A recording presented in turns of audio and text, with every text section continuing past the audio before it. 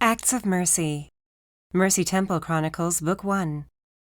Written by Sierra Graves. Narrated by Jack Ainsworth. Chapter 1. Mercy.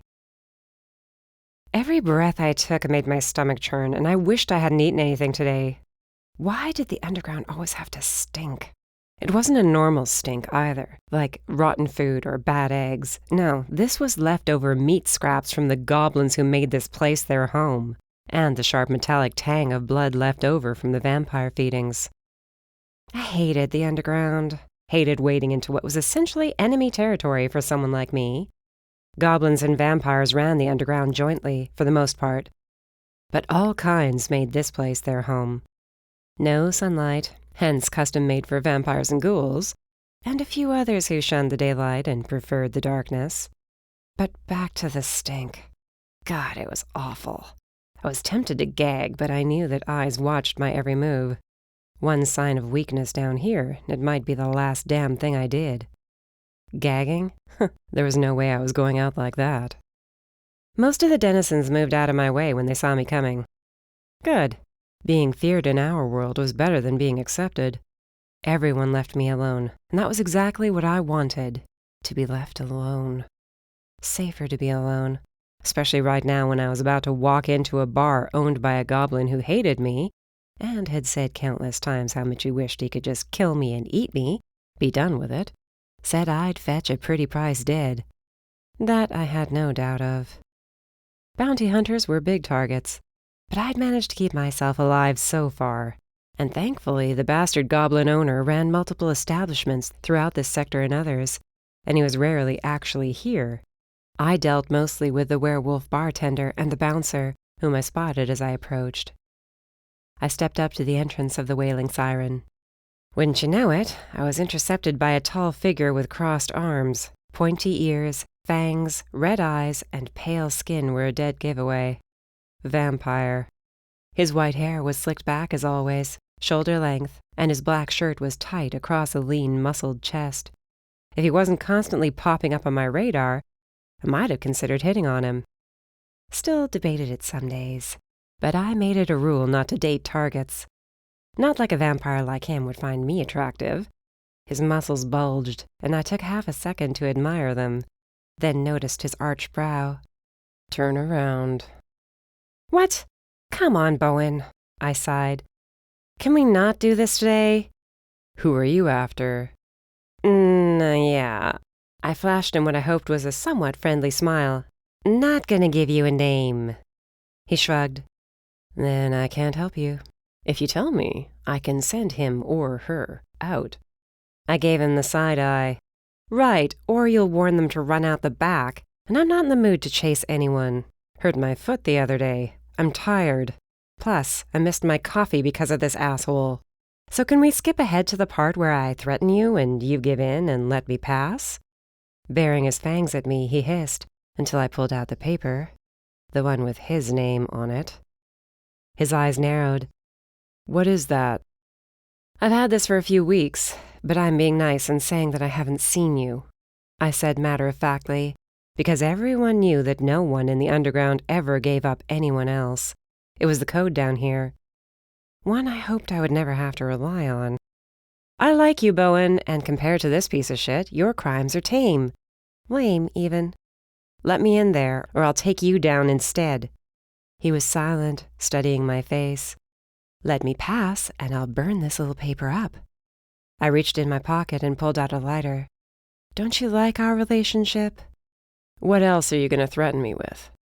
His red eyes flickered for a split second with a look I could only describe as desire, then it was gone, and I was left wondering if I'd seen it at all. Clenching my jaw, I mentally yelled at myself to get a grip and not to give in to the notion that Bowen would ever see me as anything but a bounty hunter. A threat. I'm not. But this gob I'm chasing, he killed kids, Bowen, human and supernatural. Killed them and ate them. I repressed a shudder. So will you please let me pass so I can grab the son of a bitch? Please? Bowen's crimes were normal for vampires, stealing blood, biting the unknown victim now and again. The bounty on him was put out by the Federal Paranormal Unit, and no way in hell was I going to help them. Well, unless it was worth my while. Bowen typically gave me intel if he was in the mood. Taking him out of the picture would only make situations like this worse. He glared at me once more, then nodded, indicating the area behind him. Go on. But, he paused for emphasis, if anyone sees that you're armed, it won't be pretty, he warned quietly. Who said I was armed? I asked innocently, flicking the lighter beneath his arrest order. I can smell the silver on you. Get going before you cause me any more trouble. Smirking, the scorched page in hand, I tucked the lighter away. Always a pleasure. He huffed, clearly not agreeing with me, and stepped aside. The bar inside appeared as any human dive bar I'd had the joy of walking into.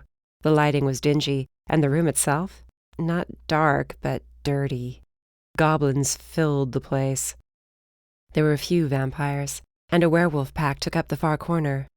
The second I stepped foot in the place, the noise level dropped for a second, then turned to angry whispers. A quick inventory of the place, and there he was, my mark, hunched over the bar. His dark gray skin and sharply pointed ears were just like so many other goblins. His right ear was missing the tip, and the other was pierced from one end to the other, with teeth.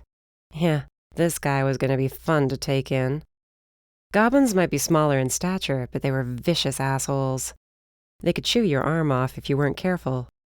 My pistol was holstered at my right side, my sword collapsed on my left hip. The handcuffs were tucked at the small of my back. Silver-plated and charmed, so whoever wore them couldn't break free. Each step brought me closer to my target. His head shifted slightly as he sniffed the air. He spun around on the bar stool, chuckling as he turned to face me. His beady black eyes narrowed on my face as he leaned back against the bar top, gob tribal tattoos covering his head where hair would have been. "What do you want, girl?" he asked in a deep drawl. Girl. Like he had room to talk. He barely looked older than me. I was tempted to rough him up a bit just for that. Taking you in. How we go is up to you. He shrugged. You think you're gonna get me in those cuffs of yours? You might be good, but you can't snag the likes of me, Mercy. Returning his smile, I pushed my long black leather jacket aside, showing him I was indeed still armed. A killer? I eat your kind for breakfast, Rufus. Now get your ass off the stool and come with me so this doesn't get ugly. He scratched his nose, not seeming to have a care in the world. I like ugly things. In fact, that's why I like you so much, even if you're a sad excuse for a soup. Soup. Supernatural. Now he was just trying to be insulting. Trying. I was far from a sad excuse for a soup, at least as far as I was concerned. On the outside, my face remained blank, but inside, I imagined all the different ways I could beat the shit out of him on our way back to the office where I'd turn him over. Rufus stood suddenly. I braced myself, but he merely ran his finger down his right cheek from the corner of his eye to his chin, eyeing me with a new look I did not like. In gob terms, ugly is the same as beautiful. I barked a laugh. His eyes darkened as his hand fell. Are you seriously trying to flirt with me? As I said, I like ugly things, Mercy, and we all know who you are. The bounty hunter who's always alone. The hunter who believes herself indomitable. One of these days you're gonna wish you sided with us. With me. You know, give yourself some allies. I'm good, thanks, I replied. Not about to date or be friends with a gob who eats kids and picks his teeth with their finger bones. His lip twitched. What can I say? I have a sweet tooth. Stomach roiling. I was more than ready to get this asshole in cuffs and out of this damned place. Tell you what, come with me and maybe we'll go on a date on the way in, huh? How does that sound? Rufus appeared to be seriously considering the offer, and I wondered briefly how truly desperate I was to have someone in my life that I was even suggesting a date with a goblin. Not that it would ever happen. But when was the last time someone I'd just met didn't look at me like I was a monster too? Like I was attractive? I might be a bounty hunter, but damn, was it too much to ask that I have some fun now and again? Go out for a night that didn't end with me beaten up and bloody, dragging some bastard off in cuffs? Rufus's eyes darted to the right. I ducked at the last second. An arm swiped over the top of my head. I spun around, kicking out the goblin's legs from beneath him. He hit the floor with a thud. I kicked him in the face, knocking him out. Damn, more goblins were on their feet now, surrounding me. At least the vampires and werewolves stayed out of it. For once. I rubbed my forehead as I sighed. Guess this means no date. Sorry, love, not this time, Rufus replied. I'm afraid I'll have to take a rain check. Oh no, you're not getting away from me that easily. He lifted his hands. Look around you. You're good, Mercy, but are you that good? On every rundown, I did my best not to rack up collateral damage. Really, I did. But sometimes shit happened.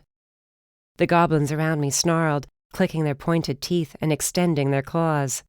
My feet were still sore from running about 5 miles in a dead sprint the other day, in the wrong boots no less, and the bruises from my last fight with a nasty witch who had talons instead of fingers had barely healed. A brawl was the last thing I wanted. Then again, what was one more fight? I cracked my knuckles, then shrugged out of my coat. Bowen! I tossed the coat to him when he turned. Hold that for me, would you?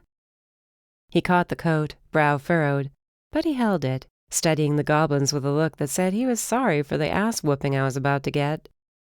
Oh, Bowen, he should know me better than that. After rolling my neck and shaking out my hands, I offered up a wide grin. Look, I won't even use my weapons, I assured them. Give you all a fighting chance. There were 7 goblins, including Rufus and the one starting to stir at my feet. As the goblins shared a slightly confused look, I kicked their downed friend again. And again, just to be sure he wouldn't get back up any time soon. You're going to leave this bar with a matching scar on your left side, Rufus warned as he stalked closer. Isn't that a good thing? Make me even prettier? I winked.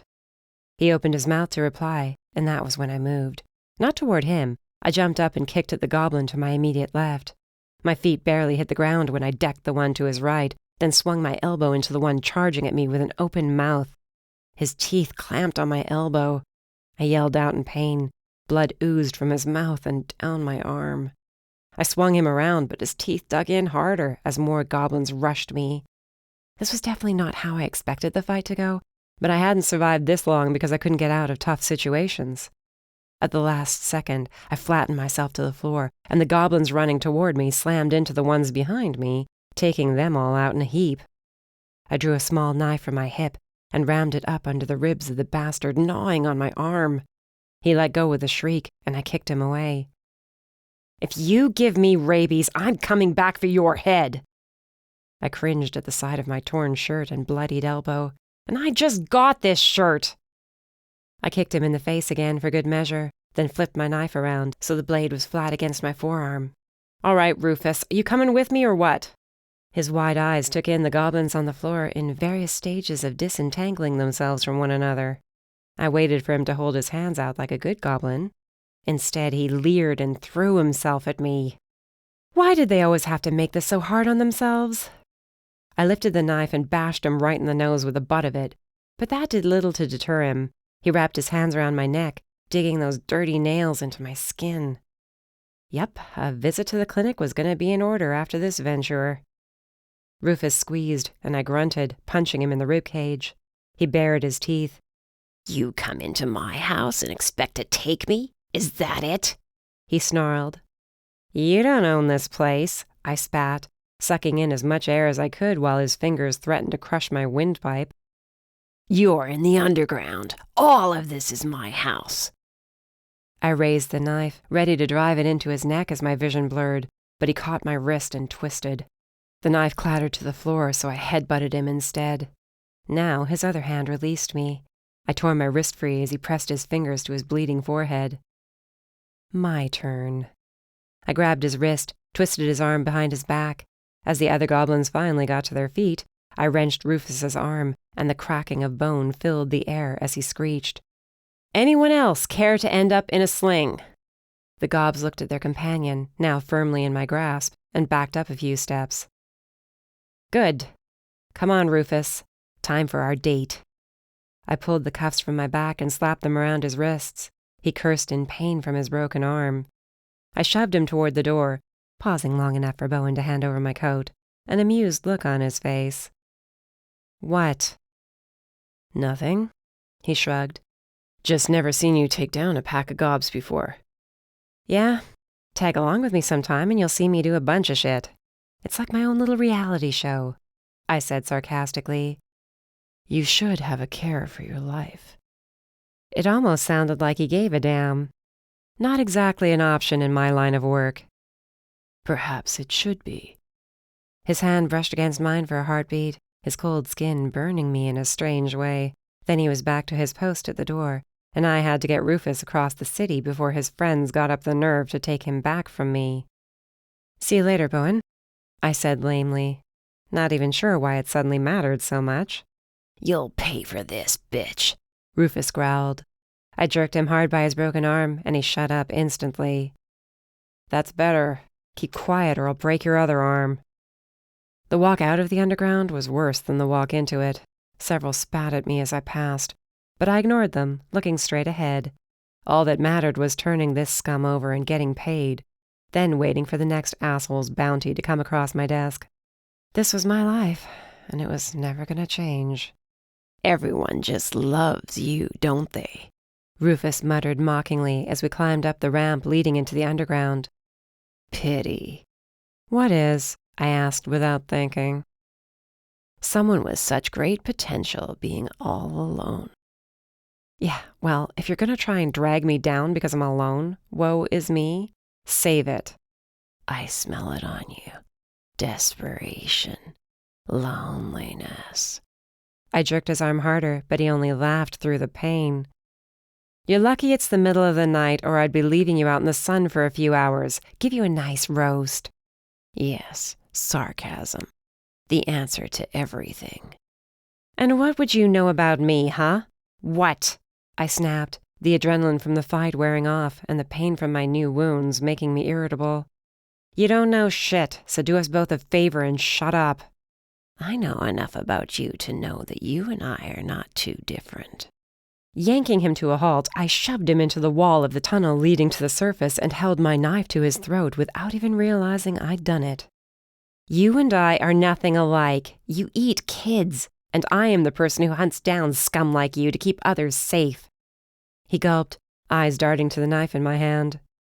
And how long until someone hunts you down for your crimes? What crimes? You might not have committed any yet, but you will at some point. You're already nearing your breaking point. How much longer do you really think you can hold out? And so young, too. I wasn't lying when I said you would need allies before long. I glared at him as I dug the blade into his neck until black blood covered it. Keep talking, I dare you. No one said you need your tongue. He tilted his head back, trying to get away from the blade, but I followed, keeping it pressed into his skin.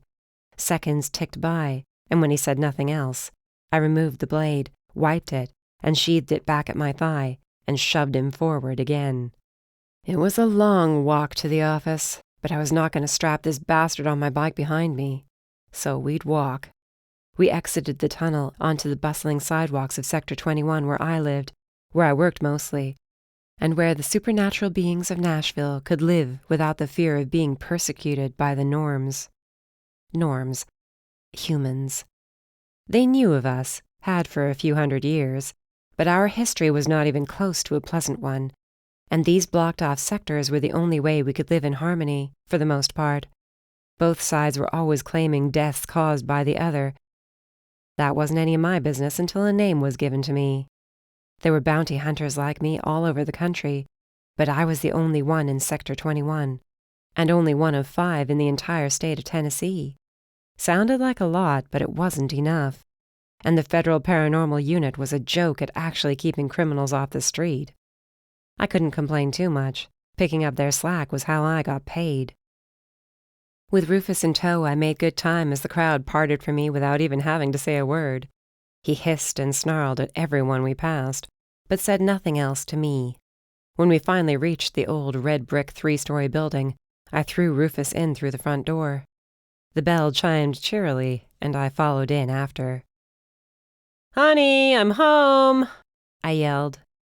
Rufus opened his mouth, and I walloped him in the gut with my boot, cutting off whatever smart-ass comment he was about to make. "'Bout time," Damien said as he entered through a black curtain, blocking off the back room. "Ah, and I see you've brought a gift." "He's a chatty one, be careful," I warned. Damien, my boss, and a bounty hunter when the need arose, walked around the main desk and hauled Rufus up. The goblin shrieked in pain. Damien eyed me with a raised brow. "What? He asked for it." He gave me a quick once-over, then looked at Rufus. "Sure he did." "Don't give me that crap, all right? Rough last few days, and this asshole had to go hide out in the underground," I snapped, hopping up on the counter. I picked the dirt and gunk out from my nails with my knife. He's lucky all I broke was his arm. Damien took Rufus to the back where several holding cells were situated. The goblin minister who put the bounty out on him would come and pick him up later. Rufus was no longer my problem. I waited for my boss to come back and pay up so I could head home, take a shower, and crash for what remained of the night. Unlike so many in this sector, I was just a mage and not nocturnal by nature. I spun around as Damien came out and went to the painting of a naked mermaid on the back wall. Pulling it aside, he revealed a black safe set in the wall. He opened it, pulled out a stack of bills, and handed them over. "You'll get the rest when I get paid from the minister," he said. I reached for the cash, but he yanked it back. "What? Look, I'm sorry he got roughed up, but I got swarmed by a damn pack of gobs, and the asshole wouldn't stop talking." "Yeah? And? You've said that about the last 6 targets you've brought in." "You're saying I have a problem with how I do my job?" "I'm saying if you're not careful, you're going to rough up the wrong target in the wrong part of town. I care about you, Mercy. Don't make me regret taking you in." I fumed, yanking the bills from his hand. "Right, it was completely out of charity." "It was," he said innocently. I rolled my eyes. "I took you in, taught you all I know. But if you start messing up, we're going to have problems. Don't make me turn on my best employee." "I'm your only employee." "You're going to wind up costing me," he warned as he came around the counter quickly, and then his hand was around my throat. Not choking, but the threat was in his red eyes. Damien was a half-demon, and a bastard, no matter how nice he attempted to come across. "Cost me too much, and I'll be putting a bounty on your head. I have plenty of cause to do it, too," he added in a whisper.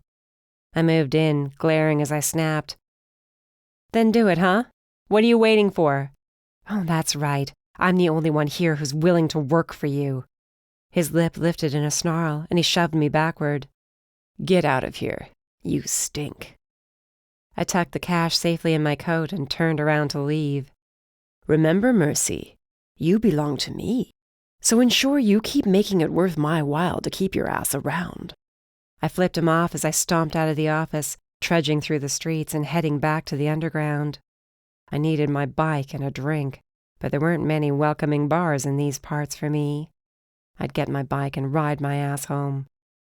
The whole ride to my tiny studio apartment on the upper floor, I imagined beating the shit out of Damien.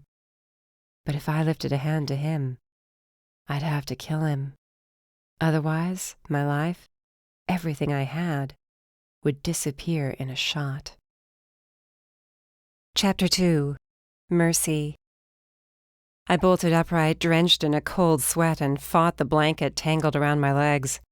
When I finally freed myself, I chucked it aside in a heap, flopped back down, and buried my face in my pillow to block out the 2 bright rays of morning, or afternoon, whatever. Without checking my phone, I had no way of knowing what time it was, and I was all right with that. Just as sleep crept back in, my phone rang. And rang, until it finally cut off. I smirked and settled back in when someone banged on my door instead.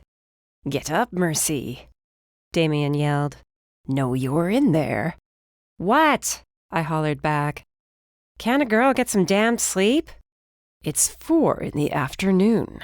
You haven't answered your phone all day, he shot back. And you've got a new job, so get your ass out of bed and answer your door before I break it down. Spewing curses and shoving my messed-up hair from my face, I climbed out of bed and stalked across my small living space to yank open the door. There, happy? He frowned and moved past me and inside. Jesus, don't you ever clean? Why? Not like I'm ever here long enough. I muttered through a yawn. Coffee?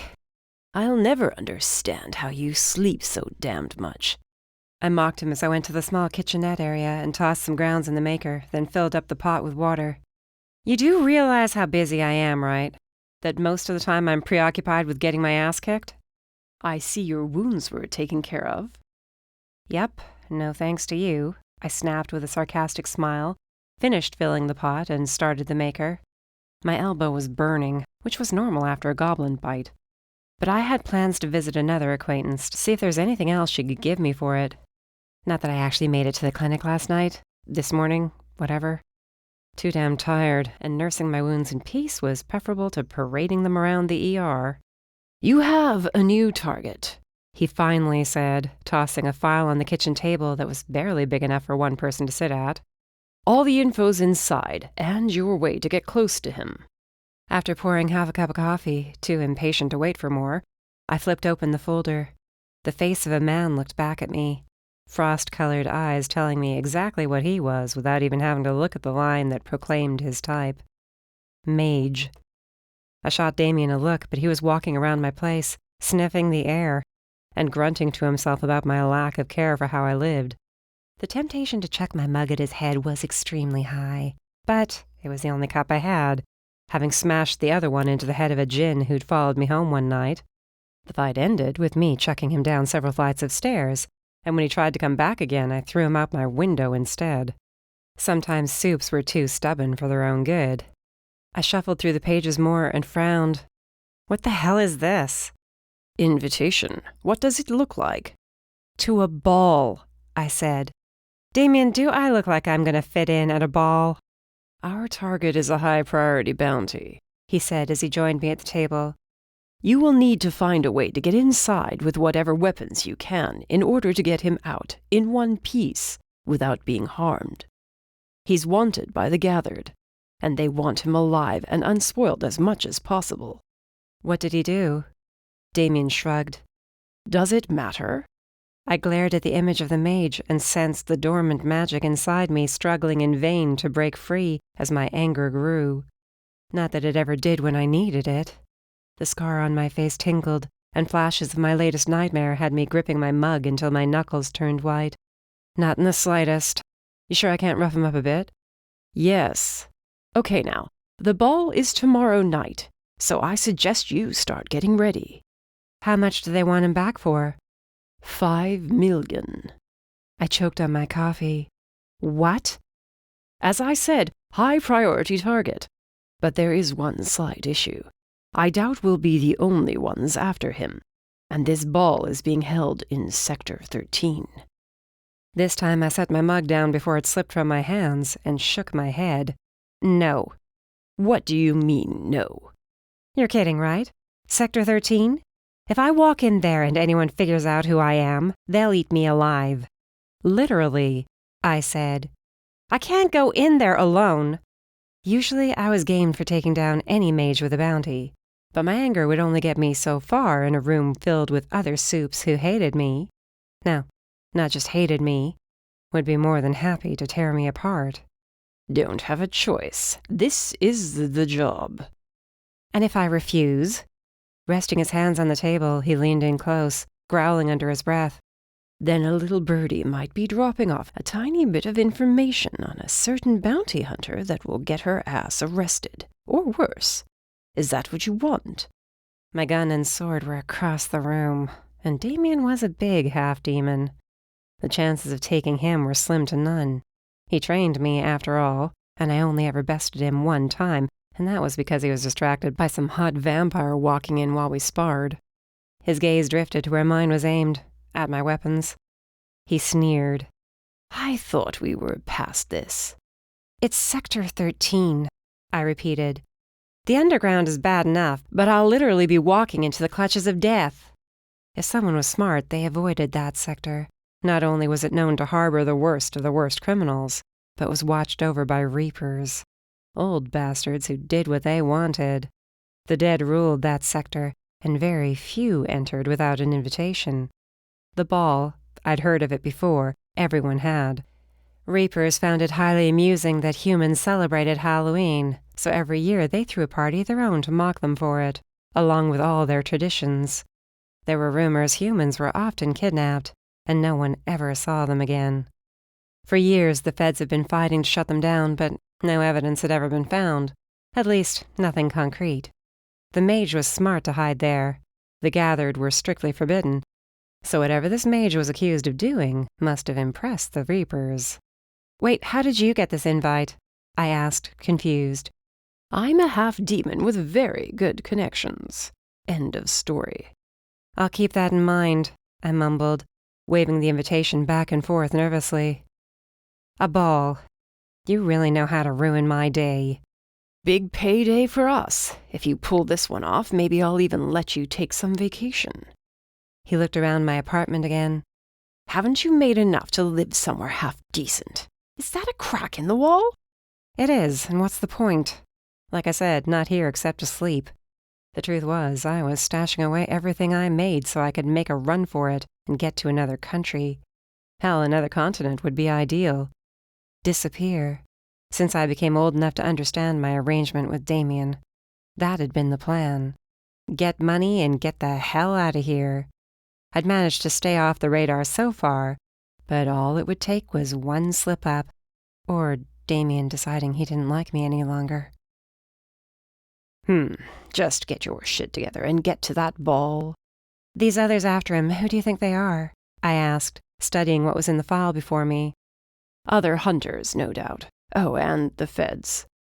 Right, because that doesn't make this about 100 times harder. You either do this mission or you're out. How about that? He threatened. I stilled, refusing to turn around. I expect to see that mage in your custody soon, or else this is the end of the road for us both. And if I get killed in the process? I'll be sure to say something nice at the funeral, though I'm pretty sure I'll be the only one there. He replied, then walked out, slamming the door behind him. Anger getting the better of me, I whirled around and chucked my coffee mug at the door. It shattered, covering the floor in coffee and chunks of ceramic. Damn it. I really liked that mug. Leaving the pieces to pick up later, I found a small bowl, filled it with more coffee, dumped some creamer in, way too much sugar, and sat at the table to get back to work making a plan that would not end with getting killed. Chapter 3. Mercy. That reeks. What the hell are you cooking up in there?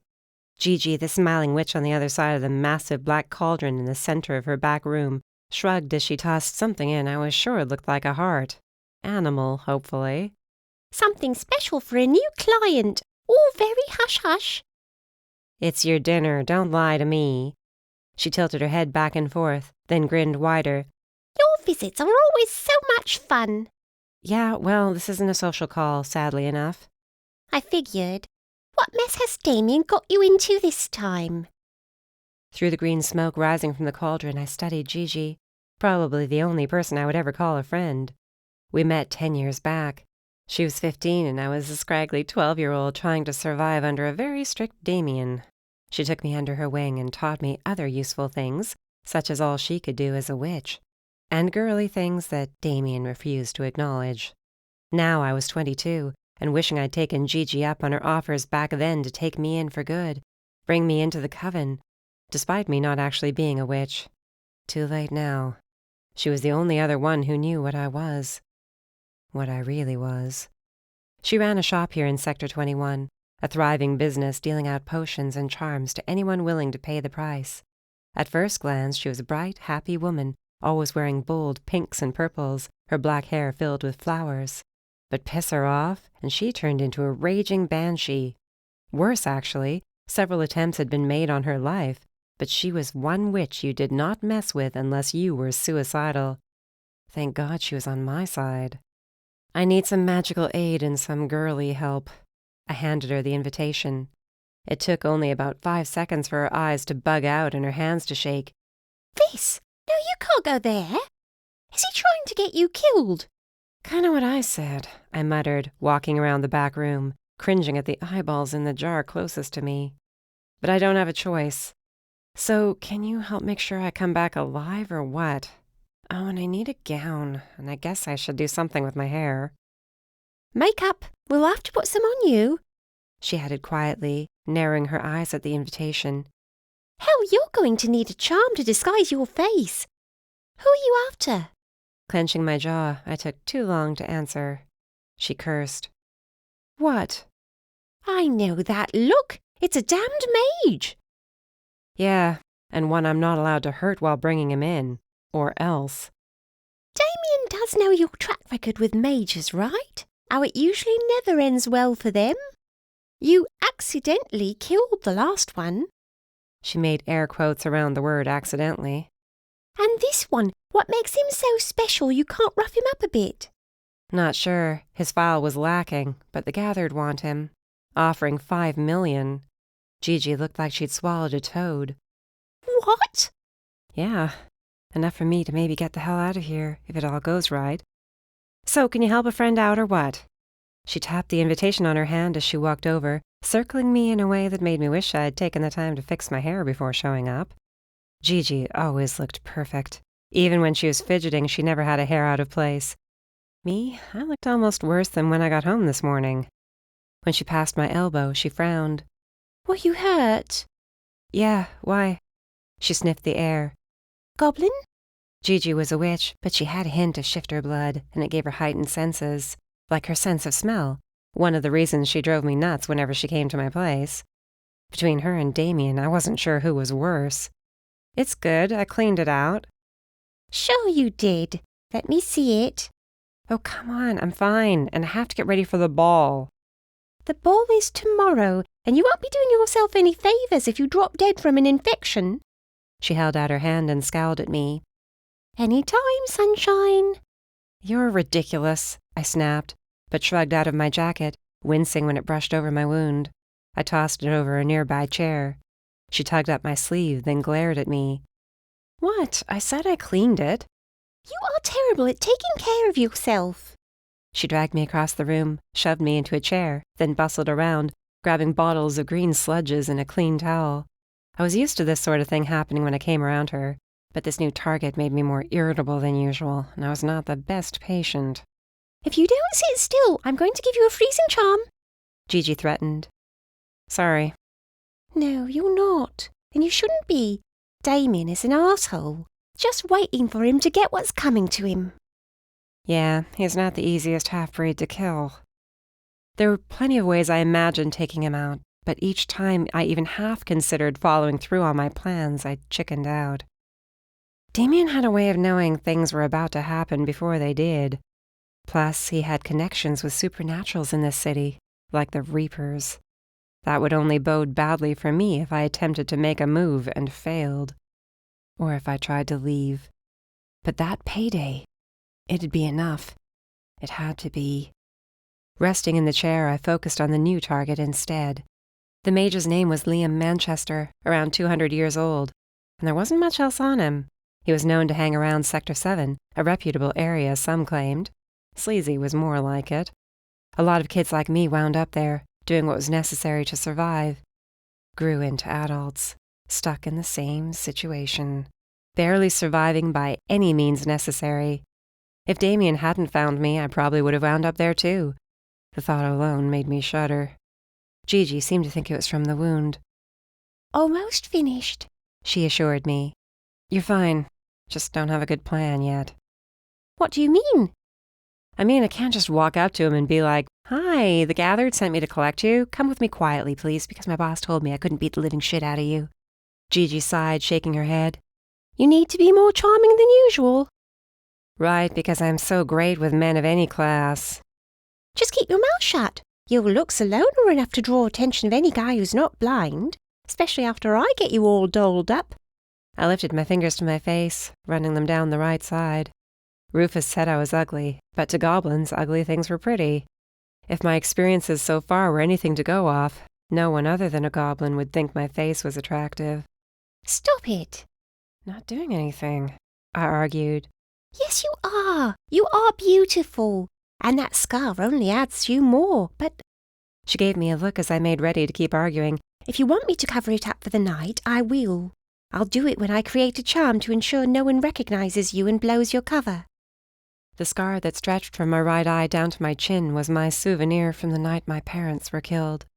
The night I barely managed to escape. It was a miracle I didn't lose my eye. Another miracle I hadn't died from infection afterwards. If I'm gonna look like some 5-star lady, we probably should, I replied quietly. Then let's get you a dress picked out, shall we? Several grueling hours later, nearing midnight, Gigi finally stepped back, admiring her handiwork. She adjusted the silk in another place, then smiled, nodding her head. Damn, you look hot. Really? I looked at my reflection, unsure. I'd never worn a dress like this in my life. Hell, I hardly wore dresses. Or makeup. I didn't own any jewelry either. She'd done something to my hair she would have to replicate for me in about 15 hours when I set off for the ball. The scar on my face was hidden with a beauty charm that wouldn't last forever, but to see my face without it should have made me happy. Instead, I was shuffling my feet and rolling my shoulders. At least I got to wear my boots. Where's my gun gonna go? Or my sword? Thought you said you couldn't hurt the guy, that you were forbidden. I'm not walking into Sector 13 unarmed. She winked. I relaxed. Never fear. You should be able to wear a thigh holster beneath this, and your sword lower back. There's enough fabric there to hide it when it's collapsed. I spun slowly around again, shaking my head. You're a miracle worker. Nah, just good at girly things. You know, for someone so close to making a shit ton of money, you don't seem very happy. She was right, but what was I going to tell her? That not only was I ungodly uncomfortable in this thing, but I was going to be walking into the most dangerous situation of my life with no backup and no good way of getting out of there in one piece. I couldn't even hurt the mage, which always put a damper on my mood. Liam Manchester. The fact his crimes weren't stated in the file had me on edge too. He was powerful, but how powerful? Would he see through this disguise? Before starting any job, I like to have more answers than questions, but this time around, I was left holding a bag of questions, any of which could easily get me killed. Go ahead and change, Gigi sighed, apparently realizing I wasn't going to answer her. I'll get this ready to go and meet you at your place later. As I changed, I imagined how tomorrow night was going to go down, then stopped myself when every scenario ended up with me dead in a gutter somewhere. Or worse. Reapers would keep their prisoners alive for years, decades, feeding off their life forces. Taking down one of their guests would definitely land me in one of those cages if I wasn't careful. Giving my reflection another solid glare, I told myself how much of an idiot I was to think this would work. Gigi had given me a lesson in flirting as I'd been getting dressed, but she gave up on my talking since I fell back on sarcasm when nervous. She showed me instead how to look seductive and snag the attention of the mage. Shooting Liam sounded better by the second. But no violence meant I'd have to rely on my charm, which was non-existent. Guess we'd see how good of a student I was tomorrow night. Chapter 4. Rafael. Yawning, I rubbed a hand down my face and set my coffee on my desk. The night had been long, but then it was always long. I turned on my computer and waited for the old piece of crap to boot up, leaning back in my squeaky chair, aimlessly swiveling it back and forth. I had several reports to type up this morning, and then a long afternoon of sorting through old records, again, combing over all our old cases on mages to figure out the missing piece to the puzzle. Then I had to go on a hunt for a goblin. Sounded like today was going to be a great day. "Morning, Raph," Francis called across the floor as he walked in. I waved but didn't say anything. He was used to my being quiet. Everyone here was. Part of the reason I enjoyed my job as a Fed, working for the Paranormal Unit. One of the youngest agents to be successful at the ripe age of 25. My being a demon might have something to do with it too. I was stronger than most, faster, had heightened senses that let me track down whoever we were chasing on any given day. I would never brag out loud, but I was damned good at my job. And rarely did it involve being sociable or chatting it up with coworkers. Several supes here thought they knew me. The truth was, there were days when I wasn't sure I knew myself. Not really. There was so much I'd blocked out. So much I never wanted to remember. The computer beeped, and I sat back up, logged in, and began my reports for the day.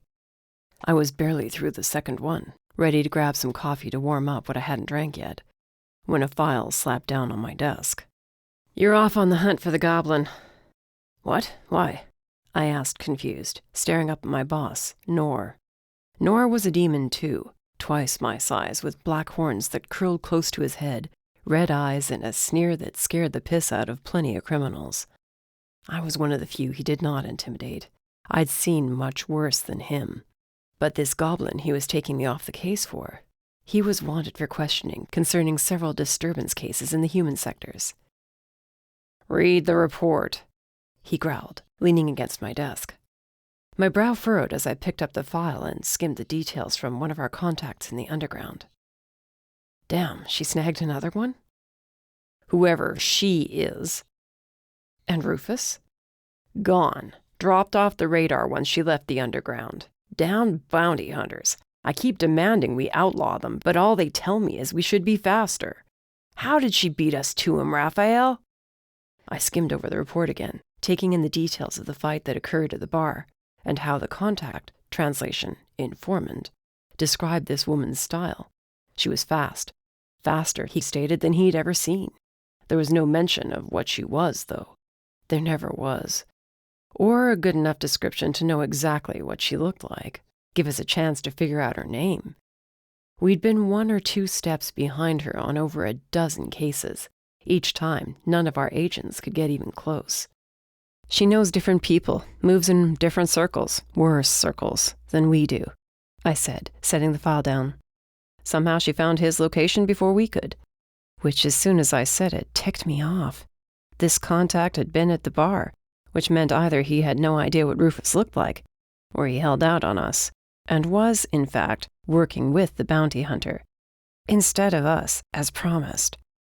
I suggest we lose this contact. He does not seem to be loyal to the feds. Good call, Nor said, grinning. Already done. I nodded, not sure why he was still at my desk. If the hunt for the goblin was off, that'd give me more time to search for more details on another target. You have, plans for tonight? Nor asked slowly. Same as usual. Why? Going home and disappearing into your apartment. One of these days you should meet someone. Friends. A demoness. Someone. I shrugged. I have reports to finish, sir. There is more to life than work. I replied, turning back to the computer. He dropped something on my keyboard. From the fancy envelope, I could tell it was important, and I opened it up. An invitation? To a ball. I need an agent there, tonight. Word has it our mage is going to be there, and I want recon on him. If nothing else, I want to know what the hell he's doing socializing with the Reapers. How do you know he's actually going to show up? Because not all our contacts are more loyal to the bounty hunters. Snagged us an invite, and I will warn you, this bounty hunter who keeps messing up our well-laid plans will most likely be there. So keep a sharp eye out. Heard the Gathered put out a bounty for him yesterday, but... Nor tapped his jaw with a forefinger, deep in thought. But we need him. Understand? Yes, sir. I glanced over the details, then stopped. Sector 13. We have no jurisdiction there. Hell we don't, he snapped. The Reapers can say all they want we have no right being in their territory, but they're citizens in this city, just like every other soup. That will get you in, but I suggest you don't go parading around or advertising that you're a Fed. I'd like to see you in one piece tomorrow morning. Ball. That means a tux. Nor handed me a business card. He knows you're coming and is ready to put in a rush order for you. Use him all the time. Great warlock. Wicked fast with alterations. A tux. And a ball with a ton of soups, some of whom would enjoy trying to kill me if they learned my identity. And magic. I made it a point never to socialize with any magical race, no matter what the case. It's just a tox, Rafael, Nor said, his voice quieter. Don't rip the poor man's head off. Belatedly, I realized I'd been growling and stopped abruptly. You sure this is a good idea? I asked, changing the subject. Which part makes you nervous, being in danger or being around so many soups? I frowned. Never said I was nervous. Didn't have to. I can smell it on you. He patted my shoulder. Chin up, Rafael. Who knows? You might have a good time before you have to arrest the mage. Surrounded by reapers and the company they keep? I doubt it. Then get in, find him, and get the hell out. His gaze ran over my face as he sighed. You look like shit, by the way. I grunted, tossing the invitation to the side of my desk. Thanks, boss. Did you talk to someone yet? I went on typing, ignoring what he was asking me until he reached over and rolled my chair away from my desk. I crossed my arms, glaring up at him. Yes, boss? You're too young to be bearing this weight on your shoulders, Nor uttered, worry clear in his voice. And if you sit there and lie to me and say you're fine, I'm gonna call bullshit, just like I do every other time. You need to talk to someone about what happened. I stiffened, gritting my teeth and doing my best not to snarl at my boss. It's gonna eat you alive if you don't. You'll burn out, that's all I'm saying. And this aversion to magic, it's gonna get you in trouble one day. I can handle a few slip-ups every now and again. But if you lose it one more time, if you kill someone out of spite for what they are, I'll have to arrest you. You understand that, right? Yes, I do. I'm fine, sir, I promised. But his pinched look said he clearly didn't believe me. Can I finish my reports now? You're the most stubborn-ass demon I've met, he muttered and started to walk away. He stopped, turned halfway back to me, then grunted and kept on going. I pulled myself back to my desk. My fingers hovered over the keys, not making any motion to actually work. A ball. I had to attend a damned ball in order to track this mage down. That was just fantastic and not even close to what I had in mind for tonight. Locking myself in my apartment, being alone, that was my plan every night. The plan was not socializing with criminals and other scum in Sector 13. Unable to think of my current reports, I pulled up the file we had on Liam Manchester, figuring I might as well take time to study up on him before I headed out tonight. There was very little we knew about the mage. Mostly we wanted to bring him in for questioning.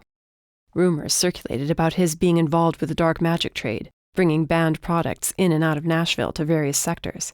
He was violent, too. Several high-profile deaths of judges and soup cops were connected to him, but there was never enough proof to throw his ass in a cell. We needed to get our hands on him, interrogate him, and break him down. Liam was a little fish, in all honesty. He was working for someone. The question was, who? If he was going to be at this ball, his boss might be too. I cursed quietly, musing at the possibility he worked for the Reapers. That would make my whole night even better. I scrolled down and read over the few facts. He had been part of the Gathered, and they put a bounty out on him, probably wanting to clean up their own house.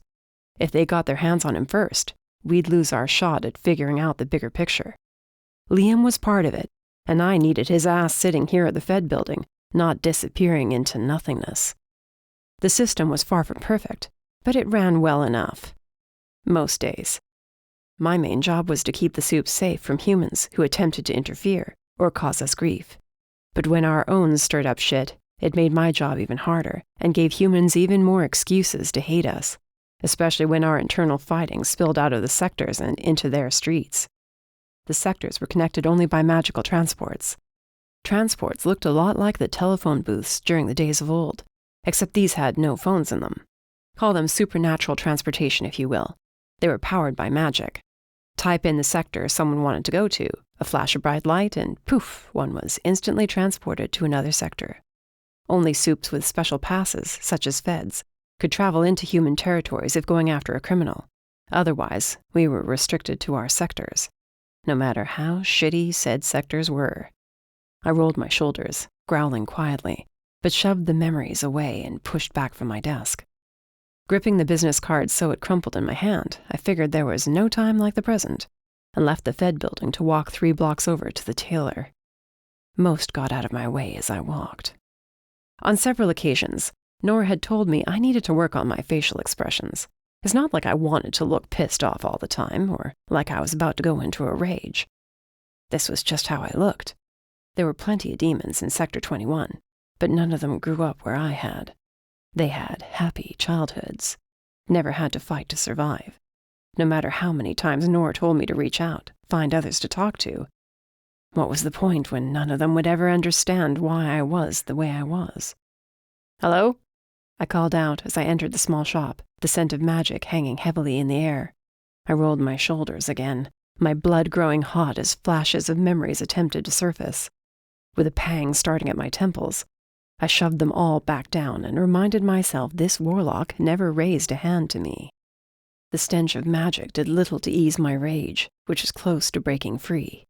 At least I managed to stop myself from running out of the shop, or killing the man who appeared from the back room. "Ah, good morning." The cheerful small man in a violet suit hurried over, holding out his hand for mine. "You must be Rafael, yes?" "Yes." Nor sent me over to get fitted for a tux. Reluctantly, I took his hand and dropped it just as quick as I could. The warlock seemed curious at the action, but said nothing about it. "He did indeed. Right this way," he replied, humming under his breath. "I am Julius, by the way. Now then, up here, that's it. Let's just take this jacket off you. And your tie." I shrugged out of my black jacket and tugged off my tie. He measured me with quick, experienced movements, but when he reached up to undo my shirt, holding another shirt in his right hand, I snarled, baring fangs. It didn't seem to faze him, but he paused. "There is a fitting room. Try this shirt on, if you please." That I could do. Taking the shirt, I stepped off the raised platform and ducked behind the curtain. Keeping my back to the mirror, I undid my plain black shirt and slipped into the white tux shirt, all the while focusing on anything but what hid under the fabric. With the new shirt on, I stepped out, and Julius was right back at it with more measurements. An hour later, I looked back at a demon I didn't recognize. "There we are," Julius exclaimed happily. "I'll make a few quick minor adjustments and have it ready for you by 5. Will that work?" I tugged on the uncomfortable jacket. "Don't have much of a choice." "Oh, come now, a strapping demon like you dressed like that? Surely you'll be picking up a lady or two tonight, wherever you're going." I would not associate with anyone I met in Sector 13, not even close. But I said nothing, and he told me I could change back into my clothes. Back in the dressing room, I let the tux shirt fall away and with a heavy breath out my nose, slowly turned around to take in my appearance. My tanned flesh was marred here and there by white puckered flesh, making a dizzying pattern along my chest and down onto my abs. It grew worse when it reached my shoulders. I traced the scars, yells of terror flooding my ears until it was all I heard.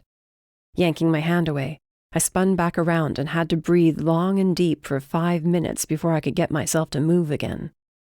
Stupid. Why did I ever think I'd get away from what befell me back then? Thankfully, Julius was busy with a new customer as I stepped out and placed the clothes on the table for him to take care of. I glanced at the half-demon he was fitting now. Hard eyes narrowed when they locked onto mine in the mirror. I escaped before the warlock could talk to me anymore. The walk back to the office was too short and did nothing to help me get out of the sudden mood change. Going home for the rest of the day should have been what I did, but instead, I swallowed down my anger and stormed to my desk, ignoring everyone I passed on the way. The invitation mocked me from the corner of my desk. A mage. It had to be a mage I was going through all this shit for. Damned magic users. I grabbed it and shoved it away, diving headfirst into my work. For several hours I was successful, and the afternoon started to go by quickly. The tux was dropped off around 3, earlier than I anticipated based on what Julius said. I considered asking Nora if I could head home early to get ready, when a voice reached me from across the floor. "No," I grunted, nowhere in the right mind to deal with any more drama today. "Rafael, it's so good to see you again. I missed you." Too late. I glanced up in time to see Iris strolling quickly to my desk. "Iris, this is a surprise. How have you been?" I forced myself to ask as I stood. I was prepared to shake her hand, but instead she hugged me, squeezing me tightly as I awkwardly patted her on the back. "Oh, come on. You can't tell me you didn't miss me at all," she asked, pulling back. Failing to smile, I motioned to the chair beside my desk, and she took it. Damn. You just caught me off guard is all. Thought you were enjoying California. I was for a while, but there's so much going on there. Too many humans, she said, waving away my question. So I asked to come back. Thought you'd be happy to see me, but from that weird look on your face, I'd say not. No, I said, taking my seat. There's a big case going on right now, and I have to go underground tonight. A lot on my mind. You were always so wrapped up in work. She rested her hand on mine. It was a concentrated effort for me not to pull back. A whisper of the months we spent together rushed through my mind, but there was no moment that stuck out enough to make me take her hand and tell her I was grateful she was back. Because I wasn't. Far from it. Are you seeing someone right now? Her fingers rubbed over my knuckles as she leaned closer, letting her blouse part a bit. I did move back this time, not caring when she pouted. No, figure I'm better off alone. Isn't that basically what you told me anyway? I growled, then removed her hand from my arm. If you'll excuse me, I have work to take care of. I stood. I was going to tell Nora I was taking off early now. Tomorrow, if I survived the ball, I'd give him an earful for not giving me a heads up Iris was coming back. I did call you, she said quietly. Quite a few times. You never answered. A pang of loneliness crept through me as I debated not responding, but the words slipped out before I could, leftover anger from the tux fitting coming through. You left me, remember? Said you couldn't be with someone who never opened up. Said if I couldn't change, then I was doomed to be alone forever. I glared at her until she swallowed hard and her face paled. You walked away without so much as a goodbye, and you expect me to pick up when you call? Expect me to be happy when you show your face here? Rafael, I corrected sharply. And really, don't worry about it. Thanks to you, I've figured out I'm better off without anyone. Fewer people to let down. As I said, I have work. Snatching my tux, I didn't even bother telling Nora I was leaving. He'd call me if he wanted to chew my ass out, but I was not going to sit here and listen to Iris give me shit for not trying to stay in touch. I met her 3 years ago when I landed a job here. She was sweet, laughed a lot, and for some strange reason I agreed to go on a date with her, despite the fact she was a siren, and that was probably how she landed her dates with other supes. Those abilities did not work on demons. She genuinely seemed to like me, and I thought I could be with her. The first date led to more dates, and we were together for about a year until she started to get mad at me, said I never talked to her, claimed she had no idea who I really was, and that after a year she should. Every time she tried to get closer, I pushed her away and kept pushing until she finally up and left. I told her countless times to let it go, that I'd tell her when I was ready. Thank God she never saw the scars, or she would have hounded me more than she already had. Only one person knew what happened to me, and that was me. I never wanted to be close to anyone again. I tried with Iris, and all it proved was that I was better off keeping to myself.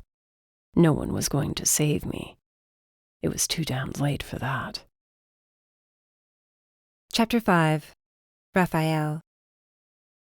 The tux had been uncomfortable enough when I was at the tailor. Now it was unbearable, and I snarled with every step I took, cursing Nor for throwing me into this mess.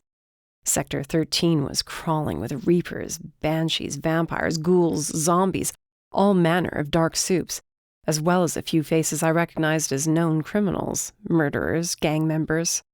It'd be a miracle if no one realized who I was by the end of the night. I made my way to the address on the invite and found myself standing in a long line outside a large black stone mansion that took up the entire city block. Keeping my gaze watchful, but not too intent, I studied each face around me, searching for the mage. The bounty hunter, too, since Nora proclaimed she would be here, but we had no idea what she looked like since no one could ever give us a good enough description to have a sketch. All I knew is she had a scar running down her face. Other than that, nothing. "Invitation, sir," a gruff voice snapped. I handed it over as I reached the door and waited for the demon to call me out for being a Fed. "The Reapers welcome you to the ball. Enjoy your evening, sir." I was waved through and scanned for weapons, but I didn't worry about them finding anything. I'd left my pistol at home. If the mage gave me any trouble, I was certain I could handle him with my fists alone. I was over 6 feet tall and solid muscle. Most mages I met were skinny men who relied on their magic over their physical ability. A simple knock on the head would suffice. Nor said nothing about him being conscious when I got him out of here. Following the crowd of people ahead of me, I found myself standing in a massive ballroom, like something from a movie set. There was a grand staircase at the opposite end, a balcony where a number of guests stood drinking and chatting, eating food that smelled atrocious. Avoiding the buffet table, I skirted the perimeter of the room, hands in my pockets, attempting to fit in. I was doing well until the crowd quieted down and the lights dimmed. A spotlight lit up at the top of the grand staircase, and the hosts of this ball walked forward. I growled, but quickly swallowed back the sound after a look from a nearby warlock. I coughed, trying to play it off until the asshole looked away. Good evening, everyone, and welcome to our annual Fright Ball, the Reaper announced loudly, raising his arms. A black cloak was draped over his shoulders, his pale, translucent skin glowing under the spotlight, eyes black and empty. Behind him were more Reapers, as well as several demons and vampires, plus their bodyguards. But it was the ones who stood just to the right of the Reapers that had me wishing I had more backup, so I could shut this place down now. 3 people, I couldn't tell what they were, possibly human, stood to the side, hands clasped before them, in black tie like everyone else. Their heads were lowered, gazes to the floor. They were the Reaper's source of food for the night, and my hands fisted in my pockets, digging my nails into my palms hard to remind myself why I was here. Technically, unless I could prove those 3 were here against their will, I had no cause to create a scene and attempt to free them. As sad as it was, there were plenty of supes and humans who gave themselves over to such creatures, not seeing any other way out of their pitiful lives. For a while at least, they'd be taken care of. Several vampires kept donors around for decades, treated them well, gave them good lives. But Reapers, all they did was take one's life force. One way or another, they would be the death of the person. A life force could only be replenished with magic, and I doubted the Reapers would ever care enough about their food source to waste time when they could simply find more poor souls to take in. How could anyone call that living? I would like you all to enjoy the festivities. Eat, drink, dance the night away. There was applause at the end of his short introduction, and then the band began to play. Couples moved out to the floor, dancing and laughing as if they hadn't a care in the world. 2 mages stood across from me, and I turned away before they triggered any more memories. If I lost my shit here, I'd never make it out of this mansion alive. Suddenly an arm wrapped through mine, and I was being pulled out to the dance floor. Just as I was about to snarl at the woman to leave me alone, she spun around, and I really did growl. What the hell are you doing here? I hissed at Iris. Giving you backup, she replied in my ear as she pulled me close while we danced. What else? Nor sent you? Yeah, he did. I tried to tell you, but you took off on me before I could. Come on, dance with me so we can keep our cover. Reluctantly, I guided her around the floor, keeping as much space as possible between us, though I felt the pressure in her hands as she attempted to bring me toward her. You know I left for a reason, she said suddenly. I know. No, you don't know. You just think you know, she argued, but she sounded like she wanted to laugh, not that she was angry. I hoped you would follow me. What for? You know you like me as much as you deny it. Thought if I left it'd kickstart some dormant emotions you hid away. Make you react, do something. I laughed harshly. She glared. Oh, it kicked up some feelings, all right. You can't keep denying that we had something good going. Did we? I shook my head, spinning her out, then brought her back in hard enough to knock the air out of her. She attempted to stomp on my foot, but I moved out of the way too quickly. You assumed we had something good. I was merely going through the motions. I told you countless times I wasn't ready for a relationship, but you kept pushing and weaseling your way into my life. Then when you were there, you weren't ever happy. I wasn't the demon you wanted me to be. Your lovesick puppy dog. Bastard. Yes, I am a bastard, which is also what I told you, but you refused to listen. Still do. I came back so we could try again, all right? I was wrong to leave you. Yes, you were. I moved us to the edge of the dancers so we could both see the other guests better, as we were here to find our target, not fight with each other. And you were just as wrong in thinking you could come back and I'd just let you into my life. That I'd somehow magically learned to open up. Well, I haven't. Newsflash. It's not going to be because of you. This time she caught the inside of my foot with her sharp, spiked heel. I grunted. You could try. You never let me. I snarled. "All you did was say you were there for me, then ask me 100 different ways to tell you what happened. Did it ever occur to you that I wasn't ready? I'm still not?" I just want you to be happy. "I won't be. Not ever. So drop it, and whatever you thought we had, it'll never happen again." I trailed off as two figures moved down the grand staircase, heading toward the dance floor. I'd stopped dancing and hadn't even realized it until Iris muttered something under her breath and pulled me out of the way of other dancers. "Liam, 11 o'clock, I said on a breath. I see him, she replied, leaning in close to look like we were having a private conversation. Who's that with him? No idea. In truth, from the second I spotted the woman on Liam's arm, my eyes hadn't left her. When she smiled, it lit up her face, but it didn't reach her dark blue eyes, dark like the ocean during a storm. Her blonde hair, with dark streaks near the tips, was drawn back, and curls tumbled down over her shoulders. As she moved closer, my gaze slipped lower, taking in the dress she wore perfectly. The black and red lace and silk hugged her curves. When she turned, I found myself growing hot at the sight of the backless dress. There was a tattoo covering her skin, a tree of some kind, done in exceptional detail. The strapless ensemble showed off creamy skin, and for some reason, when Liam's hand glided up her arm to her shoulder, when he leaned in and planted a kiss there, my whole body froze. "What's wrong?" Iris whispered. "Do you see a threat?" "No, but it's going to be impossible to take him here," I said, giving myself a shake. So he had a hot date, who cared? If she was with Liam, then I'd take her down too if it came to that. No matter what, I was not leaving this ball without him. "I might be able to distract him," Iris said. I shook my head. "What? I might not be able to turn your head, but I can turn his." I almost asked if she could see the woman he was with already, but Iris had a temper, and I sensed I was already on the edge of it. Being slapped by her for saying she didn't have a chance was not part of the plan tonight. We'll watch them for now.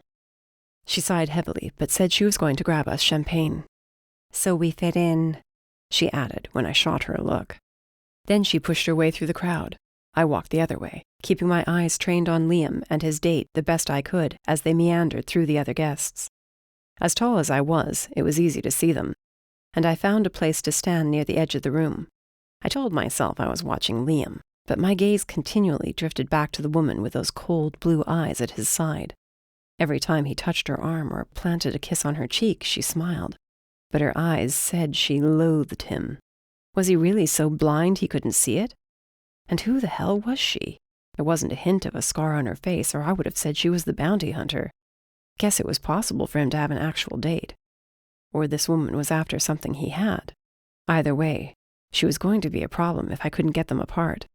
But then she whispered something in his ear, and he kissed the back of her hand. She walked away into the crowd. I was about to start moving closer when Iris appeared at Liam's side with 2 glasses of champagne. She held out one to him, smiling brightly. From the way he returned the smile, she was laying the charm on heavy. Rolling my eyes and hoping Nora was ready for an earful in the morning, I quickly changed positions so I could get closer. Iris had her arm wrapped around Liam's, and he was saying something in her ear. She nodded at whatever it was, and they turned. She caught my eye at the last second and winked. Damn it, bloody siren.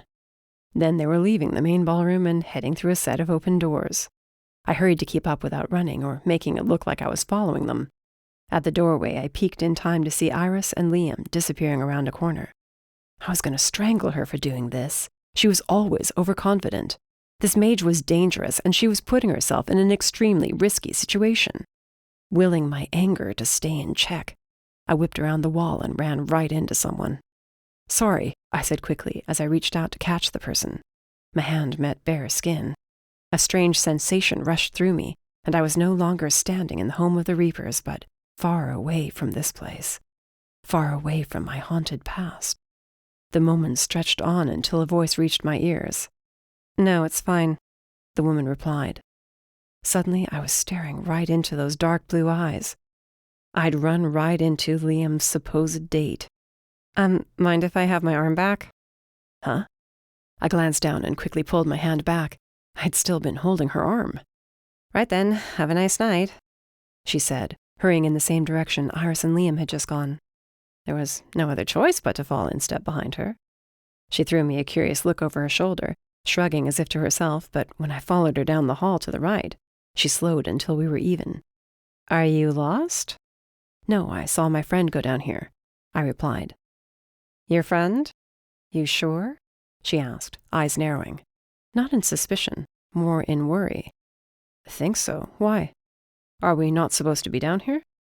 No, we can be, but is your friend unstable? Why the hell would you ask that? I snapped. Because, wow, you really don't know. Shit, you might want to hurry then before anything happens to her. Blood boiling with anger at Iris's carelessness, I picked up the pace, the woman doing the same. Care to share? And why are you going this way? My business, she replied tightly. What happens in there? I asked, when I realized there was only one door in this long stretch of corridor, and it was guarded by a vampire. Iris and Liam could only have gone in there. You really want to know? Her tone and dark look said it all, and I ran the rest of the way to the door. The vampire threw out his arm to stop me, shaking his head. I have to get inside. Sorry, pal, not how this works, the vampire replied. Do you have a ticket? Ticket? He's with me, the woman said, brandishing a gold coin. My guest. The vampire accepted the coin and reached down to open the door. Very well. If it's his first time, I suggest you keep an eye on him. The Reapers do not appreciate those who disrupt their gatherings. He eyed me sternly, then opened the door. The woman put her arm around mine and pulled me into the room. The second we passed the threshold, the stench that met my nose had me gagging. Despair and fear were the first two sensations that surrounded me, overwhelming my senses and threatening to drag me down into darkness. There were other emotions, but the combination startled me, and I barely held on to the sliver of control left in me. Tuning them all out was the only thing I could do right then to stop myself from tearing his room apart. Magic pressed against me, making my skin crawl. I dug my nails into my palms to stop my mind from being transported back in time. Did you know she was going to come back here? The woman asked me quietly. What? No, it wasn't exactly part of the plan. And what was the plan? She asked as we came to a stop in the center of the room. Soups were scattered around talking and drinking with one another. Curtains of blocked-off booths, and several doors led to other halls or rooms, I assumed. She gave me a sideways glance. Hey, man, are you all right? I don't see her, I said, hoping she'd drop the first question. Do you know who she came in here with? I rubbed my forehead, pain exploding behind my eyes, while the magic continued to push in closer, as if wanting to smother me. This night was turning out to be far more complicated than I imagined, and all I wanted to do was find Iris and drag her and Liam out of there, get home and call it a night. I believe he's your date, I finally answered, figuring it would get me to Iris the quickest. Shit, she snapped. Then she was taking off for another door. Wait! I caught up just as she stepped through and darted down a long stretch of hall. What is this place? It's where Soups come to find new donors, she replied. See if they're a good fit. But my friend, that's not why she's here. You sure? Because that's what's going to happen to her. Why wasn't she more pissed that Iris stole her date for the night? Had she come here to be a donor? But a donor for what? Mages didn't drain life forces or take blood. So what the hell was he up to? And if that was the case, then why did this woman have a ticket to get in here? Was she hoping to be Liam's donor? I shot her another sideways look, only to find those eyes colder than they first appeared. Is that what you're hoping to be then? I asked. She skidded to a stop outside another door. What? Hell no, she snapped. Stand back. What are you? She hiked up the full skirt of her gown to reveal black leather boots that were clearly not black tie attire, and kicked the door in. It splintered after one hit. Then she rammed her shoulder into it until it flew open. I gawked at her, but she didn't seem to notice. How the hell was she that strong for someone so small? Then she was through the door. I hurried to follow. What do you think you're doing? A bystander demanded as I left the small corridor that led into a larger room. I spied Liam standing before a couch. Iris was lying on it, unconscious. I said I would tell you when it was time. Yeah, well, time's up, the woman quipped. Step away from her, now. And why would I do that? Liam glanced at Iris, running his fingers along her cheek. She flinched away from him, but her eyes were closed. She is the perfect specimen, as are you. I don't see why you have to be so upset over my having 2 new donors. Donors for what? I snarled. You're a mage. He shrugged. Is that all I am? He opened his mouth wide, and fangs longer than any vampire I'd ever met extended from his gums. Holy shit, the woman beside me muttered. What are you? If you stick around, you might just get to see. But this demon? Who the hell did you bring into my presence? Liam strolled closer, reaching out a hand to touch my shoulder as his eyes narrowed, his head craned to the side. He did something to me, making it impossible to back away. I growled as his hand moved down my arm. There is something about you, demon. What is it? You've been touched. Perhaps that's it. My demon rage overrode his magic. I snatched his wrist in my hand, squeezing until he winced, hissing at me like a vampire instead of a mage. Do not touch me again. Liam Manchester, you are coming with me. What? He snapped. No, not happening, the woman said. Let him go, tough guy. You found your girlfriend. The mage is mine. So you can take him away. Let him escape?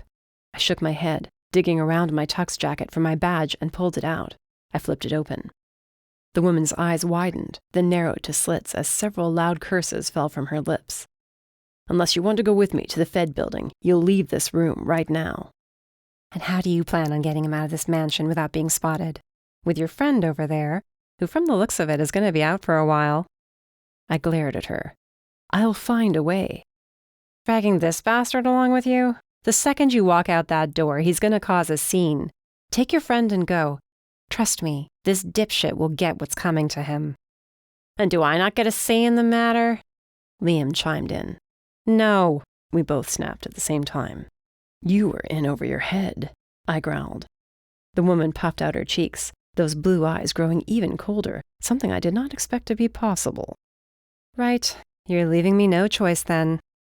I had no idea what she was talking about, but then she reached under her skirts, and suddenly a silver pistol was aimed at my face. I glowered at her, wondering how she managed to get that in here, but figured she'd used a charm of some kind. The harsh smell of magic was coming off her the longer I was near her. From the annoyed look on her face, whatever charms she used to get in were wearing off fast. Witch. She had to be a witch. Hand him over now, Fed, and I won't shoot you in the foot. Who the hell are you? Liam asked loudly before I could. The woman you're coming with right now, nice and quiet, because I, for one, would not like to be eaten tonight. Hand him over, she said to me. Come on, hurry up.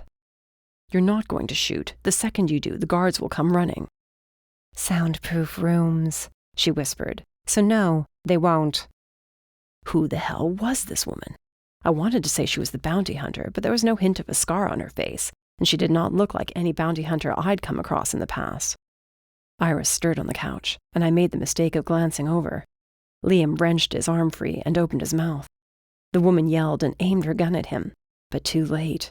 He clapped his hands together, and a boom of thunder had us all clutching our heads from the reverberating sound. The door slammed shut, and the woman was rushing to go after him. I glanced back to find Iris sitting up, holding her head. You all right? Yeah, good, she muttered, staring around the room.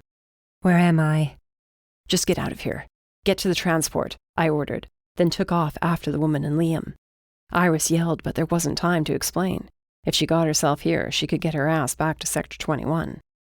The woman's skirts were just vanishing down the hall and around the corner as I took off, sprinting as fast as I could to catch up. I should have been able to outrun her, but it was all I could do just not to lose sight of her. Liam should have only one place to go, but when I made another right turn, I found the woman bashing into a door at the end of the hall. Liam, come on, she yelled furiously. She slammed into the door a second time, and it gave way. She fell through, and I saw we were right back in the main foyer of the mansion. The woman holstered her gun, then walked quickly out. I caught hold of her arm before she got far and spun her around, capturing her in my arms.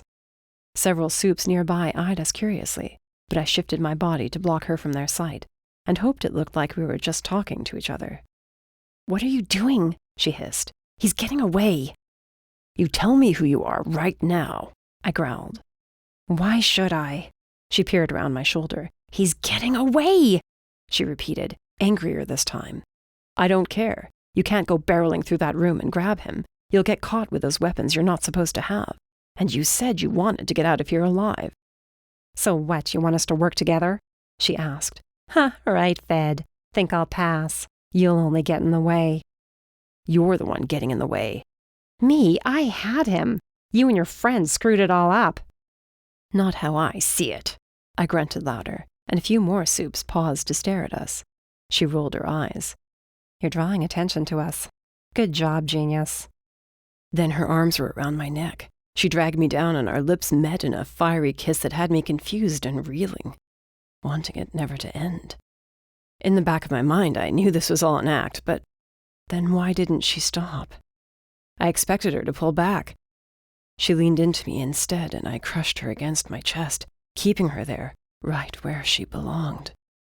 The thought startled me, and then the kiss was over, leaving me panting as hard as she was staring at me, confused.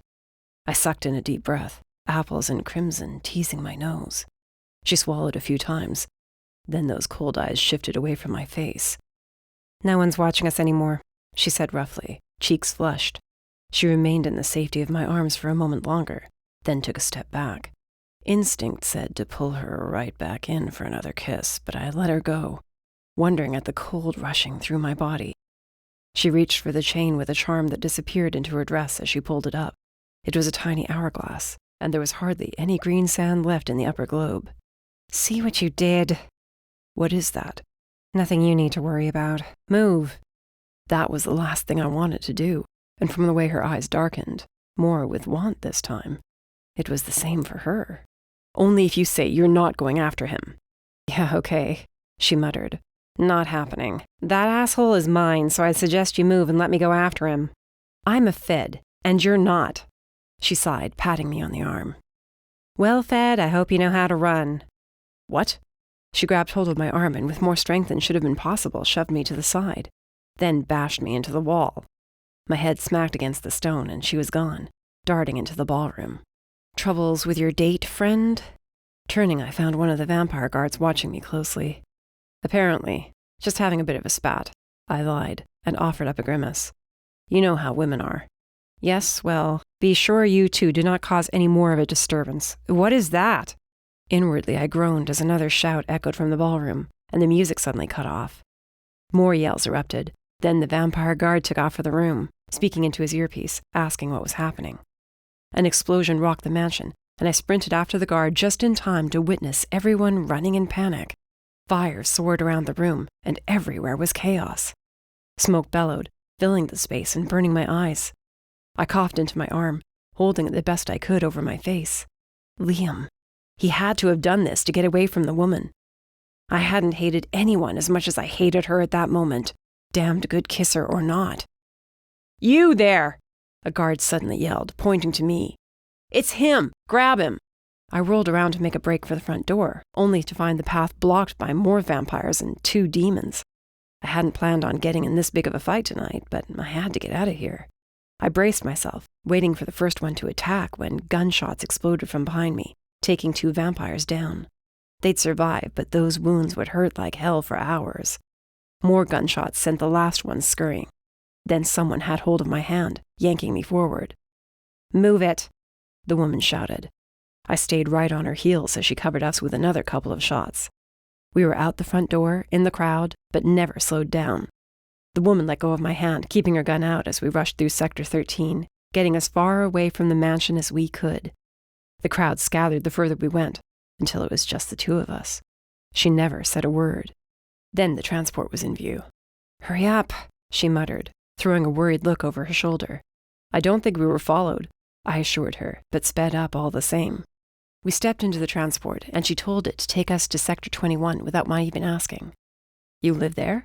"Something like that," she replied, holstering her gun as the golden light surrounded us. The familiar sensation of something tugging on my gut filled me, and then we were taken from Sector 13 to Sector 21, and to safety. She staggered out of the transport, sucking in air and holding her side like she was in pain. "Did you get hurt?" I asked. She waved me off, not giving me a chance to look. "Why did you do that?" "Do what?" she mumbled, grumbling to herself as she removed the pins from her hair and let it fall down well past her shoulders. She grimaced again, and her hand went to her right side. I made to reach for her, but whatever brief moment we'd shared back in the mansion was over. I finally answered her. Get me out of there, because I'm a Fed. And leaving anyone there is out of the question. I know what those assholes do to people, and so do you, she shrugged. Because of you, Liam is out in the wind, so thanks for that. Not like this week wasn't shitty enough already. She walked away. I moved faster and blocked her way. Can we not do this right now? I'm tired, my feet are killing me, and I just lost my man, so move. I want a name, right now. Are you arresting me? I should, after the stunt you pulled. I crossed my arms, leaning down so I could gaze into those dark blue eyes. You impeded a federal officer in the duty of apprehending Manchester. Plenty of reason for me to bring you in. You really want to get shot tonight, she said sarcastically. My lips parted to tell her exactly what I did want. Another damned kiss. But all that came out was an annoyed growl. Good night, Fed. She went to walk around me. I sidestepped and stopped her again. Her hands curled into fists, and I waited to get yelled at. Instead, she punched me square in the jaw, hard enough to throw my head to the side. Asshole. Then she was around me, and I was holding my face. I'm not finished talking to you. How the hell did she hit so hard? I assumed she was a witch, but there had to be something else in her. I was tempted to say shifter of some kind, but all I smelled on her was magic. Strong magic. She paused long enough to glance at me over her shoulder. Suddenly, there was only the two of us, staring at each other, while the rest of the city faded away. Whatever magic she'd been using had worn off, and there, on the right side of her face, was a jagged scar. She chewed on her bottom lip, scoffing at me. See something interesting? She snapped so sharply, it was like she'd slapped me out of my daze. The transport behind me hummed to life. I barely looked away for a second to glance at it. When I turned back, the woman I realized was the bounty hunter after all was down the street, then around the building. Head throbbing with how wrong this night turned out to be. I waited to see who was coming through the transport. Would the guards follow us here? But then Iris appeared and stepped toward me. Hey, you all right? She asked, checking me over. Yeah, fine. What the hell were you thinking? I marched away from her, realizing I was not in the mood to keep standing there arguing with her. Doesn't matter, I'm going home. In the morning, you and I are talking to Noor. Good. We need to figure out who that woman is. I know who she is, I replied too quietly for her to hear. Good night, Iris. Rafael, can you just wait one damn second? She yanked on my arm, but she'd never get me to stop on her own. She was only a siren, hardly any real strength advantage there. Will you let me explain? Explain what? You went off on your own with no plan. Are you trying to get yourself killed? No, but I knew you'd save me. Seriously? I glanced toward the stars, asking for patience before I strangled her. It wasn't me who found you, Iris. That woman did. So next time you decide to do something insane, do it on your own time. I won't have your death hanging over me, too. Too? What does that mean? Rafael! I picked up the pace and rushed away from her. I hadn't meant to say that last part, but too late now, and Iris would hound me about it for days to come. My mind switched gears, and by the time I got to my apartment and out of the tux, the bounty hunter was the only thing I could think of. That scar running down her face, I'd read about it, but seeing it, what she must have gone through to get it. Magic had left that scar on her face. Dark magic. I rolled my shoulders, knowing the agony she'd suffered, and marveling at the fact she'd lived through it. Many would not have survived such an attack. What do you care? I asked myself out loud. She got in the way. And she made me lose Liam. It was going to be a long morning, a very long morning. I crashed on my bed, staring up at the ceiling, feeling her hand in mine again, her lips moving over mine. How she'd pushed herself as close as possible to me during our impromptu embrace. She'd come back to get me out of there. And those eyes, so cold. I grumbled and rolled over. Didn't matter. If I saw her again, I'd arrest her ass and ensure she wasn't anywhere near Liam the next time we got a hit on his location. Chapter 6. Mercy. Safe inside my apartment, I tugged the rest of the pins from my hair, chucked them across the living room, then kicked out of my boots viciously. The dress was driving me nuts, and I was about to rip it off and fall into bed, but stopped short. Gigi made this for me, and if she found it in rags one day, she'd curse me. Grabbing my comfy sweats, I carefully stepped out of the dress, draped it over a chair, and changed before collapsing into the chair at the table. Liam. I'd had him in my fingers the second he saw me. I did exactly as Gigi told me, hardly said a word, just smiled and mooed with him, made sure my arm brushed against his, laughed at what he said, smiled and winked. It was the flirtiest I'd ever been in my life, and it was all for a damned criminal. And it freaking worked until those effing feds showed up and screwed everything up. Damien, he was gonna be pissed. No, beyond pissed. This was not how I saw this night ending. I'd convinced myself I'd walk out of that mansion with Liam on my arm, thinking we were going back to his place. Then I'd knock him over the head and drag his unconscious ass back to Damien. We'd get paid and end a story. But no, I had no mage to show Damien, and the feds knew my face now. Never said my name, so that was a relief. But I doubted he was going to let this drop. Didn't exactly seem like the letting go of things type. No, he was more like the hunting down whoever he needed to get the answers he desired kind. And by damn, now I was on his radar. Should have left his ass behind. But I'm not the bad guy. Girl. I'm not Damien, or the scum I tracked down. Then again, I never said I was a good guy either. Shit. Holding my face in my hands, I wondered if I shouldn't cut my losses and take what I had, duck out of the city tonight while I had the cover of darkness. But I wouldn't get far. Damien had contacts everywhere. He'd find me, or he'd tell the world the truth, and I'd be the one running from bounty hunters. Sleep was going to be impossible, so I settled for walking around and around my apartment, making plans I would never follow through on. Eventually, I found myself sitting on the wide ledge before the arched windows that took up the far wall, staring out into the city. That demon, there was something about the way he'd looked at me. Almost like he was trying to figure me out, which was curious since he was supposed to be there with that other girl, his date. A sharp pang of jealousy stabbed me in the chest, and I knocked my knuckles against the window. But that kiss. I'd started it to get the others to stop watching us, but then I hadn't been able to stop. His lips had been softer than I expected, and they'd been demanding. His arms stayed close around me, and for the first time ever the sensation of being safe had overwhelmed me and made my knees shake. Staying in his embrace forever crossed my mind. Then I landed hard back in reality, and it was over. Why do you care? So he was hot, so what? I muttered to myself, attempting to forget the kiss, forget his touch. He's a Fed. And the girl he'd been with, she was gorgeous. Powerful. I sensed it beneath the overwhelming presence of Liam's magic. What would the demon ever want with someone like me? Gigi's charms wore off, and the second they did, my scar came back and he saw it. Knew he did. I hadn't wanted to stick around a second longer to see the pitying looks I was used to getting from people. Or disgust. Or whatever else might have shown up on his face. Maybe you should just date Rufus. I smirked at my reflection in the window. At least the gobs think you're pretty. My hand rose to trace my scar. Gigi offered to give me a charm that would last longer, but I was never a huge fan of magic. Only used it when I had to get a target.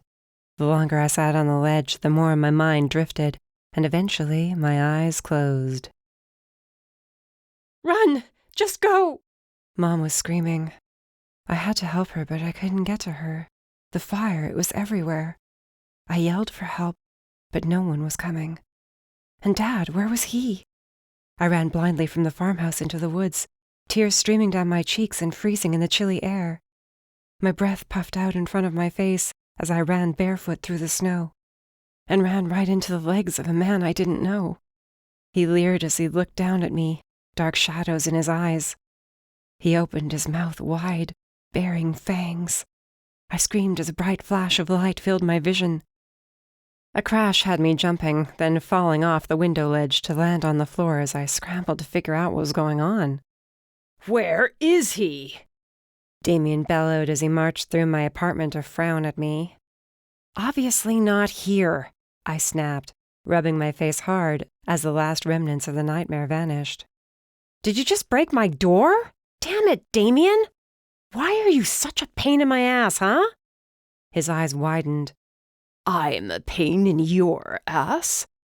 "Yeah, you are, in case you hadn't noticed." "Mercy, you seem to be in a very bad mood this morning," he said calmly. Too calmly. I froze.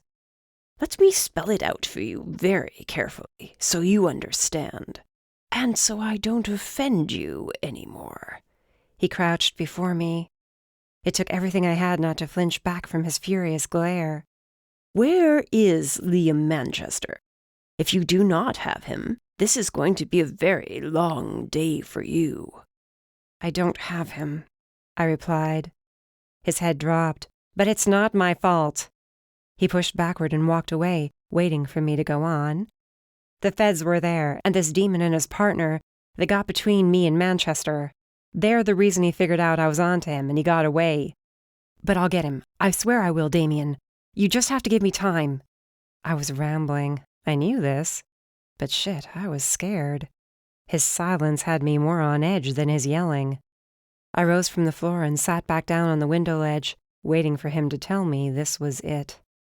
My gun. Damn, it was on the other side of the room. But I had a knife under my pillow. That was only a yard away. I could snatch it, stab him, catch him off guard, give myself a chance to run. Gigi would hide me for a few hours until I could get my funds and get the hell out of this city. It was my only chance. "You believe you can find him?" Damien finally said. "Yeah, might take me some time, tracking down some old contacts, but I can find him," I insisted. "All I need is time." "And how do we know this Fed and his partner won't get to him first?" "Trust me, I'll throw them off the trail. However, I have to." "Or," he said, holding up his hand as his eyes shimmered with mischief, "you can use them." "What?" "Use them, see what they know, offer to help, and then stab them in the back, of course." His grin was wicked. Wicked like only a demon's grin could be. "You want me to get that close to the feds?" My hands curled around the window ledge, failing to hide the sudden inkling of fear at the risk I would be taking.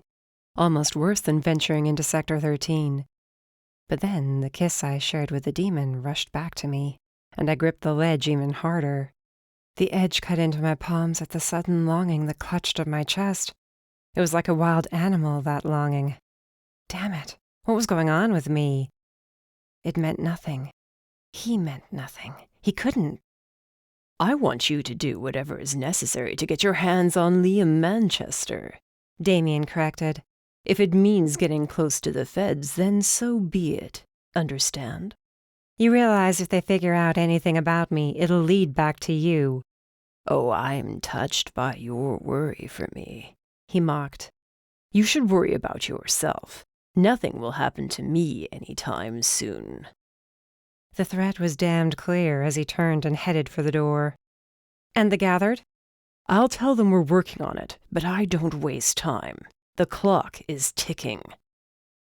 "How long are you giving me?" He shrugged as he reached the door. "A week." "A week? You've got to be kidding me." "Afraid not. Biggest payday either one of us has seen, so I suggest you get your shit together and go track down this Fed of yours." "Damien," I called out before he could leave. "The mage. What aren't you telling me about him?" "Everything you need is in the file." "There's nothing in there about him having fangs." Damien whirled around, brow furrowed. His usual angry frown slipped. "What did you say?" "Fangs. He has fangs, and not vamp fangs. These were huge. And he was trying to get donors at the ball. What is he?" "A mage." "And who told you that? The gathered? Maybe you should be asking more questions." Damien and I might not always get along, but he wasn't an idiot. He knew as much as I did how dangerous it was to go after a target with unknown capabilities. "I'll see what I can find out for you, but don't wait around for it. They might not give me anything." "Thanks." He smirked and turned to go for a second time, pausing long enough to study the dress draped over the chair. Pity you weren't still wearing it. Maybe some other time. I pursed my lips as he winked. Then he was gone, closing my broken door behind him. First order of business was to fix the door.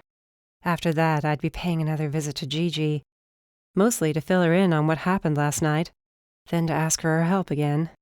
Good thing she was my friend, or I'd be out of money from all the shit she did for me. Here, drink this. The glass of blue liquid bubbled on the table. And what is it exactly? Gigi puttered around the back room of her shop. There was nothing brewing in the cauldron today, but her magic pressed in all around me, comforting for once, after facing Damien nearly going into a rage. Thank God he was only half demon. Something to calm your nerves. You haven't stopped shaking since you walked in here. My hands were currently in my lap, clasped together to stop that very shaking. Since waking up from my nightmare of memories that never made sense to me, to find a real nightmare standing in my apartment, my nerves were fried more than normal. After another stern look from Gigi, I picked up the glass and drained it. The liquid burned going down, and I gagged, coughing as she unhelpfully whacked me on the back. "What's in that?" I gasped, wiping my mouth on my arm and shuddering. Gigi grinned as she sat down, pouring 2 steaming mugs of herbal tea that smelled like lemon and honey with some cider thrown in. "Oh, you know, a bit of this, a bit of that, some vodka." "Wow, thanks for that. It was great." "You know that sarcasm is going to get you jinxed one day," she warned, sliding me a mug. Carefully, I lifted it, swirling the liquid around, and sniffed at it until Gigi rolled her eyes, propped her feet up on the table, and told me to drink it before she decided to kick me out of the shop. "Then you won't get to hear about last night." "From how pale you are, I'd say it did not go well." "That's the nice way of saying it." I sipped the tea, enjoying that drink at least, and started in on how the night began. She stayed quiet, though her facial expressions were louder than any exclamations she could have made as the tale went from good to bad to worse. I left out the part about me and the Fed kissing. No way in hell did she need to know that occurred. I'd never hear the end of it. When I got to the part about chasing Liam into the ballroom and the damned explosion that ruined any chances of snagging the asshole, Gigi reached out and grabbed hold of my hand. I got the Fed out and we bolted. "You went back for him?" she asked curiously. "He was actually on the way out." "What? Why are you looking at me like that?" "No reason. Just not like you to take someone else into consideration," she commented. "Not like I purposely want anyone to get hurt," I snapped, then shook my head, hating how on edge I was. Sorry, that was harsh. "Yeah, but I deserved it. You're a good person, Mercy. It's just, you don't always seem to show it, or want to. But this demon, you got him out of there, and a Fed no less. Sounds like you had quite the night." "The explosion? It happened again," I whispered, no longer wanting my tea. Gigi patted my hand. "It was a situation of high emotional stress. It's understandable." "Yeah, but what if it happens somewhere with people I don't want to hurt? What then?" My fingers brushed along the scar, tingling suddenly with power. Mom's scream ricocheted around my head again, and the bright flash of white burned my eyes. "Mercy?" "Sorry." My hand went back to my lap as I wondered how much longer I'd be able to keep up this facade of being stronger than I was. "You have to stop doubting yourself at some point," she warned with a stern look. "And stop letting Damien get to you." "Oh, just wait. It gets better," I muttered. I'd left out what happened when Liam was confronted about the fangs and whatnot. Gigi nearly tipped her tea over when I mentioned it, and for the first time ever, she looked scared. "Gigi?"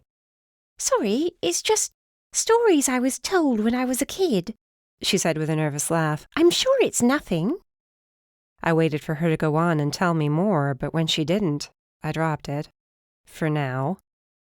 Damien came by this morning, and after threatening me up and down, he agreed to give me more time to track Liam down again. "How much?" Cringing, I said, "A week, and he wants me to use the Fed." "What? Has he lost his mind?"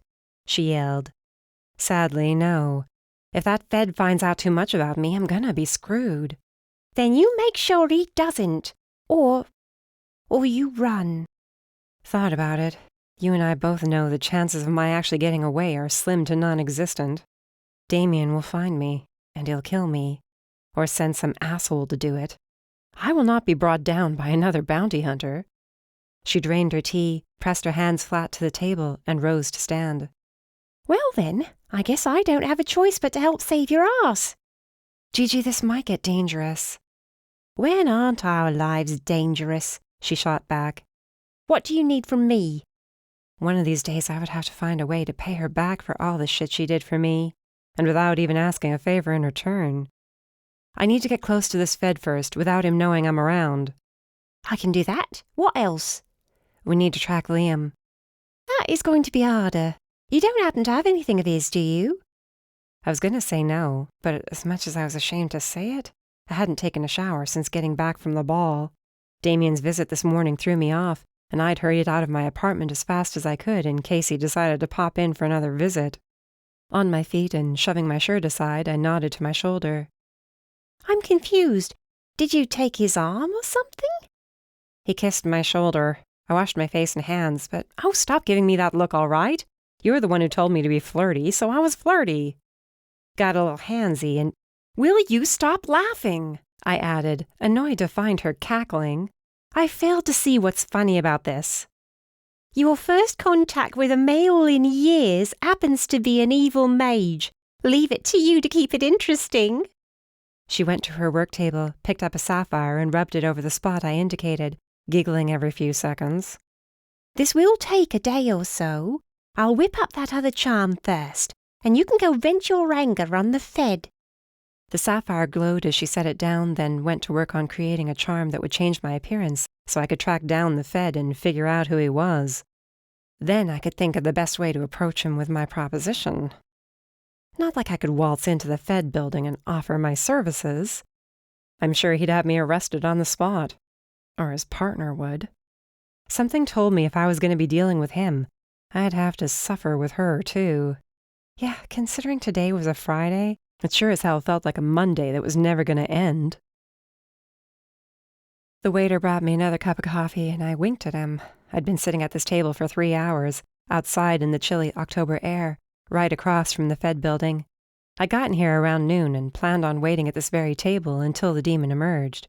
If I missed him today, I'd lose my chance at finding him until Monday and lose 2 days in the process. Tracking down Liam was of the utmost importance, but there's no way to track him down on my own unless I went back to Sector 13, or the Underground. That was for later tonight when there'd be more of my acquaintances out roaming around. That and I was not in the mood to deal with any of them just yet. My fists were still too shaky to make any hits worthwhile. A chill wind kicked up, and I pulled my coat tighter around my body. The charm from my face would last until tonight, or until I removed it. I would sit out here all afternoon and evening if I had to. Chapter 7. Rafael. All day long I waited for Nora to call us into his office, and all day long he neglected to do so, leaving me fuming at my desk, sensing Iris's eyes on me. Her desk was right across from mine. I kept my gaze averted from her. My work sat untouched on my desk, reports unfiled and unmoved. My mind kept going back to last night and what happened. And the bounty hunter. Her cold blue eyes haunted me. For once, something different entered my sleep instead of what usually was there waiting to torment me. No, not just her eyes. The dream started out simply enough. I'd been dancing with Iris, but then her face shifted into that of the bounty hunter. I'd spun her around and around the ballroom as chaos erupted. But neither of us cared. Then she'd come in closer, and I was granted a second opportunity to kiss her, until the dream suddenly ended with her body pressed to mine. This morning when I woke, the notion of going to the Underground alone to see if I could find her was almost enough to make me call into work and say I was going to be late. But my gut told me she wouldn't be out in the open. So I came into the office and endured an hour of listening to Iris trying to talk to me again, wanting to know what was going on with me, why I'd said what I did last night. Then when she began to ask about the bounty hunter, I abruptly got up and went to fetch myself coffee, waiting for her to get the hint. By 4 in the afternoon, my anger had me ready to barge into Nora's office when his voice resounded. "Rafael, Iris, my office, now." "'Bout bloody time," I muttered, violently pushing back from my desk. "Are you going to talk to me at all?" Iris asked, falling in beside me. In answer to her question, I said nothing and merely walked into Nora's office. He asked Iris to shut the door. Once it was closed, he motioned to us to the small conference table in his office, though he remained standing. "Simplest version possible? Tell me what happened last night. I've been getting calls all day long from the Reapers saying we were illegally in their residence and instigated a mass panic. Indeed, injured quite a few of their guests. Oh, and lest I forget, that we caused significant damage to their home. Rafael? Explanation for what should have been a simple snatch and grab?" Leaning back in my chair, I crossed my arms and glowered at Iris. "Why don't you ask her?" Nora's brow rose. "Iris?" "It's not my fault. That woman who was with Liam ruined everything," she snapped. I scoffed. She scowled. "It's true, so don't you dare sit there and blame this shit on me." "You're the one who decided to go off on your own," I shot back, then shifted my glare to Nor. "And when were you going to tell me she was coming back? Or you planned on sending her along as backup?" Nor's brow rose even higher. I added a hasty, "Sir." "You two worked together when she was here last time. What's the issue?" My jaw clenched painfully. "Issue? The issue is we cannot work together." "You don't have a choice." "What?" Nor folded his hands on the table, eyeing me hard. "You're leaving me no choice. You refuse to work with anyone else I assign you. So I'm going to make you work with your old partner. If nothing else, at least I know Iris can handle herself around you. And nearly get herself killed because she's too worried about impressing me." Iris huffed, shaking her head and muttering about obnoxious demons under her breath. Nor scolded us both and asked us once and for all to tell him exactly what happened. When Iris simply continued to glare, I ran through the night from start to finish, leaving out any unnecessary details. When I got to the part about finding Iris with Liam, unconscious, Nor frowned in disappointment, but waved for me to go on. I told him about Liam's strange fangs and the woman. "Who was she?" Nor asked. "This bounty hunter I keep hearing about?" "No," I replied, hiding my surprise at my own lie. "I'm not sure who she was, but she was after him. Had gotten close to getting him, then ran off after the chaos in the house erupted." "Is she a threat?" "Unknown, sir." "Fine. Keep an eye out for her. Liam Manchester is on the loose, and we need him found and brought here ASAP. Rafael, Iris, you both are going to stay on this case and work together to track him down. You will work together," he repeated, emphasizing each word. "Understand?" "Yes, sir," Iris said immediately. I considered arguing, but from the way Nor eyed me, arguing was not an option. Not this time. "If you insist, sir." "Good. I'll take care of the Reapers. I suggest you two get a move on investigating any more known associates of Liam Manchester. See if you can find out why he's not exactly normal anymore. Someone must know something." Iris stood and made for the door, but I stayed right where I was. She gave me a look. "You coming?" "I need a word with the boss first." She frowned, but left, slamming the door behind her, leaving me alone with a disgruntled Nor. "If you're gonna yell at me for bringing her back, get it over with. I have a mountain of paperwork to get through." Wait, you brought her back?" "I told you at some point you would have to open up to someone, and in all the time I've known you, Iris is the only person I've seen you associate with, at all." "I talk to others," I muttered. He laughed. "You do realize we dated, and it did not end well." "Yes, as much as you seem to think I don't notice things, I know very well what occurred between you two. I suggest you grow up and get over it. She is your partner for this case. It'll be good for you to work together again. Who knows? Maybe the time apart will turn out to be good for you." "I think I hate you right now." "I won't take it personally," he sighed, walking back to his desk. "What concerns me more is what Liam Manchester has gotten himself into. If there's some strange magic at work in Nashville, I want to know." "I'll do my best, sir," I said, getting up. "And this mystery woman of yours, See that if she shows her face again, you bring her in. I want to learn what she wants with the mage. I do not like having an unknown player in the field, not now when shit seems ready to hit the fan. As I told him I would, I knew I wouldn't. I exited his office, went back to my desk, and waited out the last half hour of the day. Iris stood as soon as I did, ready to leave. She followed me to the elevator. It was the most uncomfortable ride out of the building, and once outside, I turned right, waiting for her to leave me alone. "What are your plans tonight?" she asked. "Staying in." "You can't shut me out forever. We have a case to work together." "And we'll work it, but not tonight. If you'll excuse me, I have some other matters to see to this evening. Goodbye, Iris." Thankfully, this time she took the hint and backed off. The rest of the walk home was peaceful and quiet. Iris would keep trying through the weekend. That's who she was, and sadly I'd probably have to give in and meet up with her sometime to get a good head start on the case. We weren't going to meet at either of our places, though.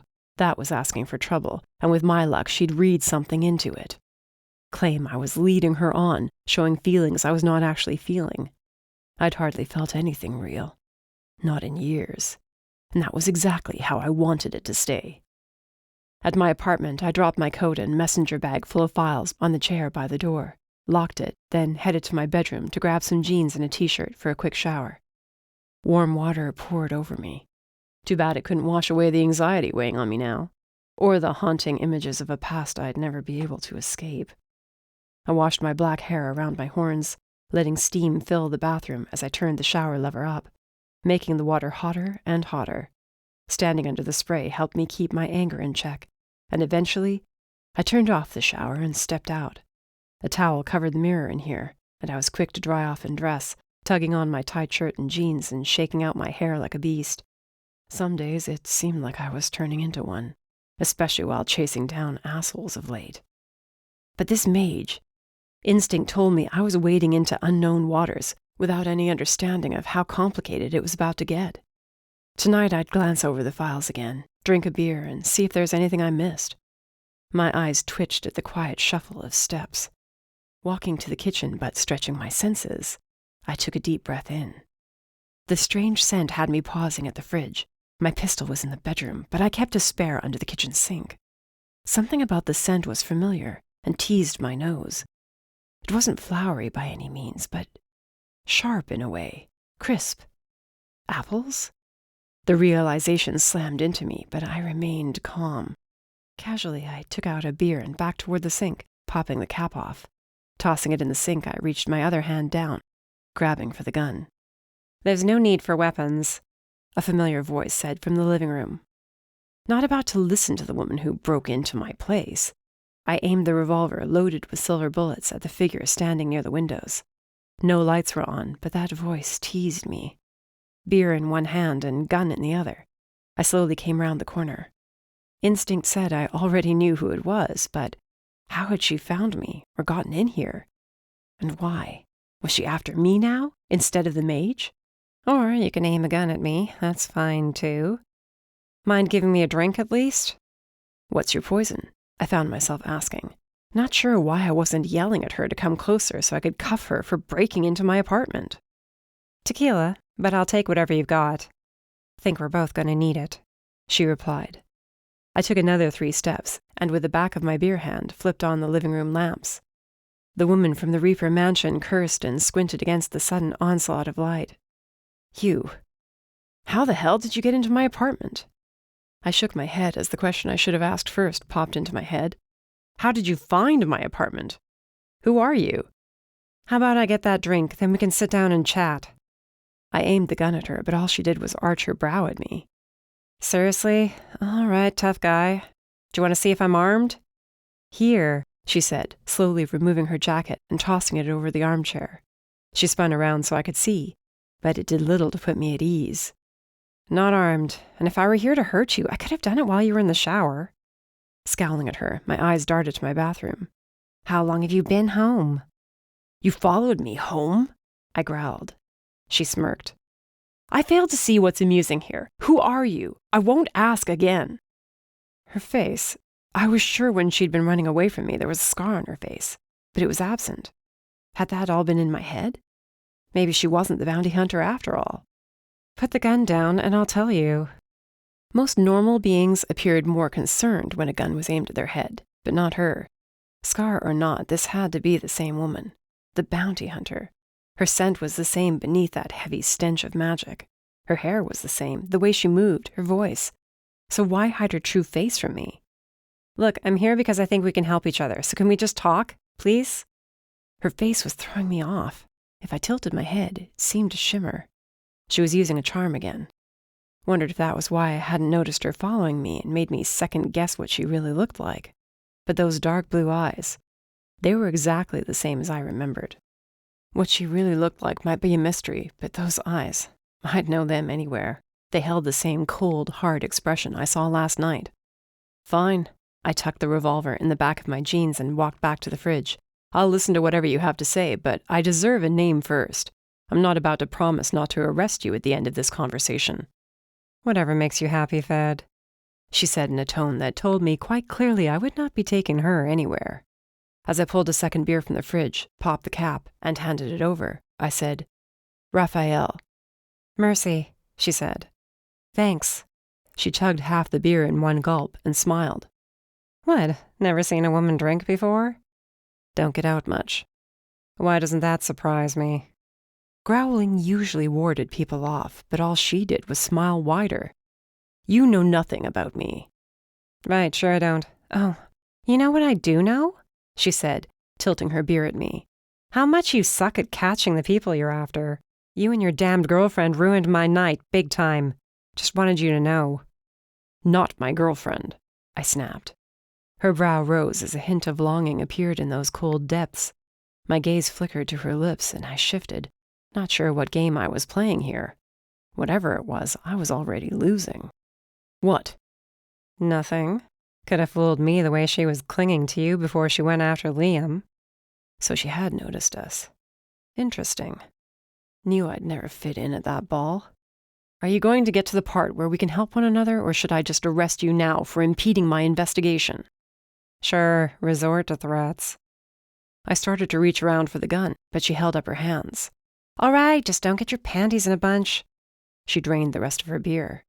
I scowled at her, waiting for her to finish so I could decide if I was going to arrest her anyway. So, she said, setting the empty bottle down. You and I seem to be after the same guy. Liam Manchester, mage. Yeah, I read a file on him too, she remarked.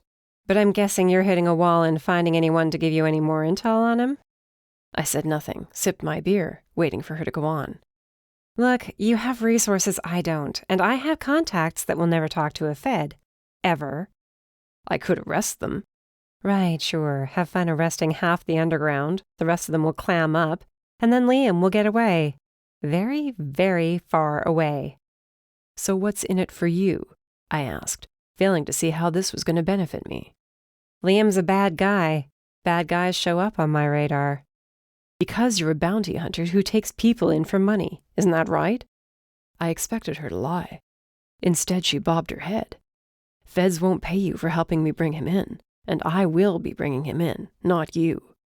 She chewed on her cheek as her eyes narrowed, and that charm shimmered across her face with her annoyance. If you think I'm going to help you find him so you can profit from it, you're out of your mind.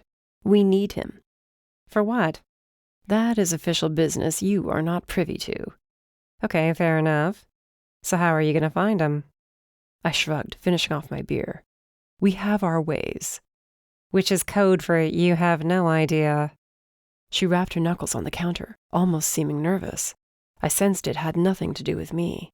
Last night at the ball, I assumed she was nothing more than a greedy bounty hunter after money. But there was a desperation about her I hadn't noticed. It rivaled the magic she used, and the charm shimmered again. Who was this woman? If she was coming to me, she had to be in some sort of tight spot. Otherwise, if she was the hunter I read about, she would be chasing down Liam on her own. Something was off about this case, and from the way she nervously picked at the beer bottle label, it had to do with her connection to Liam. Why don't you just be honest with me and give me one good reason why I should agree to you helping me? Honesty? That's what you want from me? Is it hard? I snapped, losing patience quickly. Despite the badass bravado she put on last night, and right now, A sliver of fear chased away the coldness for a moment. Then she turned away from me. Her hands were on her hips as she shook her head. No, the chances of you believing me aren't that high. When she turned back to face me, she was wringing her hands, and the charm slipped again. Once more, I caught a glimpse of her true face. Liam Manchester, he's gotten into something dangerous. Something that could hurt a lot of people. Does it have anything to do with why he tried to take my partner as a donor? I don't know, and something tells me you don't either. I'm still not hearing why I shouldn't just go after him on my own. You're a bounty hunter. You're in it for the money. You talk of him hurting people, but if I get my hands on him, I can stop others from being harmed even more. That's more important than you making a payday. I was certain the cold in her eyes made the temperature drop in my apartment. I wondered what she was again. Which? That would make sense, since she was using charms. Did you ever think this is personal for me? You're lying. Yeah, you caught me, she snapped, and the charm shifted again. I risked my life last night to track him down in a house filled with reapers because I'm that suicidal. You know what? Never mind. This is a shitty idea. If you want to find him on your own, have fun. But don't blame me when your partner ends up in his clutches again, or he kills you both. She was already at the door when I snatched her arm and spun her back around, much as I had last night. She ended up trapped in my arms, against my chest. Her eyes slipped to my lips, her breath catching. Time slowed in that instant, and my heartbeat pounded in my ears. Her struggles to get away suddenly stilled as she leaned closer. But then my arms fell away, almost numb. She staggered back toward the living room. Just stop for a second, I managed to grunt. This mage, he did something to you, didn't he? Her crossed arms and how she chewed on her cheek again, that was all the answer I needed. Did you report him? No, it was a long time ago, she whispered. Doesn't matter anyway. You'll never trust me enough to work with me, and I don't think I can trust you either. This was a stupid idea. The longer we stood there staring at each other, the more I didn't see a greedy bounty hunter trying to make her money. Instead, this woman was someone who'd been beaten down, someone who had seen some shit in her life, who'd been hurt and broken. She was just like me beneath the sharp tongue and sarcasm. This mage, I needed him brought in so we could get to the bigger fish. She needed him arrested to mete out justice for whatever he did to her. You're right, I said quietly. Trust is not going to be easy, but I'm willing to accept your help if you're willing to accept mine. Her eyes widened. You're serious? Wouldn't have said it if I wasn't. Well then, you got plans tonight? She asked, walking around me to the door. Not exactly. Why? No time like the present. She was at the door when I took her arm again, gently this time. She glanced up at me. What is it now? We have people to track down. Wasting time. Tick-tock. What do you really look like, Mercy? What are you? Wow, you're very blunt. Comes with the territory, I muttered. The other night after you got me out there, I saw your face, your true face, and the way you moved. If we're going to work together, I'd like to know who I'm dealing with. As for me, I'm a bit obvious. I pointed to my horns and was graced with a crooked grin that twisted my gut in a not-so-unpleasant way. So? She hung her head with a curse. You're gonna see it one way or another. She swiped her hand across her face, and as the charm faded, the real Mercy came into view. Happy now? The scar I barely caught a glimpse of the other night was in full view now and appeared worse than I'd thought. Magic caused it. That I could tell without even asking. From the way she'd gone off about Liam, I assumed he was the reason she felt the need to hide her face, needing to get close to the bastard so she could take him down for whatever he did to her. Can we go? She crossed her arms, looking anywhere but my face. Yeah, give me a second. You want your jacket? Oh, yeah, right. I disappeared into my room to retrieve my boots and leather coat and a holster for my revolver, as well as to grab my pistol. If we were going to the underground, I was going to be prepared for anything. She might not have told me what she was, but from the scar at least, I knew for certain she was the bounty hunter who kept popping up on our radar, the one that half the criminals we brought in were more afraid of than of us. As I grabbed my cell, I considered texting Iris and giving her a heads up. But I'd already lied to Nora about the mystery woman. For now, I'd keep our new working relationship to myself, seeing as I had no way to know how long it would actually last. Besides, this wasn't going to be anything but a means to an end. As soon as she led me to Liam, I'd find a way to ditch her. A growl erupted in my throat, and I paused, wondering where that came from. There could be no staying with her. And yet, the idea of not ever seeing her again had my blood boiling, almost on the verge of a rage. What had she done to me? After I regained control of myself, I exited my room to find her waiting at the front door, coat on, and looking even more dangerous than she had in that perfectly fitting gown and boots last night. She looked me up and down. Ready? Yeah. Who are we going to talk to? You'll just have to wait and find out. She led the way out. I locked the door behind me, reminding myself to add a few more bolts to it this weekend. As for the weird nagging in my gut that I was getting in way over my head with Mercy, I tried to quash it. Chapter 8. Mercy. Gigi told me one time that one of my best traits was lying through my teeth. I put that to the test as I went off on a rant about why I had to find Liam.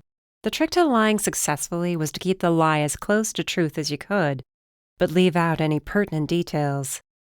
For instance, I never once stated Liam was the mage who hurt me. The demon put that one together all on his own. If it would get him to help me, then I'd let him keep believing. Since in reality, it wasn't all that far from the truth. My scar tingled, and I scrunched my face, shoving those memories down as far as they could go. There was no room for softness or weakness where we were headed. Not tonight. Outside, the air had dropped another few degrees, but I liked the cold. Kept me alert, focused. At my bike, I grabbed a spare helmet and went to hand it to Rafael, but frowned. Didn't think this through. I studied his horns, shaking my head. Rafael, on the other hand, was staring past the helmet at the sleek black and silver-studded motorcycle behind me. You have a Banshee 3000. Yeah, like it? His lips gave a twitch as he nodded. How the hell did you get one? My job has some perks, aside from being shot at all the time, or stuck in the middle of a gob brawl, I explained. I don't have a helmet for you. We're taking this? I ain't walking all the way to the underground. You have a car? His thinned lips were a giveaway that the answer was a no. Exactly. I don't need one, he said. Helmet, I mean. Suit yourself. Don't fall off. I'd hate for our partnership to come to an end because your head got crushed like a melon. Helmet on and secure, I swung my leg over the bike and waited for him to get on. You coming or what? When I glanced back, he wore a bemused grin. What? Nothing, he growled, then climbed on. The second he was behind me, the cold night air vanished, and his body heat pressed like a furnace against my back, but he made no move to hold on to my waist. Grab on, I won't bite. Not a vampire, then. Good to know, he grunted. His arms wrapped round my middle, holding on to me loosely. Warning him to change his grip would ruin whatever fun I was about to have with this Fed, and it was the least I could do after the mess he got my ass into. Granted, he might not have realized he did it, but that was beside the point. Payback was in order. I started the bike, revved the engine, and we zoomed out into traffic. His curse made me laugh, and then his arms held on tighter, nearly crushing my ribs. Are you insane? I cackled in reply and sped through traffic. All sectors were the opposite of the human ones. Many worked nights since they couldn't be out in the daytime, so traffic jams later in the evening and into the night were common, hence why I opted for a bike. It was one of the only good things I bought with my blood money. And I wasn't even going as fast as my Banshee 3000 could. Kicking it into gear, I felt Rafael's arms threaten to squeeze me even harder as we picked up speed, easily weaving around cars and dodging red lights. I wondered briefly if he'd get sick and puke, but figured it might be worth it. When the signs for the underground appeared, I slowed down and parked along the curb down the street. The kickstand was barely down when Rafael was off the bike, doubling over and glowering at me with those dark brown eyes now glowing a fierce red. His smoothed back black hair was disheveled and had a curl to it I hadn't noticed before. He was a handsome demon, and sexy as hell when he glared like that. At the Reapers when we'd been running for our lives, I never took time to notice, but now I did, and a weird fluttering started in my gut. The cold seeped back into my bones without his nearness. and I wondered why I suddenly wished to have those arms around me again, just like when we kissed. "You're a damned psychopath on that thing," he snapped when I pulled my helmet off and rested it on the bike. What, you didn't have fun? His eyes flared even brighter as I grinned. Let's go, tough guy. We have a long night ahead of us. I walked into the tunnel leading to the underground, telling myself the way his eyes lingered on my face were only for the scar and no other reason. No one found me attractive like that, unless I wore one of Gigi's charms. I rolled my shoulders, reminding myself I wasn't coming down here for a fight. All I needed was information, anything to help Gigi in tracking Liam down. Rafael caught up to me easily, and we marched into the underground in silence. You've been down here before, right? I asked when we neared the end that would dump us out into the main drag. "Once, a long time ago," he muttered, clearly not about to tell me any more than that. "Not exactly my hangout spot." Too bad, you'd fit right in. "What the hell is that supposed to mean?" he snapped, catching my arm. "You think because I'm a demon I fit in down here with the rest of the gangs and scum? Is that it?" Touchy much? I tore my arm from his grip. "Do not compare me to them," he whispered harshly. "Don't." He whipped around and kept on walking away from me as I made a mental note that this Fed was not as easy to read as I expected. That's not what I meant, I said when I reached his side. I was referring to you being the brooding, quiet, sulking type, for the record. He blew out heavily through his nose, but said nothing to indicate he even heard me. Whatever, we're going this way. Follow me and don't talk to anyone. No one needs to know you're a Fed either, I added under my breath. "I can handle myself." Suit yourself. There were several contacts down here who might have information on Liam Manchester. I turned down a street, tuning out the whispers and shouts from those we passed. A few ran their fingers down their faces, cackling, and I picked up the pace, reminding myself I was here to get answers, not beat the living shit out of anyone who crossed me. Well, looky who we got here. A goblin spat as he leapt from a balcony overhead and directly into my path. Move aside, Rot. Is that any way to treat a friend? "Friend," Rafael said from behind me. Yeah, friend, Rot answered before I could. I thought we were so close. Mercy, what happened? Why don't you ask your brother, the one who decided a change of diet was in order? Oh, I would, but they took Rufus to some damned secret prison. They're never going to let him out. Rot grinned madly, flashing his sharp teeth as he snapped his fingers. Although I'm not able to speak to my brother, I know how he'd like me to take care of you. 6 goblins, the same ones from the other night, came out of the alley and jumped down from the balcony, surrounding us. Sighing, I rubbed my forehead and shook my head. Look, Rot, can we do this another time? Kinda busy tonight and kicking your ass in front of your friends. I mean, do you really want them to see that? Overconfident bitch, Rot yelled and threw himself at me. He was taller than Rufus, but his fighting was worse, and extremely erratic. As he came at me, I stepped to the side and grabbed hold of his scruff. With a grunt, I swung him around and threw him into 3 goblins to my right. Rafael made a move to step in. I held up my hand. I got this. "I can help," he insisted. Rot was getting back up, wiping the blood from his mouth, and had already spotted the demon. You're with her? Rot gnashed his teeth, let out a high-pitched shriek, then attacked. I went to grab him, but the other 3 grabbed onto my back, tearing me away from Rafael. They threw me into the nearest building. Kill them both, Rot yelled. Rafael growled ferociously nearby. Not that I could see him. I was too busy kicking off the other 3 goblins.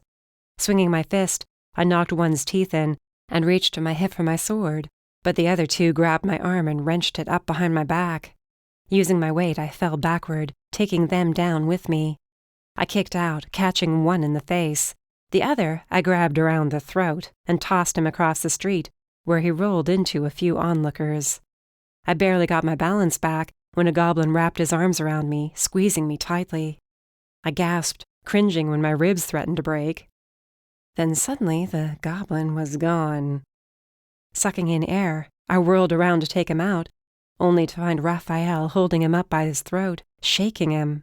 Then he threw him into the pile of the other unconscious bastards, with rot at the bottom of the heap. Rafael's eyes dimmed, and the red vanished, along with the hint of demon rage he'd let show. He tugged on his jacket. "You all right?" My sides hurt like hell, and I'd be sporting more bruises. At least I didn't get bit again. Yeah, I'm good. Thanks. Maybe he wasn't so useless after all. After having to save him from the Reapers, I'd wondered if he could take care of himself. Nice to see I was wrong. "So, friends of yours?" he asked. We walked away from the goblins before they got their second wind, and before the vampires who patrolled the underground made it to the scene and gave us shit for beating them up. They weren't exactly police, but they seemed to believe they controlled these streets, seeing as we were technically in their territory. Sure, you could say that. His brother had a bounty on him. "What did he do? Steal someone's dinner?" Raphael didn't sound too convinced I took the goblin in for a good reason. Yeah, that dinner being someone's kid. "All we had were rumors of disturbances." There's a lot you all seem to miss in your perfect ivory tower, I muttered darkly. "If it's not reported or discovered by us." This was reported, I yelled as I poked him hard in the chest. But nothing was done about it, which is why I do what I do. You act like I'm the bad guy when I'm going after the same assholes and murderers you are. I just do it in an unconventional way. So back off, demon, or you'll see my bad side. "How many have you killed over the years to get what you wanted?" He shot back. Only those who tried to kill me first.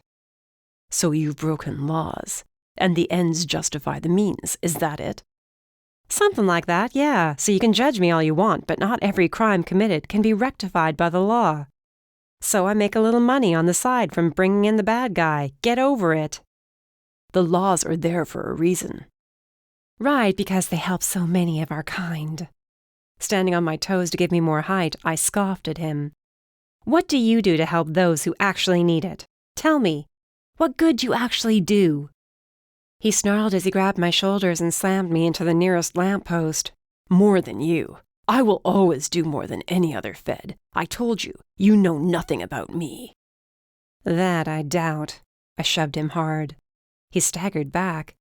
I glared at him. You'll end up being just like all the rest in the end. I remembered what the Feds did after my parents were killed. Nothing. Absolutely nothing. A single Fed, a demon, had spoken up for my sake when they'd found me, half dead. But he was ignored, and I was ordered to be thrown into the system. That was when I'd made a run for it. Flashes of my recurring nightmare filled my mind, and I stumbled away from Rafael, shaking my head as the scar on my face burned. I grimaced, holding my hand to it. Powers surged through my veins, threatening to escape. "Mercy?" Rafael asked, but I shoved away from him, dragging my unstable power back into me. If all you're going to do is judge me, then just get out of here. I have work to do. I expected him to leave, but when I glanced over my shoulder, I found him following along, face scrunched in curiosity and worry. So close. I'd been so close to letting it all spill out, telling him what Gigi didn't even know about me, about what I went through before I found her. And why? All because he pissed me off? Judging me for working outside the law. His law. I had no choice, though. It was either work with him or take my chances and run. If I couldn't find a way to get control of myself around him, I'd be digging my own grave, one way or another. Power welled up inside me, much like a heartbeat, but it had no way to escape, so instead, it left my stomach aching and my hands shaky. A cold sweat broke out on my forehead, and cold seeped into my bones. I shoved my hands into my pockets, not wanting Rafael to see, and trudged on faster. The sooner we got even a small amount of info, the earlier I could head home and find another plan that did not involve the demon. Chapter 9. Mercy. "No," Bowen hissed, crossing his arms and blocking me from entering the wailing siren. Do we really have to do this? You messed up the bar, so yeah, we do. His gaze flickered to Rafael, and he bristled. Who's the demon? Your bodyguard? Ha! Since when do I need a bodyguard? You're not getting inside. I'm not after anyone tonight, I assured him. I only need to talk to him. His eyes narrowed as I emphasized the last word, knowing that he understood whom I referred to. And you expect me to believe you? Bowen, don't make me regret always being nice to you, I said, my hand creeping toward my gun. We can either have a pleasant evening or you can go home with a broken fang. His eyes narrowed as his tongue reached up to his fangs. If you start anything, I'll throw you out on your ass myself. And don't think I can't do it. I rolled my eyes as I started to go past him. He leaned in closer and whispered, Best watch your back. Rot's stirring up the gobs. Yeah, already had a visit from the welcoming party. Bowen shook his head and brushed his lips right against my ear to ensure no one else heard him. No, something else is going on down here. The gobs. I've never seen them like this. Mercy, Rafael asked. Something wrong? Bowen gripped my arm, and a strange closeness overcame me. I was used to only one person caring for me, but why would he warn me if he didn't care? It was an odd sensation. Then he was whispering again. Steer clear of the gob dens, no matter what anyone tells you. And the reapers. Reapers? They've been seen down here. Shit, I muttered, squeezing his hand back. Thanks for the warning. He offered me a small smile and wink, then went back to his bored look and resumed his spot at the door. Cautiously, I took one long look at the street, just in time to witness the gleaming yellow eyes of a goblin. Then they blinked out of sight. Bowen had no reason to lie to me, but why warn me? I walked into the bar and chose a stool at the counter. You and the vampire, Rafael said as he sat down on my right. You seem pretty close. Sure, guess you could say that. How close? Why? Jealous? I asked with a wide grin, not even sure why I said it. Rafael's eyes narrowed, and he sniffed hard. None of my business. Damn straight. Who are we here to see, anyway? You'll find out soon enough, I said as the bartender meandered our way. Shep, the bartender, was a werewolf with dark gray hair. He growled at the sight of me until I pulled a wad of bills from my pocket and slid them across the counter. He here or not? Shep slipped the bills in his pocket. He's in a shit mood. You sure you want to see him? Need some answers on a mage. Who else do you suggest I talk to? Who's the demon? Shep demanded. Friend, for the moment, I told him. You gonna let me see him or not? Shep stepped closer to Rafael and sniffed. His eyes flared yellow. I was perplexed. No way he could sniff out he was a Fed, right? Holding my breath, hands gripping the counter until my knuckles turned white, I waited for this night to go from bad to worse. Then Shep was waving us off. Don't make me regret letting you back there tonight, he snapped as we walked past. Still cleaning gob blood off the floor. Gob blood? Rafael asked quietly. I might have gotten into a brawl here the other night. And how bad was it? Bad enough. Now come on. And whatever you do, do not look him in the eye. Do not speak, and do not do anything stupid. Rafael gave me a look. Who is this soup? Outside a door behind the bar, I paused, hand reaching out, even as a voice inside my head screamed to run in the other direction. At one time, he was the most feared being in the underground, hell, in the whole state, really. And now he's one of the last of his kind. He's a Gryphon. What? No, there's none registered in Tennessee. There's a reason for that. And you're his friend. Oh, no, I said as I finally grabbed hold of the doorknob. He hates me. The door swung inward to reveal a short corridor leading to another door. Beyond that, whatever game was on blared out of the TV speakers, though why he bothered to have it on was beyond me. At the second door, I raised my hand to knock, when the sound suddenly cut off and there was a loud thump. Don't just stand there. I'm old. I could croak at any second. So get your ass in here already. We walked into the back room to find an old man with bright white hair hanging loosely around his shoulders. His bathrobe was a vibrant green, and he had on old house shoes with holes in the toes. If anyone had told me this man was a Gryphon, I would have said they were full of shit. But he was. The second we stepped inside, he sniffed the air, then leered at me. Mercy Temple, such an unpleasant surprise. He sniffed again. And you brought a friend. You know, I thought of being nice tonight, but now I'm not so sure. You nice? Ha! Girl, there isn't a nice bone in your body. His laugh sounded like pieces of paper rubbing together. It made my skin crawl. You want something, so get to the point. What is it? And don't you look at me, boy. He snapped, jerking his head to the right and glaring at Rafael. Rafael frowned. He's blind. Blind, not deaf. The Gryphon snarled. Wesley, play nice. I dragged over the footstool and sat a few feet away from him. Wesley might not be able to shift into a Gryphon anymore, and he might be blind, but he always had a walking stick somewhere nearby. If you didn't learn how to be fast, he'd whack you with it for pissing him off. I lost count of how many times I walked out of this place with black eyes and bruised knuckles from that freaking thing. The only reason I did not hit back was the amount of information he managed to pick up somehow.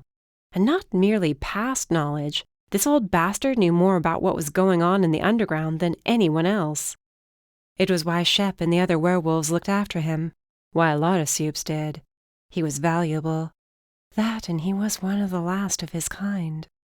We might kill each other, but some part of us all experienced a strange pang of loss to think one day our own race might be killed off, just like those in the past, just like the Gryphons, among other races.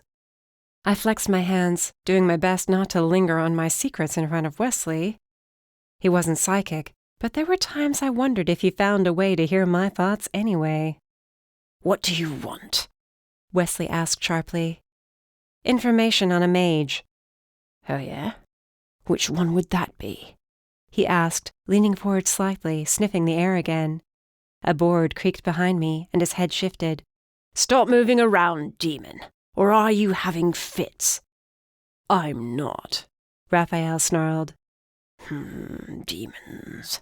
Always hated demons. Wesley, I said loudly. Information. You got it or not? Need a name, lass, he muttered, more of his English accent coming out in his ire. Liam Manchester. Wesley sat back and went so still for a horrible second I thought he had up and died on me.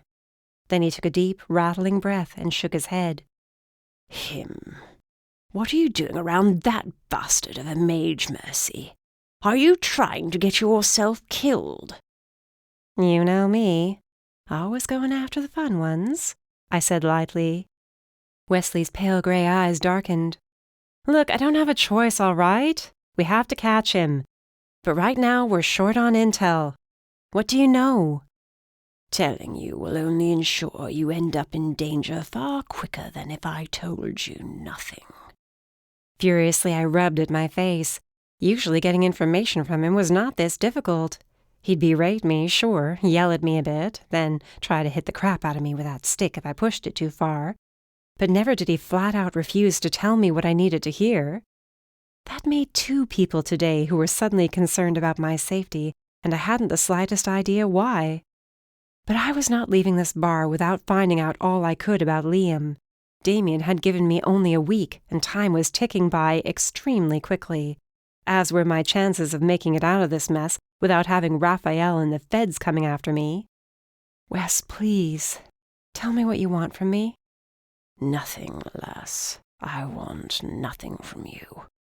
Then why won't you tell me? I need to find the bastard. When Wes remained silent, I smacked my lips together a few times, thinking, then figured honesty was best. Do you at least know why a mage is running around with fangs, and not simply vamp fangs, or why he'd be looking for donors?" Wesley's eyes darkened even more as his fingers dug into the arm of the raggedy couch.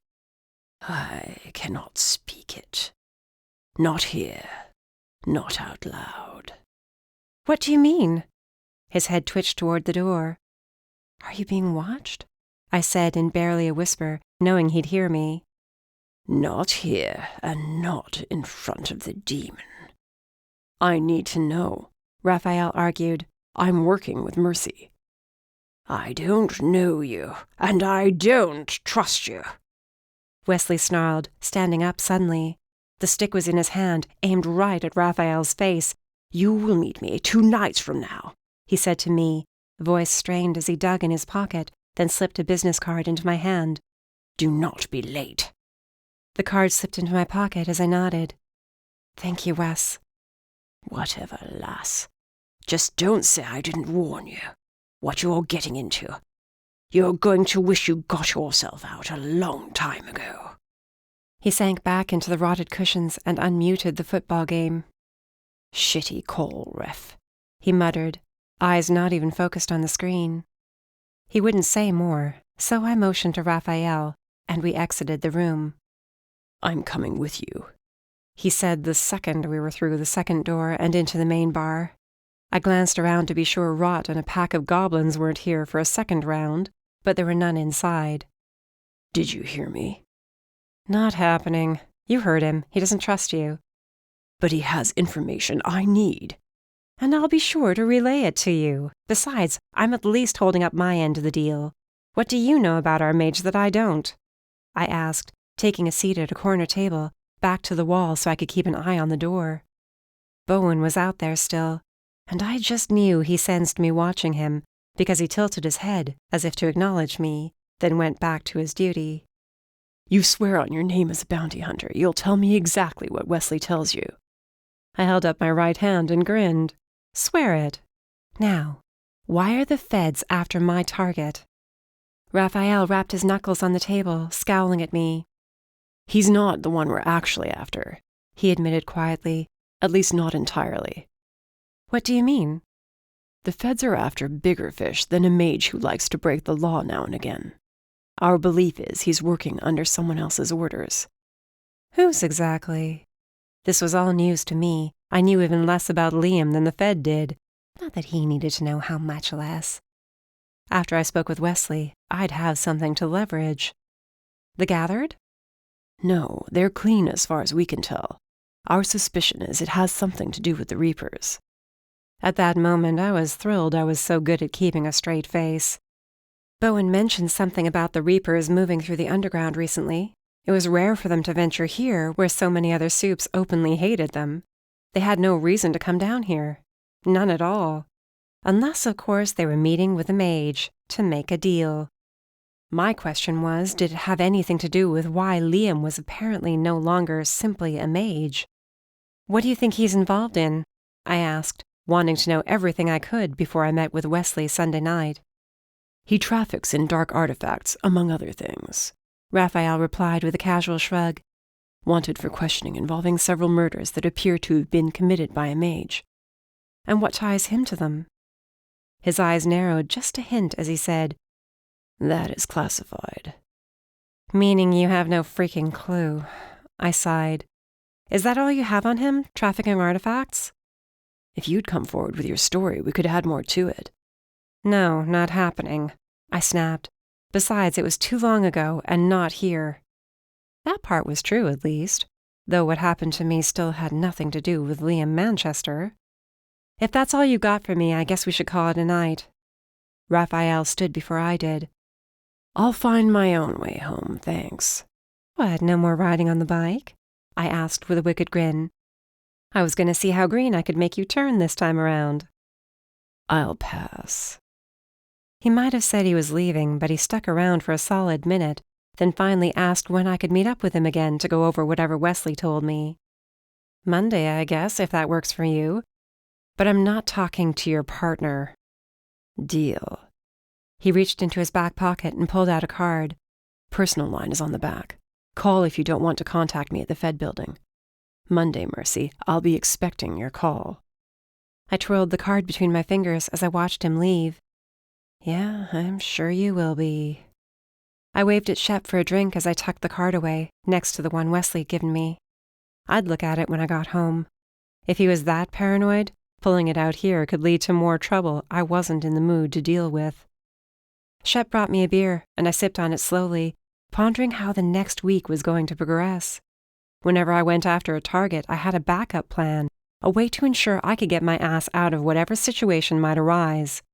Right now, if this plan went to shit, I had nothing, except to cut and run and see how long I could avoid Damien. Taking a break, Bowen called to Shep as he stepped inside, then strolled toward my table, sat down, and opened the bottle of blood he picked up on his way over. Mind? Guess not, I replied, eyeing him curiously as he drank the dark, thick liquid. You look like you could use some company. No one should drink alone. Done it plenty of times before. He paused with the bottle halfway to his mouth. True. So what changed, huh? Do I suddenly smell better or something? You decided you like ugly chicks?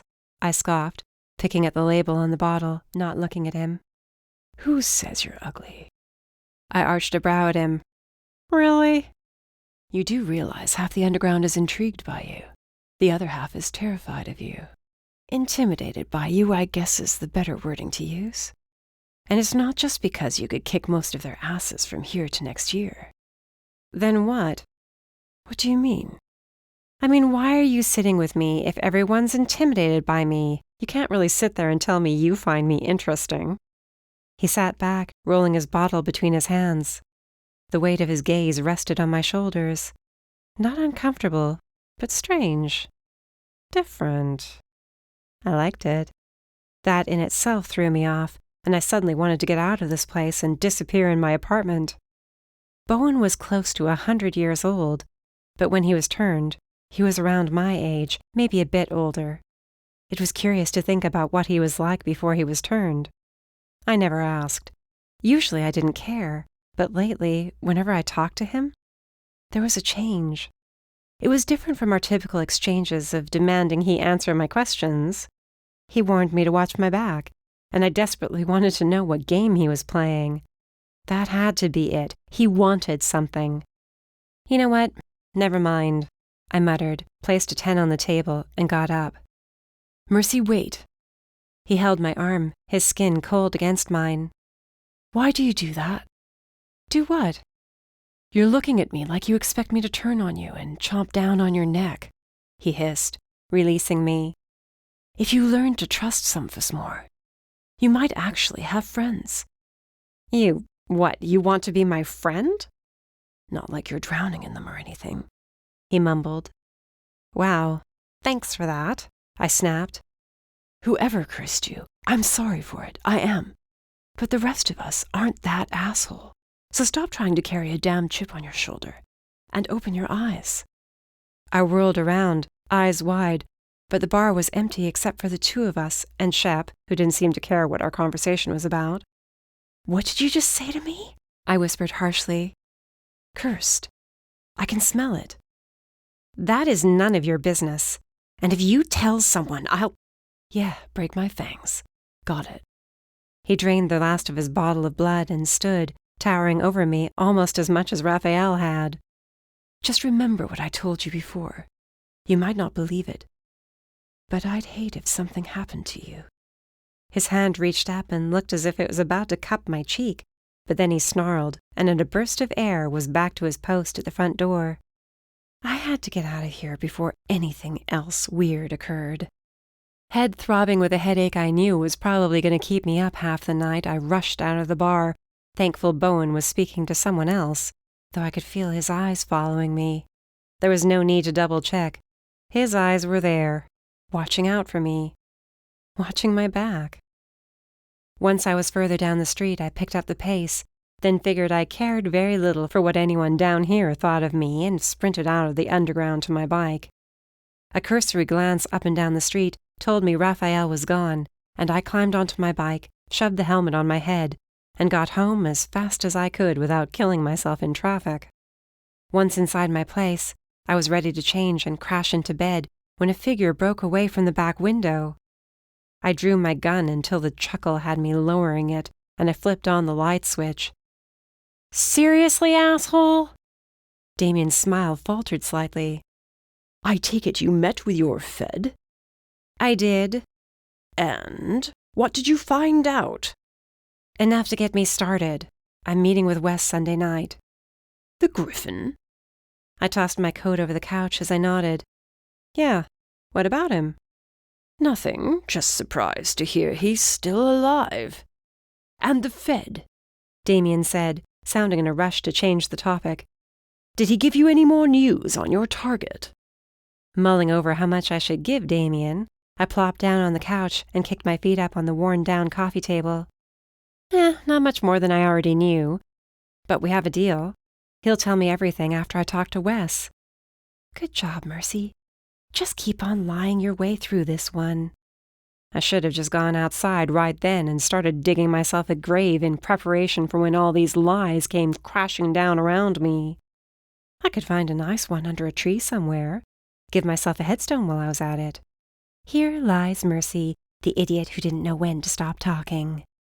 "Monday morning, then. I expect you to brief me on your progress," he said, moving toward the door. "Sure thing, boss man," I replied, just wanting him to go away. "And Mercy." "Yeah?" "Remember, whatever this Fed tells you, he is not your friend. I would hate for you to get too close to him and then let something slip about yourself." His eyes narrowed as he backed out of my apartment. I really need better locks, I whispered to myself.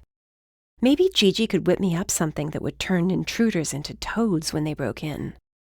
I could just see the look on Damien's face now, having him hop around covered in warts and eating flies. Yeah, I'd get right on that tomorrow. Chapter 10. Rafael. The bounty hunter might not have given me much information from our venture into the underground, but now I had one very important bit of intel she hadn't even realized was spoken. Her name. Mercy Temple. I had her full name, which meant I would be able to track her down. I had until Sunday evening to find her place and ensure I was able to follow her when she left. I was not about to let her meet with the Gryphon alone, not if what he told her would change everything we assumed about Liam Manchester. I told myself that was the only reason. Not that it was because we'd been attacked outright by a pack of goblins due to her job. All night long I paced around my apartment, confused by how the night had gone, not confused by her tactics for getting information. It was everything else. The way my arms held her close to my chest when we rode her bike through the city. How she looked happily surprised before tucking the expression away when I helped her with the goblins jumping her. Then when we reached the wailing siren and that vampire, he'd gotten so close to her. My hand rubbed at the weird pang in my chest. The strangest urge to shove the vampire away from her had nearly frozen me to the spot to ensure I didn't overreact. Even when I dated Iris, the need to be protective of her never came up. Jealous. I was jealous of the vampire. But from the way Mercy reacted to my question about them being close, no, there was nothing going on between them. Not yet, at least. Not that it was any of my business. She was a bounty hunter I couldn't trust, and our relationship would be nothing more than her letting me get the intel I needed to bring Liam in. Magic was in her, one way or another. That alone told me she was bad news. All magic users were. Witches I tolerated. Mages I despised. Until I knew what she was, I had to be cautious and keep my distance. After I installed 3 new locks Saturday morning, I left my apartment to head into the office. My work computer would give me better access to the supes in the system, and hopefully show me information on where to find the bounty hunter with the cold eyes and the scar on her face. The office was empty on a Saturday. I continued to ignore texts from Iris asking if we could meet up and discuss the case. I planned on not dealing with her again until Monday when I had more to share. Coming up with where I got the information without giving Mercy away was a different story. But I'd think of something by then. At my desk, I booted up my computer, logged in, and brought up the database for all supes. Technically speaking, all of us had to register, but quite a few slipped through the cracks, most of them residing in Sector 13. I typed in Mercy's full name and hit the search, then waited for the results to come up, swiveling my chair back and forth.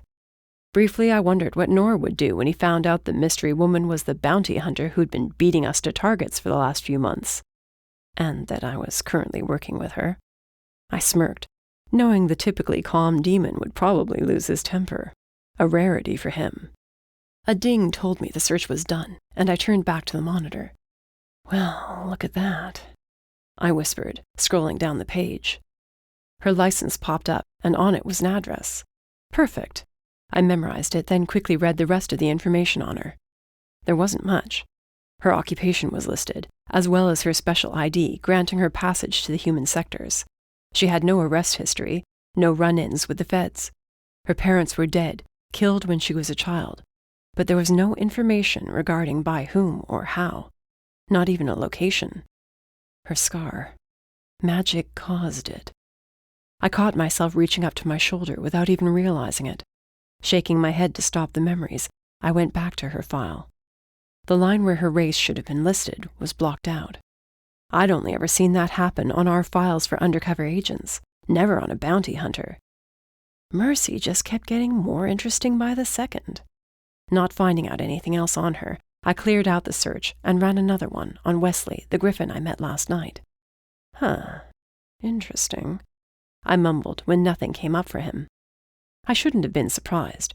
Gryphons were rare, and with how he was tucked away in the back of that bar, searching for information on the old man would prove futile at best. With Mercy's address, I had nothing else to do but go find her place. She was in the same sector at least, but on the far west end. It would take a while to walk there, and I planned on doing just that, so I had time to figure out my best move. I had no way to make a charm as she did. Which, she had to be part one to have charms strong enough to hide her appearance. I grimaced, remembering how much she'd reeked of magic, competing with the apple scent constantly taunting me when she was near. Getting to her apartment took 2 hours. I stayed across the street, glancing up to the top floor and a set of arched windows. I had no way of knowing which way her place would face, but it looked like luck was on my side. Mercy walked right in front of the windows. I ducked deeper into the alleyway as she stood there right in the center, appearing to be talking, though no phone was in her hand. Another figure appeared a few seconds later, a woman wearing vibrant pink clothes. That had me lifting my lip in disgust. That was just too much pink. Tomorrow night I'd come back and wait for her to leave. The temptation to go knock on her door, or better yet break into her place and freak her out, was strong.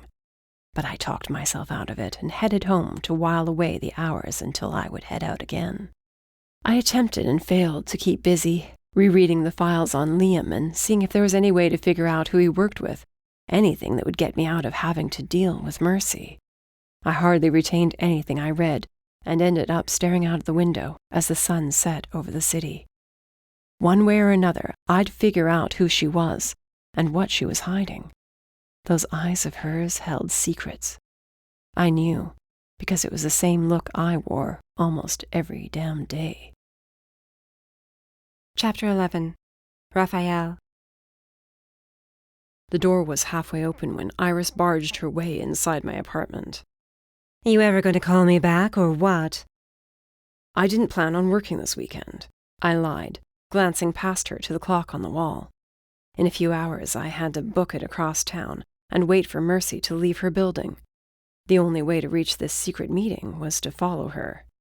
Yesterday had finally ended, and this morning when I awoke, I was more anxious than before for answers on Liam and Mercy. "Do you mind?" I waved toward the door, but she plopped down on the couch with a smug smile I didn't understand. Maybe you should change your plans. Or you could leave and I'll see you in the morning.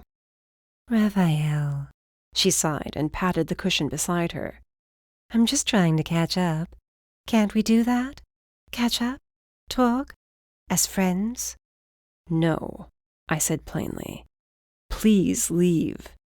What if I told you Nor sent me over here? She asked quietly, and her smile vanished, replaced by a concerned frown. He's worried about you, you know. We both are. He told me how antisocial you are, even more so than before. If you want me not to hate you, you will leave right now. I'm fine." "Prove it," she demanded, and a hint of siren song slipped into her words, compelling me to answer. At least it would have if I wasn't a demon. Something she should know. I crossed my arms and raised my brow. "That trick won't work on me, so stop trying before you hurt yourself. Out. Now." This time her worry turned into annoyance. "I came back for you." "Because Nor asked you to." "For you," she repeated. "He wants you to open up, to be happy." "And who said I would be happy with you?" I snapped, growing extremely tired of having her here, needing her to leave. Her words ticked me off even more than her presuming I missed her and would want her back. The entire time we were together, you only cared about yourself, about what you could do for me, but I wasn't ready to open up to you, or anyone. I'm still not, and prying into my life is only going to make me lose the last bit of respect I do have for you as an agent. So do us both a favor and get out of my apartment right now." "But you, she rambled incoherently, not seeming to understand how she could be turned down. Was probably never turned down in her life before she met me. "You're just scared," she finally threw at me. I shrugged. So what if I am? I'm not your problem, so get out. "We can talk about this," she tried again. My time was running short to reach Mercy's place before she headed out. "I have plans," I finally confessed. Iris's eyes went wide. "Out, now." "Plans? With who?" "None of your damned business. I'll see you in the morning." Iris studied me closely as she headed for the door. "It's a woman, isn't it?" "So what if it is?" Fine, go on your date or whatever this is. But just so you know, no one will understand you as I do," she warned. "Except you don't," I reminded her, giving her a helpful shove out the door. "Night, Iris." I closed and locked it behind her, peering through the eye-hole to make sure she left. It took a few minutes, but she finally turned around with a loud huff and stormed off. Great. Now she was going to be jealous of some woman I wasn't even dating. No, just jealous of the bounty hunter, I growled to myself. She would either be pissed off at me all week, or she would try to pry into my life even more, trying to figure out who I was seeing. As long as I got the information I needed, I would deal with whatever Iris threw at me. I left the apartment and hurried to get across the city before it was too late. As the sun disappeared behind the tall walls of Sector 21, I ducked into the alleyway across from Mercy's building, keeping my hood drawn up over my head and my eyes trained on the front doors. Her bike was parked out in the street, and I cursed. If she hopped on that damn thing, I'd lose her. The door opened and she walked out, wearing the same thing she had Friday night, no charm on her face this time. A few soups scattered away from her as she started down the sidewalk. Waiting for a few beats, I crossed the street and followed behind, doing my best to keep my distance. She turned left at the next block, and I did the same. I wondered where we were headed when the bright lights of a nightclub illuminated the end of the dead-end street. Here, I muttered to myself. More soups, more noise, but for some reason, couldn't see Wesley, the crotchety old Gryphon, meeting her here to talk. Mercy walked right into the club without even waiting for the bouncer to let her in. With no other choice, and not wanting to risk waiting in line and losing her, I walked up to the door. The bouncer, a tall, broad-shouldered troll bigger than me, stopped me with his arm. "Line, buddy," he snapped. I pulled out my badge and flashed it. "I'm tailing a suspect. Move aside, please." His thick brow furrowed. "No trouble, Fed, or I'll throw you out on your ass." He waved me in, and I rushed through the corridor that led into the main club, searching for Mercy. The place was packed from one end of the dance floor to the other, and finding her was going to be impossible if I resorted to visual senses. I breathed in through my nose and closed my eyes, ignoring the rushing bodies around me and the pounding music vibrating through me. There, the crisp smell of apples. Mercy was close. I spun slowly around and spotted her hair as she ducked through a side door with an exit sign over it. I pushed through the crowd, ignoring the growls and curses thrown at me, and opened the door to find a hallway leading to another door. Beyond that, a set of metal stairs led up the rear side of the building. Mercy's footsteps rattled above me.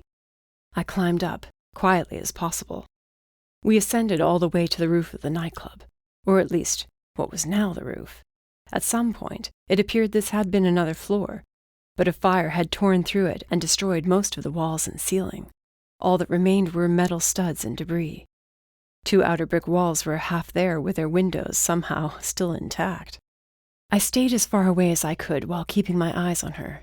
If Wesley was here, I couldn't get too close for fear he'd somehow realize I'd shown up after all and take off without telling Mercy anything. "About damned time," Wesley snapped. I peeked around a metal post. Mercy approached him toward the center of the area. "You said night. It's night," Mercy replied. "You alone?" "Do I look like I'm alone?" "Don't have all night, Wes. What do you know about Liam?" Wesley appeared worse than he had the first time I saw him. Paranoid, he tilted his head around as if expecting to be attacked at any second. A shiver rushed down my back, and I did a slow turn, searching every shadow for a sign of movement, or that we were being watched. As far as I could tell, we were alone up here. "As soon as you know the truth about him, you won't be safe," Wesley warned. "I've never been safe. Spill, now. I don't have time for this shit." Time? Why didn't she have time? Did she know something Liam was going to do that I didn't know about? "Liam Manchester is into more than just trafficking dark artifacts, but you already know that." "His fangs, what is he?" Mercy asked stiffly. "Something new and dangerous, but not the first of his kind." My impatience seemed to be on par with Mercy's, because her hand twitched at her side, as if she was debating pulling a gun on the Gryphon. "And what is that?" "There isn't a name for it, but he can't sustain himself as a normal mage would. Not any longer." "Donors? He's taking donors?" "If you call kidnapping innocent people taking donors," Wesley laughed harshly. "What he needs, no donor will be able to give him. He can't just take a little and be fine. Oh no, he has to take everything, blood and life force, to sustain the dark magic now roaring through his veins. And he is just the beginning." "What do you mean? Beginning of what?" Wesley spun around suddenly. "Damn it! You have to go. Now!" "What? Why, Wes?" "The files! Find the files on the missing donor cases!" Wesley shouted at her. "Get the hell out of here, Mercy! Go!" I sniffed the air, listening to the night, but whatever the Gryphon sensed was beyond me. I figured he was just trying to scare Mercy, make her leave him alone so he wouldn't have to say anything else. Then a high-pitched shriek echoed from the neighboring buildings, increasing until it surrounded us. "Gobs!" Mercy snapped. She drew her gun. "Wesley, what is this?" "I told you it wasn't safe. I'm sorry, Mercy. Just get out of here. You must stop Liam. Stop them all before it's too late." The shrieking grew closer, and then shadows were jumping from other buildings and onto this one, an endless swarm of their green and gray-skinned bodies. I'd seen packs of goblins plenty of times in the dens, but this wasn't a pack. It was a goddamned swarm. And they were headed right for Mercy and Wesley. Mercy raised her gun, but 2 jumped her from behind before she had a chance to fire off a shot, and then I was sprinting, trying to get to her. I yanked the goblins off with a yell and threw them over the edge of the roof, pulling Mercy to her feet. You? You followed me?" she yelled. "Yell at me later," I shouted. "We have to get out of here." "No shit," she snapped, decking a goblin who rushed her. "There's too many to take on. Wes! Where's Wes?" I searched for him among the rushing bodies, grabbing Mercy's arm. Too late. "No, we need him," she argued, and threw herself into the goblins before I could grab her. "Mercy! Damn it, woman!" I made to go after her, but 3 goblins grabbed my arms and took me to the floor.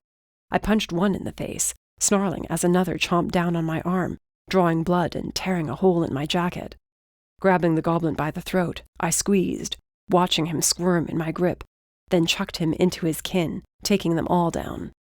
More and more poured onto the roof, coming up the side steps, and what would have been our escape. Wouldn't matter if I couldn't find Mercy. Part of me said to leave her. I overheard everything Wesley said, so technically I wouldn't need her. But there was no way in hell she was getting out of here alive on her own.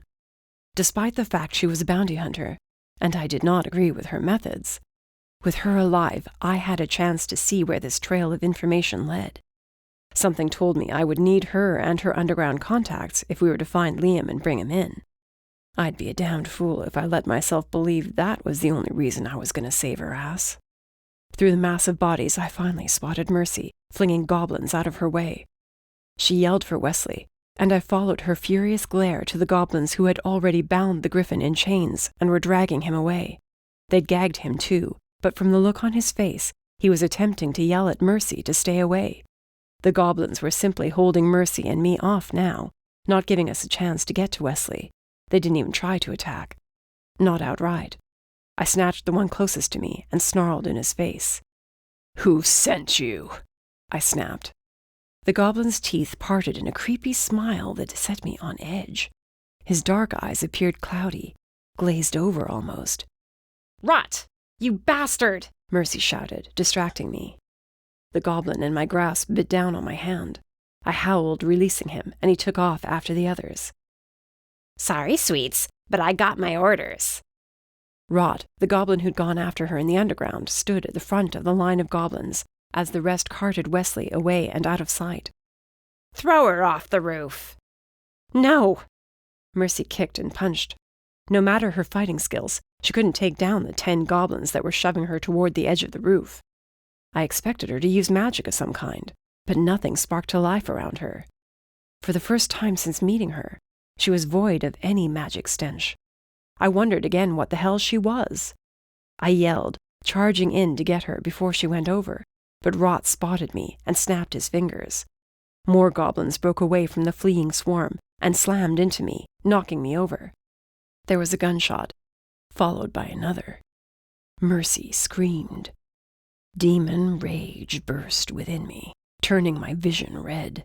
I roared, and the goblins trying to pin me down went soaring through the air, landing in various heaps, tangled up in each other. I barreled toward Mercy, but the goblins had her by the arm. I yelled, stretching my arm out, knowing I was going to be too late. They swung her around, and she crashed through one of the remaining windows. 7 stories up. No! I ran to the window and peered out as the goblins retreated. Rot cackled madly, but then he was gone too. All of them disappeared into the night. Glass cut into my hands as I searched the alley for a sign of Mercy's body. There was no way she could survive the fall. There. Mercy! I gasped. Without thinking, I jumped down to the next floor, clinging to the bricks with my bleeding hands, nails digging into the crumbling wall. I jumped to the next level, and the next, then missed a few and ended up crashing into the hard ground. By now I was on the right level and sprinted to her broken body, lying in a puddle of dirty water. I expected to find her body twisted and bloodied. I reached out a hand toward her. She gasped, sucking in air. Mercy? My fingers barely brushed against her arm. Fire burst to life, surrounding her. The flames illuminated a shimmering shield that covered her, something I hadn't noticed before. As the flames died down, the shield sank into her body, and she dropped another few inches onto the ground. What? You saved yourself. I glanced back up to the height she'd fallen from, then to where she rested. Magic. She had magic in her after all, and it was damn strong if it could protect her from what should have been her death. It had cocooned her body. After seeing the shield, the fire, I knew exactly what she was, and I reeled away from her, running a hand through my hair as I stalked down the alley. Mage. She was a goddamned mage. A witch I could have dealt with, but this? Every scar on my back and shoulders flared with sudden pain, and I was tumbling down through a corridor of darkness as screams echoed around me. Jaw clenching, I held my head, crouching down as I fought against the memories threatening to crush me. Rafael. No, I snarled, shaking my head violently. No, just leave me alone. You let me die. You let him kill me. I tried, I whispered. I'm sorry. I'm so sorry. No, not yet you're not. But you will be soon enough. Soon enough, big brother. The voice faded away, and the pounding music from the club replaced it, as if nothing happened at all. Slowly I straightened, glaring down the alley at Mercy's prone body. Demon rage driving me, I strode right past her and made it all the way to the sidewalk when another memory slammed into me, stopping me short as my hands curled into fists, nails digging harshly into my palms until they drew blood. It dripped in rivulets down my knuckles to the stones at my feet. Mercy in my arms, her lips on mine, seeing the truth in those cold eyes. I wasn't the only one who'd been hurt. The burden she carried, it was the same as mine. The fact that she never used her magic told me there was much more to her than being a mage who hid her abilities. What right did I have to judge her after all the shit I'd been through? After everything I'd seen? Liam was a mage too, and yet she hunted him down with relish. I wasn't even close to trusting her, but if I went off and left her here, I'd never be able to live with myself if she turned up dead. Growling curses and praying I wasn't going to regret my actions, I spun back around and stomped to her side. Mercy. Gently I shook her shoulders. Her eyes never opened. Suddenly her breathing grew ragged. I checked the pulse at her neck to find it far too fast, skipping beats and faint. The smart move would have been to call her some help, and then leave, go to Nor, and tell him about what just happened. After learning what she was, it made sense. But just like when I was up on the roof and considered leaving her, I found myself ignoring what reason and logic told me to do. I picked her up carefully and carried her out of the alleyway. Taking her back to her place should have been my next step. But Rot, that damned goblin, was after her. There was no way to know if he'd go to her place later and ensure she was actually dead. If he found her there, unconscious, helpless, I'd be leaving her to die. Before I turned in for the night, I'd be sure Mercy was unarmed, so at least if she woke up first, I wouldn't have a gun aimed at my face. After reaching my place, I placed her on the couch, removed her leather coat and boots, then settled her back against the pillows. Her breathing hadn't improved, but her pulse had grown steadier. Wetting a washcloth, I carefully wiped at the scrapes on her face and hands, cleaning her up some, and then smoothed her hair back from her face. When my fingers brushed across her scar, she flinched, and a spark of power jolted me. Her hands dug into the couch cushions, holding on for dear life as she groaned in pain, her head thrashing back and forth. A scream slipped from her lips as her back arched off the couch. I pressed her shoulders down to stop her from flipping off onto the floor. "Mercy, damn it!" I snapped, ready to grab my cell and call for help, when she went utterly still. Immediately I checked her pulse again, and after a few horrible seconds, it beat against my fingertips. That was it. No way was I sleeping in my room tonight. I tucked her weapons away in my bedroom safe, then dragged the armchair closer to the couch, plopped down, and kept watch over the strange mage who'd stumbled into my life. Iris always accused me of being afraid to open up, but that wasn't the truth. The truth was, I believed no one could ever understand what I'd gone through. Now I realized that wasn't true at all. Mercy's scar was proof of the torture she'd endured. "Who are you?" I whispered to the darkness, but there was no reply. Chapter 12. Mercy. Something was wrong. The cushions beneath me?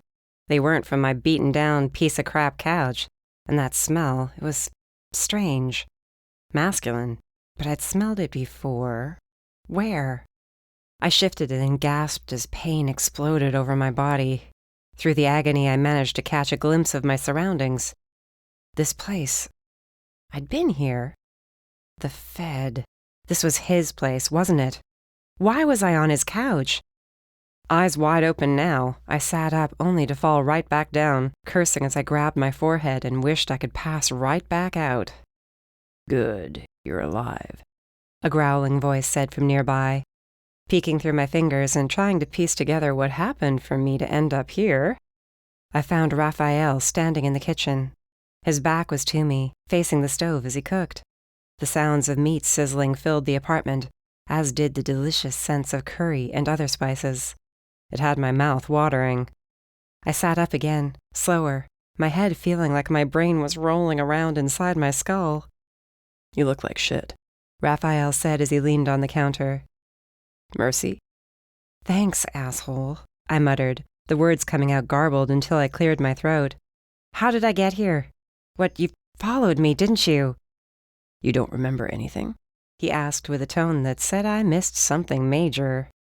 No, last night's a bit of a blur. His eyes narrowed, not out of anger, but concern. I frowned at that. What? Just spit it out and stop looking like you swallowed your tongue.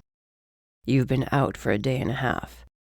I started to laugh, thinking he was giving me shit, but when he didn't move a muscle, I shook my head until it hurt. A day and a half? That wasn't possible. I remembered leaving my apartment to go to the nightclub to meet up with Wesley. We were on the top floor, talking, and then... Shrieking suddenly filled my ears and I leapt to my feet. Gobs! Rafael nodded. Yeah, we were outnumbered, swarmed by them. They got Wesley, and they threw you over the edge, Mercy. Right off the top floor. You went through a freaking window. As soon as he said it, the fight rushed back to me and I froze as I remembered. Wesley was talking to me. The goblins coming for him, for us all. Trying to get to him. Rot showing up. Rafael had been there the whole time. He'd tried to stop them too. Then Rot told them to kill me. My eyes shut as I clenched my hands into fists on my thighs, wincing when the memory of being thrown through that window slammed into me all over again. Watching the ground rushing up to meet me. Mercy, snap out of it. I jumped as Rafael's face came back into focus. When had he crossed the room? His hands had hold of my shoulders, and he gave me another solid shake. I was sure I heard him whisper, "Not again," but had to have imagined it. I finally shoved him away, rising to my feet so I could pace. What's going on with you? I apparently almost died. Give me a break, I snapped, running my hands through my messy hair. A day and a half. Damien and Gigi. God, how much were the two of them freaking out right now? And it was Tuesday. That meant I was running out of time. Fast. Shit. How did I let this happen? I held up my hands before me, hating myself all over again, hating myself for what I was, thanks to the asshole who ruined my life and killed my parents. You should have died, Rafael insisted. But clearly I underestimated what you are. Yeah? And what did you think I was? Rumbling, he replied. Which? And now? I asked slowly. His eyes flared red, and the tension in the apartment rose a few notches. You saw something, so just spit it out and let's get this over with. Your magic, he said quietly. It wrapped you up, kept you from being killed on impact. When I got to you, it burst into flames and seemed to sink back into you. He hesitated and stiffened as I wondered if I should be worried if he was going to attack me or not. The second either one of us said it out loud, it was going to bring up more questions that I was in no mood to answer. Not now, and not to a Fed, especially one who seemed to have a major aversion to magic. I glanced past him toward the door, weighing my chances of getting to it before he tried to stop me. My weapons were gone, though, and I was not leaving here without them. A quick glance told me they weren't anywhere nearby. Where's my gear? Here, locked up and away from you. Planning on leaving? Why would I stay? I snapped. His gaze suddenly darted to my face, the red in his eyes brightening, but there was less anger there now. Look, thanks and all that for bringing me back here and letting me crash at your place, but I have to go. There are people that'll be looking for me. You expect me just to let you leave? Are you arresting me? I asked, ready to knock him out if I had to. Not that I was in the best shape at the moment, but I couldn't stay here any longer. And what about what Wesley told you? Or the goblins who clearly want you dead? I can take care of myself, I argued hotly. He scoffed as he crossed his arms.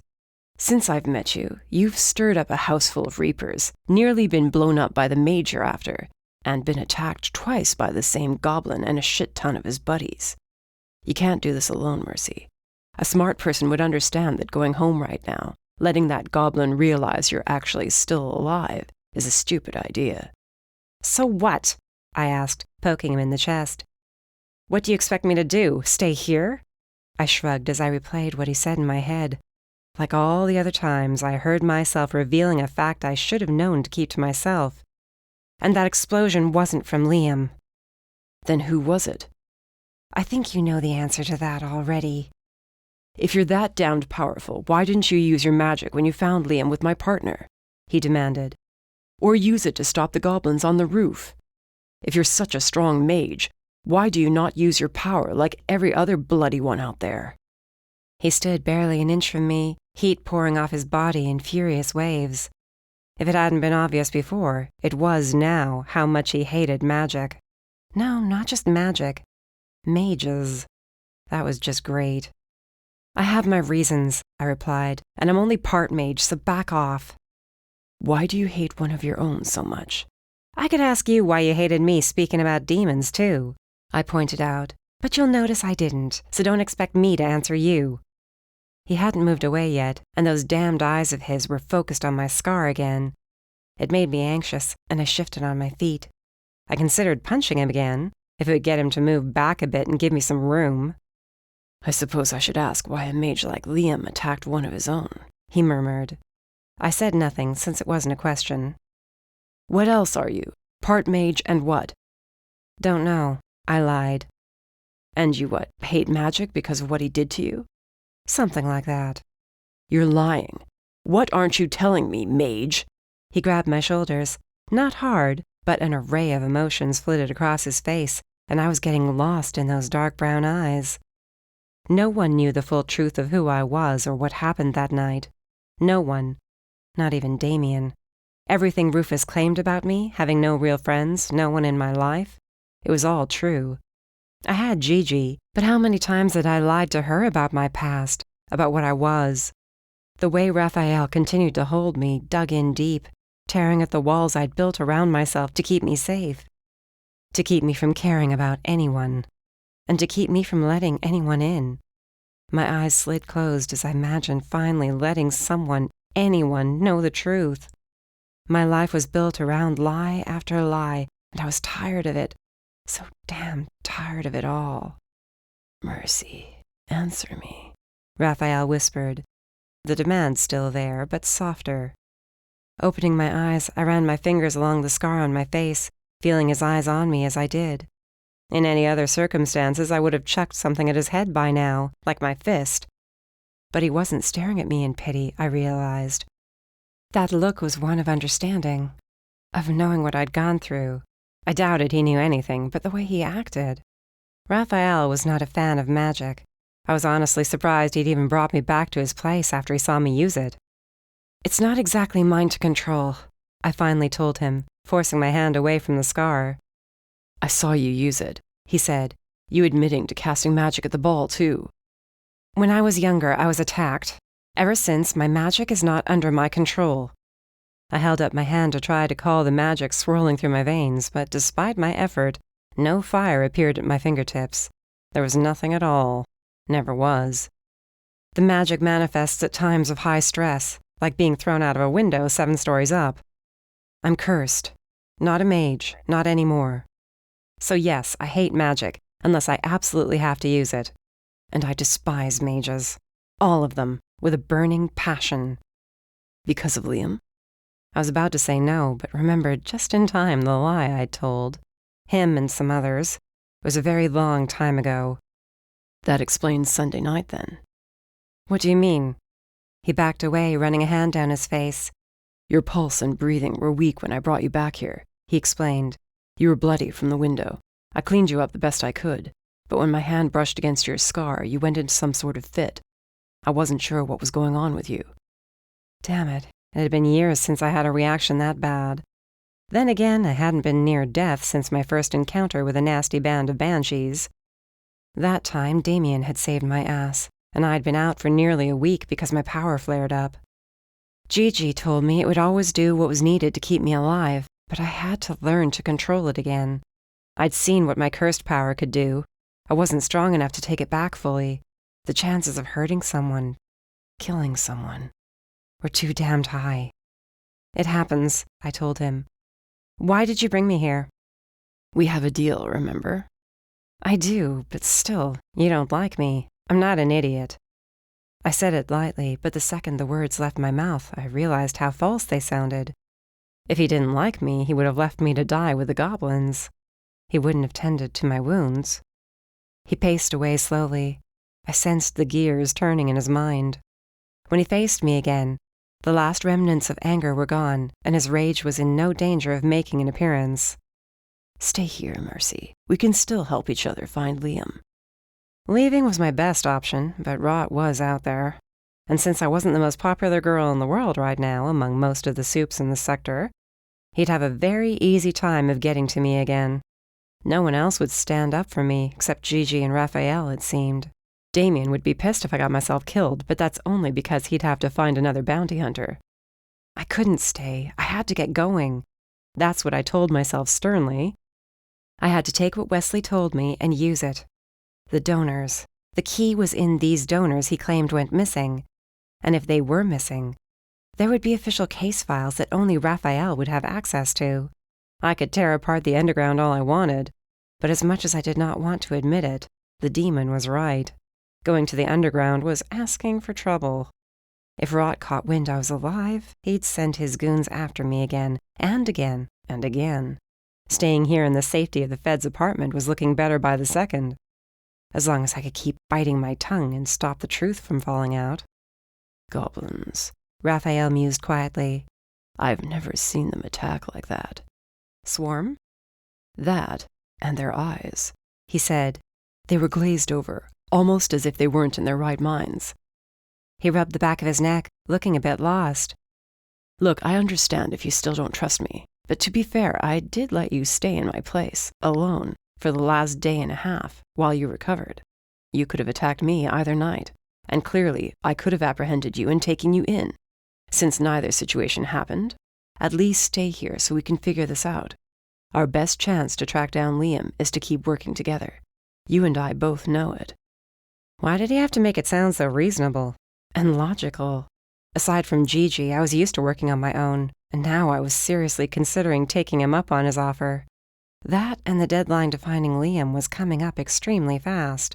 Using the Fed's resources might be the only way to get the mage and stop myself from having a very bad end of the week. Everything about the way I'd been living my life was about to change, all because of a mage. Again. But what choice did I have? Oh, that's right. None. Wesley was gone. Rot was on my ass, and from what Raphael said, he might not be coming after me on his own. The Reapers were moving through the underground.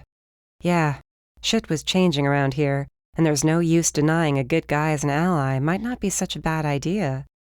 "How about I make you a deal?" he said, striding back to the kitchen, his broad shoulders catching the light. "Stay at least for dinner. We'll talk over where we both stand with Liam, and if you still want to leave afterward, I'll let you. But I might not be around to save your ass again." He had the nerve to wink at me over his shoulder. I rolled my eyes, unable to keep from checking him out.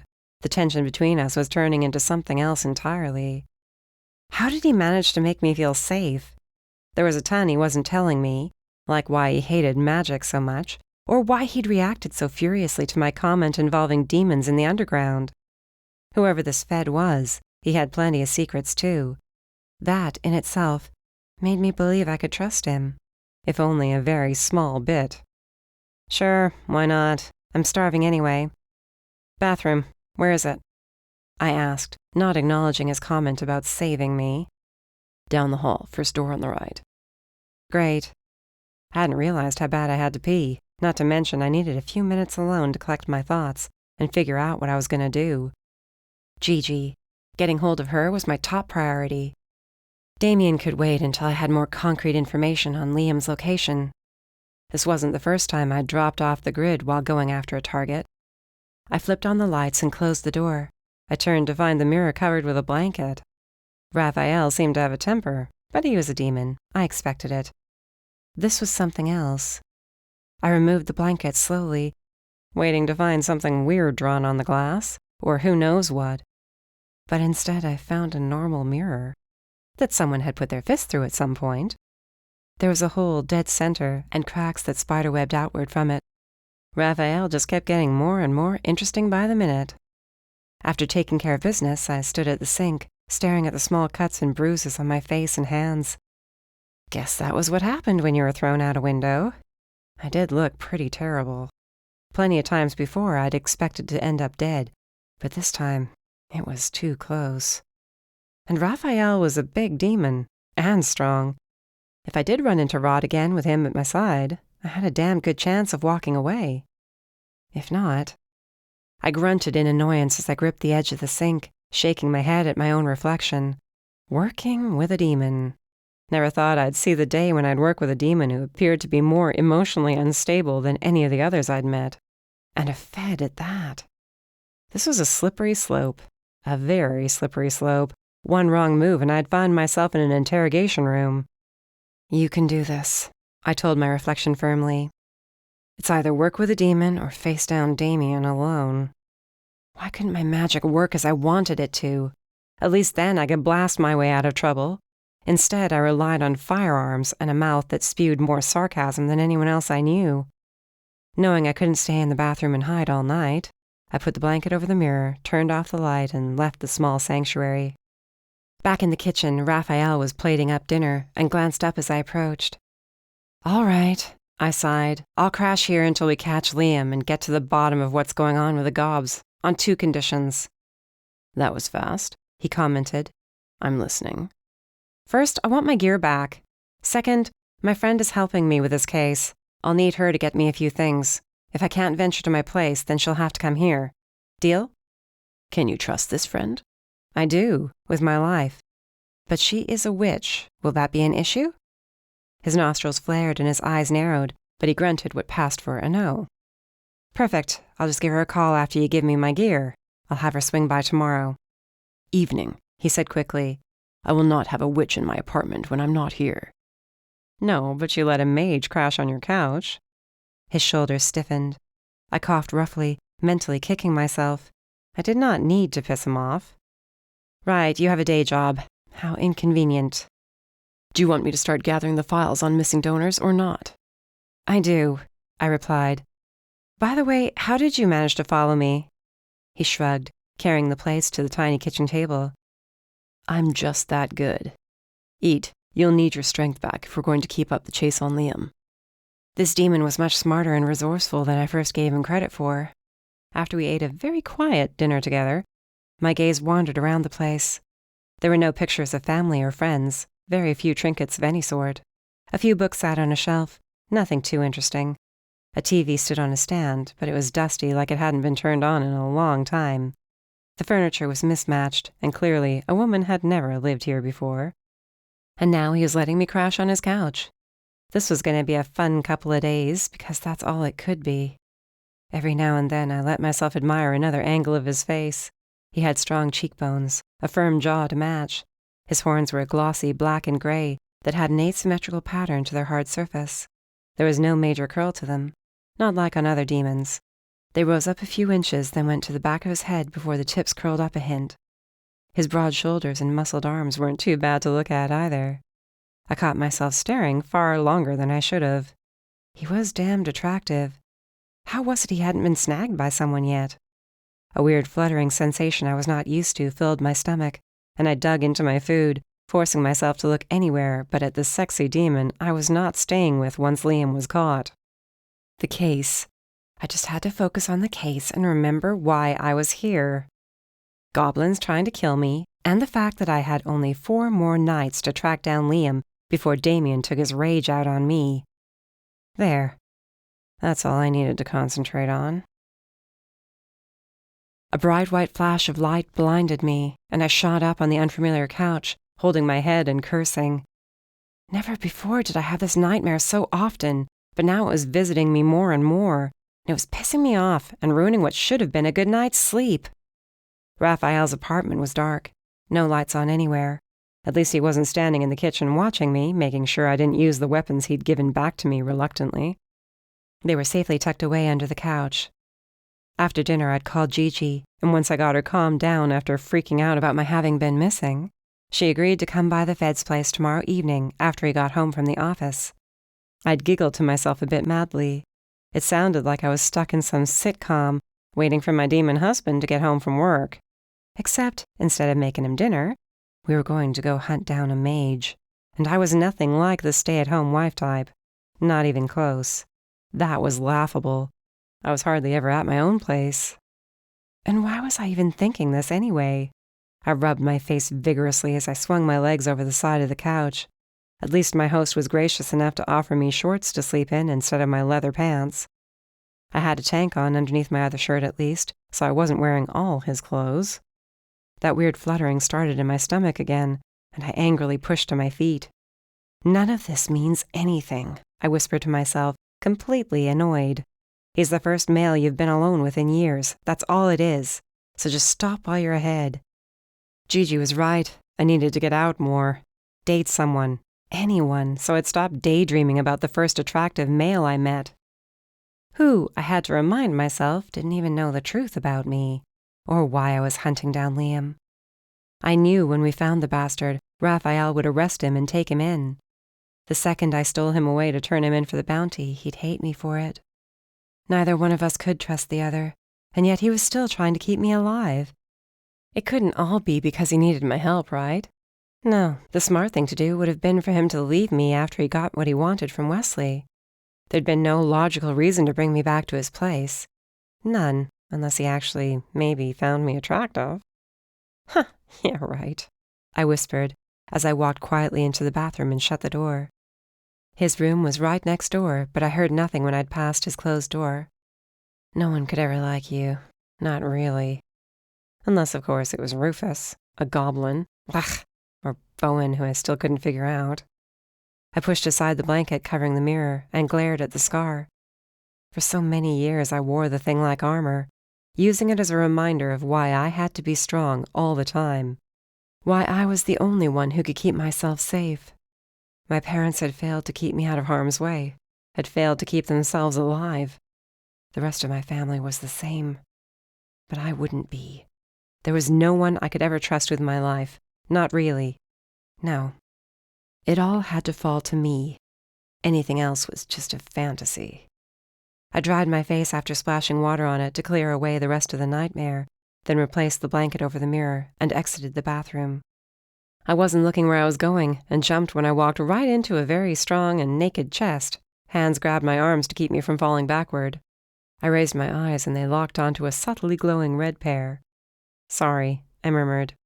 Raphael's hands stayed right where they were, and I belatedly realized mine were flat against his chest. A very warm, smooth chest. I expected him to shove me away with a growl, but there, in the darkness of his apartment, in the middle of the night, he seemed to almost want to keep me right where I was. Breathing slowly, my hands smoothed over his chest and up to his shoulders. He stiffened for a second, then relaxed, letting out a heavy breath through his nose. My fingers took in every bit of him as they went. My brow furrowed slightly when I felt puckered skin in a few places. Scars. As my hands trailed down his shoulders to his biceps, his chest rose and fell more rapidly, as did mine. Had no one ever touched him like this? Who was I kidding? When was the last time I had anyone hold me in his arms, as gently and as protectively as he was now? That was a never. I was too used to Soups trying to kill me, not to keep me close like this, just because. Somehow I found myself even closer to him, and the warmth radiating off his body reminded me of the night he sat behind me on the bike, or at the ball when I kissed him, and he returned the favor. The sudden want to have him hug me close like that again was overwhelming, and I bit the inside of my cheek to stop myself from doing just that. His hands were moving now, gliding effortlessly along my arms, then lower. When his large palms rested on my hips, my breath caught, and I pressed my own palms to his back, then stopped. I raised my hands again, eyes narrowing, then widening when I realized what I was feeling. Rafael snarled in my face. The next thing I knew, his hand was around my neck as he slammed me back into the wall.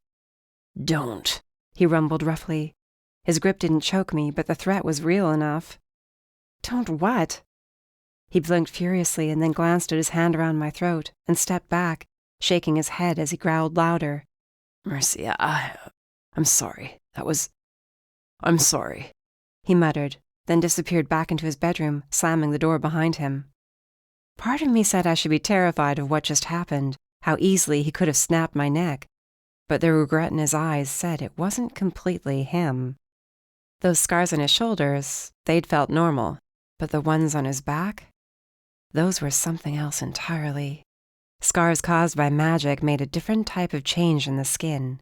It wasn't visible, but the scars had a texture to them, a strange sensation that there was leftover magic buried in the skin. Every scar on his back was like that. At least all the ones I touched before he freaked out. There was definitely more to this demon, and despite my better judgment, I found myself curious to figure out what happened to him, and see if there's a way I could get past that wall and pick up where we left off, knowing full well it would only end badly for both of us. Chapter 13. Rafael. My alarm went off at 6, and I got up, expecting to find Mercy had disappeared during the night. But when I poked my head out of my room, she was passed out on the couch. I half hoped last night had all been a dream, but I knew better.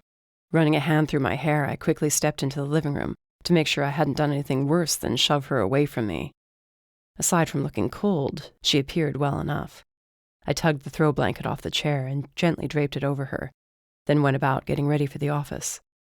I planned on going in early so I could duck out by 4 and get back to my place in time for this witch friend of hers to come over. A mage and a witch. Never did I imagine having those two races inside my apartment, ever, or feeling sympathy for a mage. At least that's what I told myself it was. I nearly found myself calling into the office so I could stay home and sort through the strange emotions sifting through me and throwing me off. She'd been so close to me again last night. So very close. The scent of apples lingered in my nose long after I finally forced myself to leave. All morning long after I settled in at my desk, I searched for cases on missing donors. The majority registered with the city so they could be tracked in case they were ever wrongly treated or killed by those they worked for.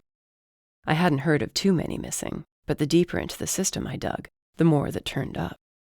Most of them were human, but a few were supes. Those were more recent. If Mercy hadn't been at the ball that night, Iris would have been among them. Finding the files kept me distracted from the other thoughts invading my mind. Also kept me from dealing with Iris, who was busy tracking down any leads on tips that had been called in. A ton of people claimed they'd spotted Liam after Nor decided to put out a bulletin on him.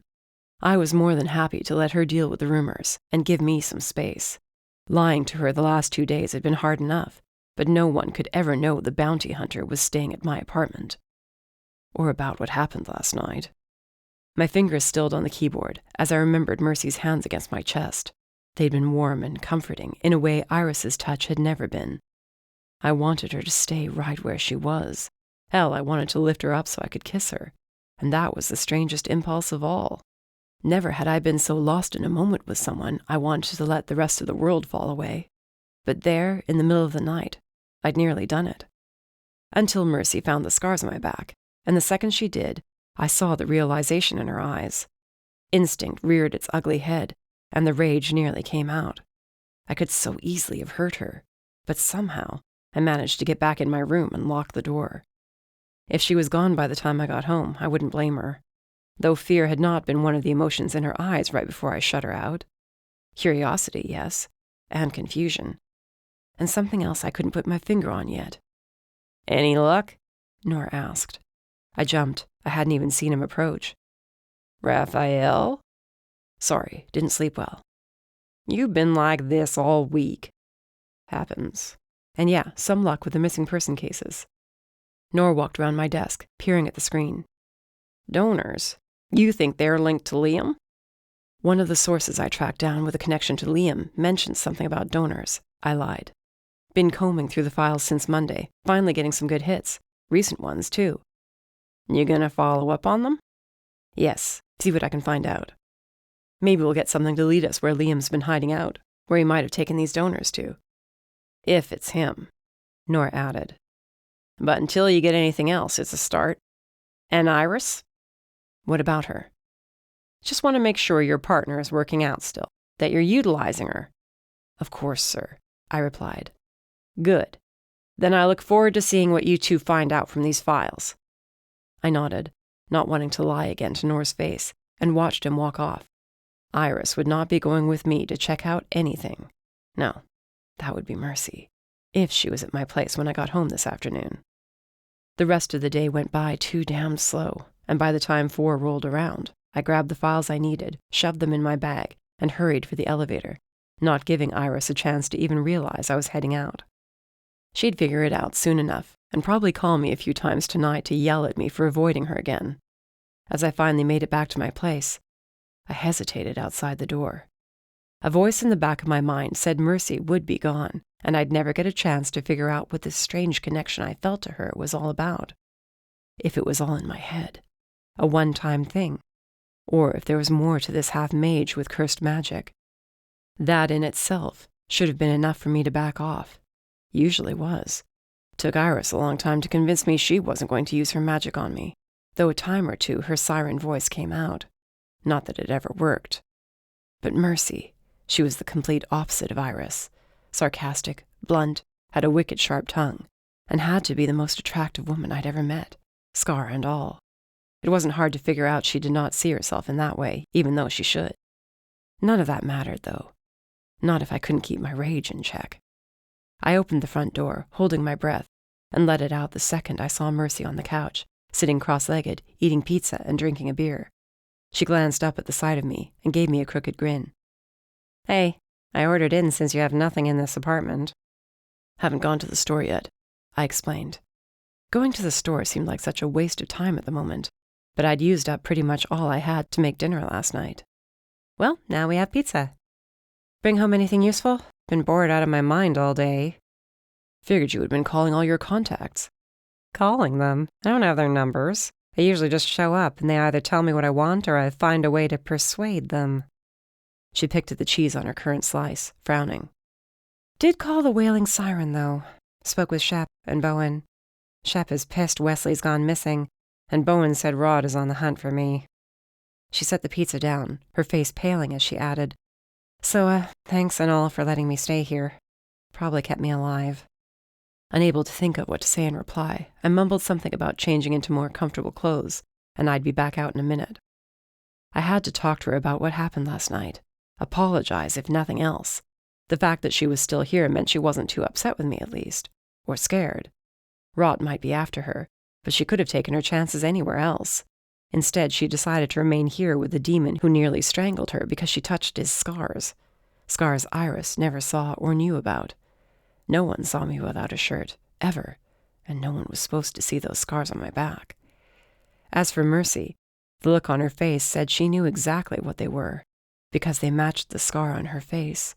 Scars caused by dark magic meant to cause agony, meant to kill. Yet we both survived to tell the tale.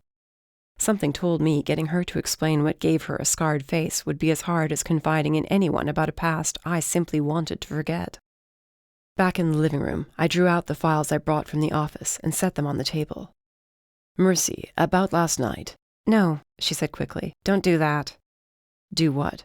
Apologize or anything. Don't start opening up to me. I wasn't going to, I growled.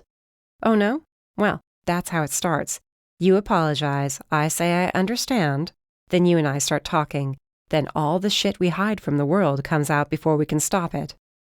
And we're not in this relationship to be friends. The way she said it had me doubting every single word, but then she was rambling on again. You've been through some shit, so have I. We both hate magic, so let's just leave it at that. We're only working together long enough to find Liam. That's it, nothing else. She was right. So why did my mind flash to last night, right before my freakout? Why did my hands suddenly want to find her hips again and finish what we started? See what kissing her would be like. She was all fire and passion and anger. I gave myself a little shake and went to grab a beer, giving myself a few minutes to get my head in order. Rafael? No, you're right. Never happened, I said as I returned. She frowned slightly at my words, but agreed. So these files, they're all missing donors? Most were human. A few more recent ones were Supes, I explained, then gave her a more in-depth rundown. She smirked when I mentioned something about Iris almost being next, and I knew she was in full agreement with me, but there was no gloating once she got into the files again. You see something? Maybe, she mused, flipping open a few of the human ones. These 5 all went to the same college, same year, stayed in the same dorm building, too. You think someone knew them all, dragged them into this mess? It's possible. Here, she said, pointing to a picture of a brunette with glasses. She became a donor 6 months ago and disappeared last month during the full moon. I took the file and checked the address. Her family doesn't live too far from here. Guess we have plans tonight after all. You want to go there? And do what? I asked skeptically. If her parents don't agree to talk to us, seeing as we're Supes, you can't just torture them if they refuse to answer. I would never think of torturing a human in front of a Fed, she said lightly. Scaring them shitless isn't off the table, though. I glared at her. She sighed. What? We need answers. And who knows? Whatever they tell us might help us find their daughter alive. We could bring her back home. How about you let me do the talking? Fine, party pooper, she murmured and drank her beer. I was going to start laying out a plan when a knock sounded at the door. Iris, it had to be her. I got up and answered it, but a woman in a bright pink dress was there, wearing a cheerful smile. The second I took a breath, the magic coming off her in waves slammed into me, and I snarled. Witch! Yes, I am, she replied, her smile not faltering despite my growling. Gigi? Mercy! The witch shoved past me and hugged Mercy, asking her 1,000 questions, one right after the other, about what happened and why she was staying at my place. Mercy tried to answer, but her friend kept talking over her, then turned around and shot me a glare so intense it had me staggering back a step. I rumbled, planting my feet as my hands curled into fists, my anger right on the edge. You have a lot to explain. Me? What the hell for? I shook my head, considering grabbing her arm and throwing her out of my apartment. This was a terrible idea. Too much magic so close to me was beyond off-putting, and my skin itched. Yes, you kidnapped my friend. Gigi, I told you that's not why I'm here. Mercy stepped between us. Both of you take a few steps back and calm down, all right? Gigi, seriously. What? I can feel you amping up to do something stupid. Just stop. Take a breath. She glanced over her shoulder at me, giving me a crooked smile that had my hands relaxing. He saved my life, so can you try not to attack him? You told me that, but I don't believe it. Well, you should, I snapped. The goblins attacked, and Rod is out for blood. How about we all sit down and talk? Mercy suggested. Gigi continued to shoot me death glares, but then Mercy gave her the whole story of what we'd been through since Friday night, apparently only having told her a small bit of it over the phone. By the end, thankfully leaving out any mention of our kiss or what occurred last night, Gigi was still glaring, but not at me. The power building in her caused my anxiety to shoot up another few levels, and I longed to have her gone. The tracking spell, were you able to get it to work? Mercy asked. I perked up. Sadly, no. It was enough what you gave me to work with. But he's protected. I cast it, but all it did was circle around my shop, then fizzle out. She suddenly seemed very interested in the cushions she sat on. You know, if someone more powerful than me who just happened to be a mage would do it, it might work. No, Mercy yelled, then cleared her throat when I raised my brow at her. No, you know I can't do it. You won't try, Gigi argued. There's a difference. I can't. Mercy stormed to the kitchen, muttering under her breath. Gigi screwed up her lips as she looked ready to strangle her friend. You're a coward. I'm sorry, I'm a what? Mercy whirled around. I suddenly found myself in the middle of two very pissed off and strong people ready to tear each other's heads off. You want to run that by me again? I do. You are a coward. Do I need to say it slower? Gigi was on her feet too. Coward with a capital C. Right, the bounty hunter who runs around catching the bad guys, throwing myself into danger with only a few weapons and no magic, is the coward. Mercy threw up her hands as Gigi nodded. You're unbelievable. You know why I can't, so drop it. I, however, did not know why, and before I thought it through, I asked, why can't you? You said you're a mage. If looks could kill, I would have been flat on the floor, dead. Cursed, remember? And I saw what it did for you when you were thrown off the roof, as well as when you went after Liam. You're damned powerful. You can't use it at all? Have you tried? Really tried? Yes, she yelled. At the same time, Gigi said, No. I crossed my arms, not believing I found myself siding with a witch. You won't even try if it gets us to Liam, the man you need to find, the mage who cursed you to begin with. Gigi stiffened. Then she relaxed, and I wondered if I imagined her strange reaction. The last time I tried to use my magic, aside from the ball, it blew up a building, Mercy replied. I started to laugh, thinking she was exaggerating, but then she asked if I remembered the apartment building that collapsed 2 years ago.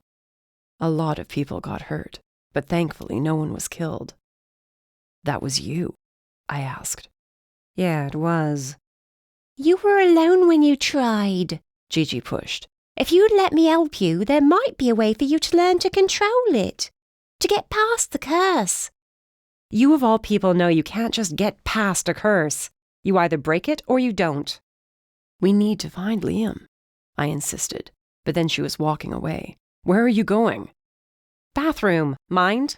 I'd like to at least look decent when we go talk to that girl's parents. You coming with me, or do you want to stay here and side with a witch instead? She yelled, then slammed the bathroom door shut so hard it shook the walls.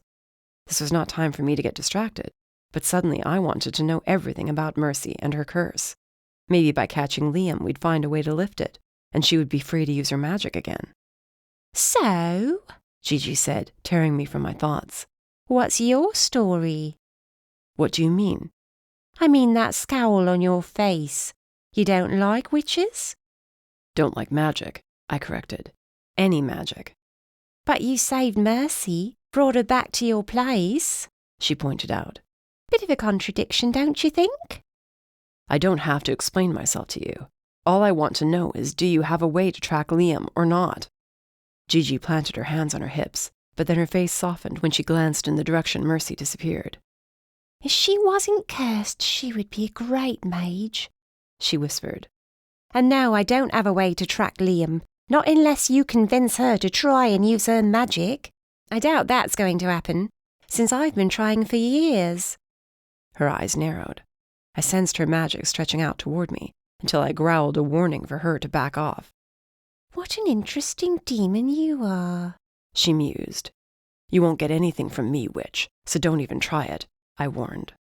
She held her hands up, but I doubted she was going to drop the issue as Mercy had.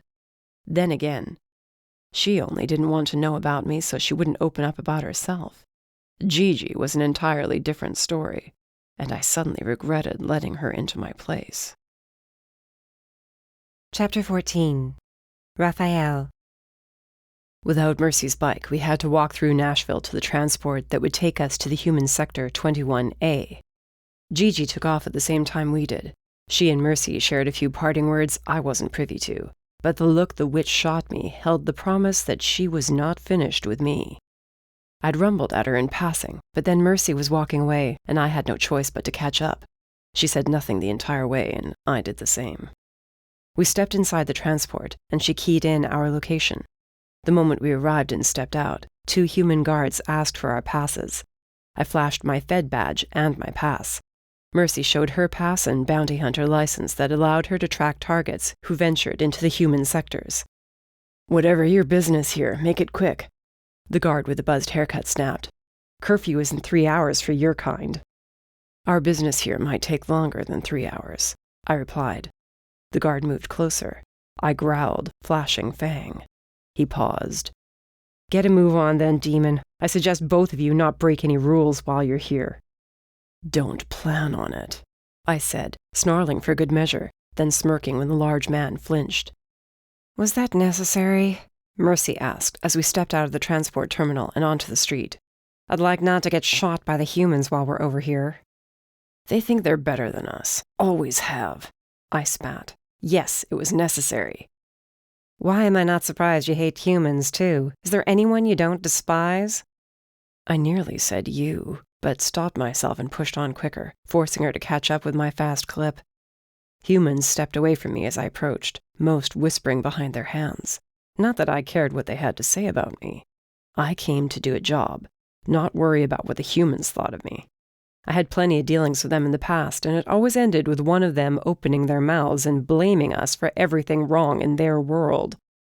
As if humans weren't as violent as the other races on any given day. I'd seen what they did to each other when in a mood, how they tore themselves apart worse than a pack of goblins. I swore to protect and serve the supernatural races, not humans. Not unless one of our own was over here causing havoc, which, despite what humans claimed, was a very rare occurrence. What are you looking at? Mercy snapped at a girl around her age who openly gawked at the scar on her face. Get moving before I make you move. And here I thought you liked humans, I commented. When the hell did I say that? Come on, we're 2 blocks away, and I would like to stop being these people's freak show for the evening. Nice to know both of us were going to be in shit moods for the rest of the day. By the time we approached the apartment building where the girl's family lived, Mercy was complaining about not taking Gigi up on her offer to use a charm on her face. You should be proud of it, I told her. Proud? Why the hell would I be proud of this mess on my face? She buzzed the apartment 4 times in a row and stood back, waiting. Well? You've survived, Mercy. That's what all scars signify. You survived. Surviving isn't living, she whispered. I was going to ask her more about her life, but then a woman's voice came through the speaker, shaky and quiet. Yes? Mrs. Ulrich? Mercy asked. The woman said she was. Hi, I was a friend of Terry's, and I was just wondering if I could come up and speak with you just for a moment. I'm having a hard time, and I don't know, it's hard to explain. What's your name? The woman said slowly. I raised my brow at Mercy, asking her what the hell she was up to. I crossed my arms, expecting Mercy to fess up, but she replied, Sally. Sally, I think I remember her saying she knew you. Mrs. Ulrich sighed heavily. All right, come on up. My husband's not home yet, but you can't stay long. The front doors unlocked as Mercy thanked her, and we ducked inside, turned right for the stairs, and climbed up to the 4th floor. How did you know she had a friend named Sally? I asked. Read the file, she said. And? And in there it mentions an interview taken from a girl named Sally. No idea if they were friends or not, but if they interviewed her, then she was either right there the night Terry disappeared, or she was her friend. You guessed. I did, and look where we are now, she pointed out as we came to a stop outside the apartment door. The second you knock and she answers, she's gonna freak out. Maybe, maybe not. Just let me do the talking and don't growl at all. You'll scare the poor lady half to death, and since I'm not allowed to scare her, neither are you. She knocked loudly, and the locks inside clicked a few seconds later. The door opened, and the second the woman's eyes took us both in, she moved to slam the door shut with a confused yelp. Wait, Mrs. Ulrich, please. We're here to help you, Mercy told her, putting her foot in the door at the last second. Your soups. Get away from me. Get out of here. I want nothing to do with your kind. Not now. We both know Terry went missing and she was a donor, Mercy said in a rush. But we think we know who took her. We're after him, but we need your help. Please. Mrs. Ulrich stopped trying to shut the door on Mercy's foot. The man we think took her, he's after more girls just like Terry. Help us stop him, please. I held my breath, swallowing back my annoyed growl when Mrs. Ulrich looked up at my horns and gulped, but then she exhaled heavily, seeming to fight back a sob. She leaned on the door. Terry, my poor sweet girl. All she wanted was a damned life of adventure, to be with your kind. And this is where it led her. She glanced up and down the hall, then waved us inside. You can't stay long. If my husband sees Soups here, it won't end well. Has he never liked our kind? Mercy asked as we stepped in and Mrs. Ulrich shut the door behind us. He was one of your biggest supporters here in the human sectors, until one took his daughter away. Tears shimmered in her eyes. I turned away, not in the mood to deal with this woman's sadness. I took in the apartment, walking slowly around, and let Mercy take the lead. She was such a good girl, sweet, and then she was just gone. It's all right, I understand your pain. I do, Mercy assured her, sounding damned truthful. Another question to add to the list already growing too damned long in my head. Mercy took a deep breath. This man is a monster, and we need to stop him. About the night Terry disappeared, is there anything you can tell us? Where she was supposed to go? Who she was with? Mrs. Ulrich shook her head.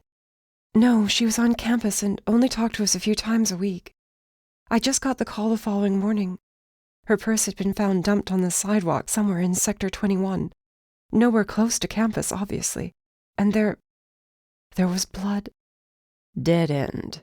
Everywhere we turned for answers on Liam led us to another damn dead end. If we ever did find the mage, I'd strangle him out of sheer aggravation for how long it was taking to track him down and bring him in. It wasn't even him I wanted. Too many unanswered questions were falling on my desk. First, regarding who was involved in the murders, and second, about the dark artifacts appearing around the city. Is there a chance we could see her room? Mercy asked. Or her phone, if you have it. Mrs. Ulrich nodded, wiping tears from her cheeks. Just down the hall. She was here for a week before she disappeared. Stopped over that night to hang out. She choked up again and waved us on. Just be quick if you can. Do you want to come with us? No, she replied, shaking her head. No, I haven't gone in there since. I just can't. We'll be quick, I promise. Mercy grabbed my arm and dragged me into the bedroom. All right, spread out. What exactly do you hope to find?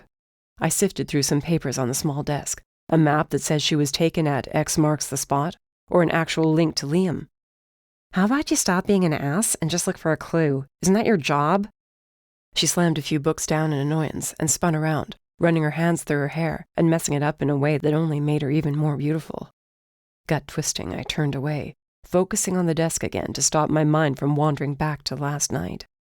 No woman, no matter what race or how messed up she thought she was, no woman would want to be with me once she got to know me.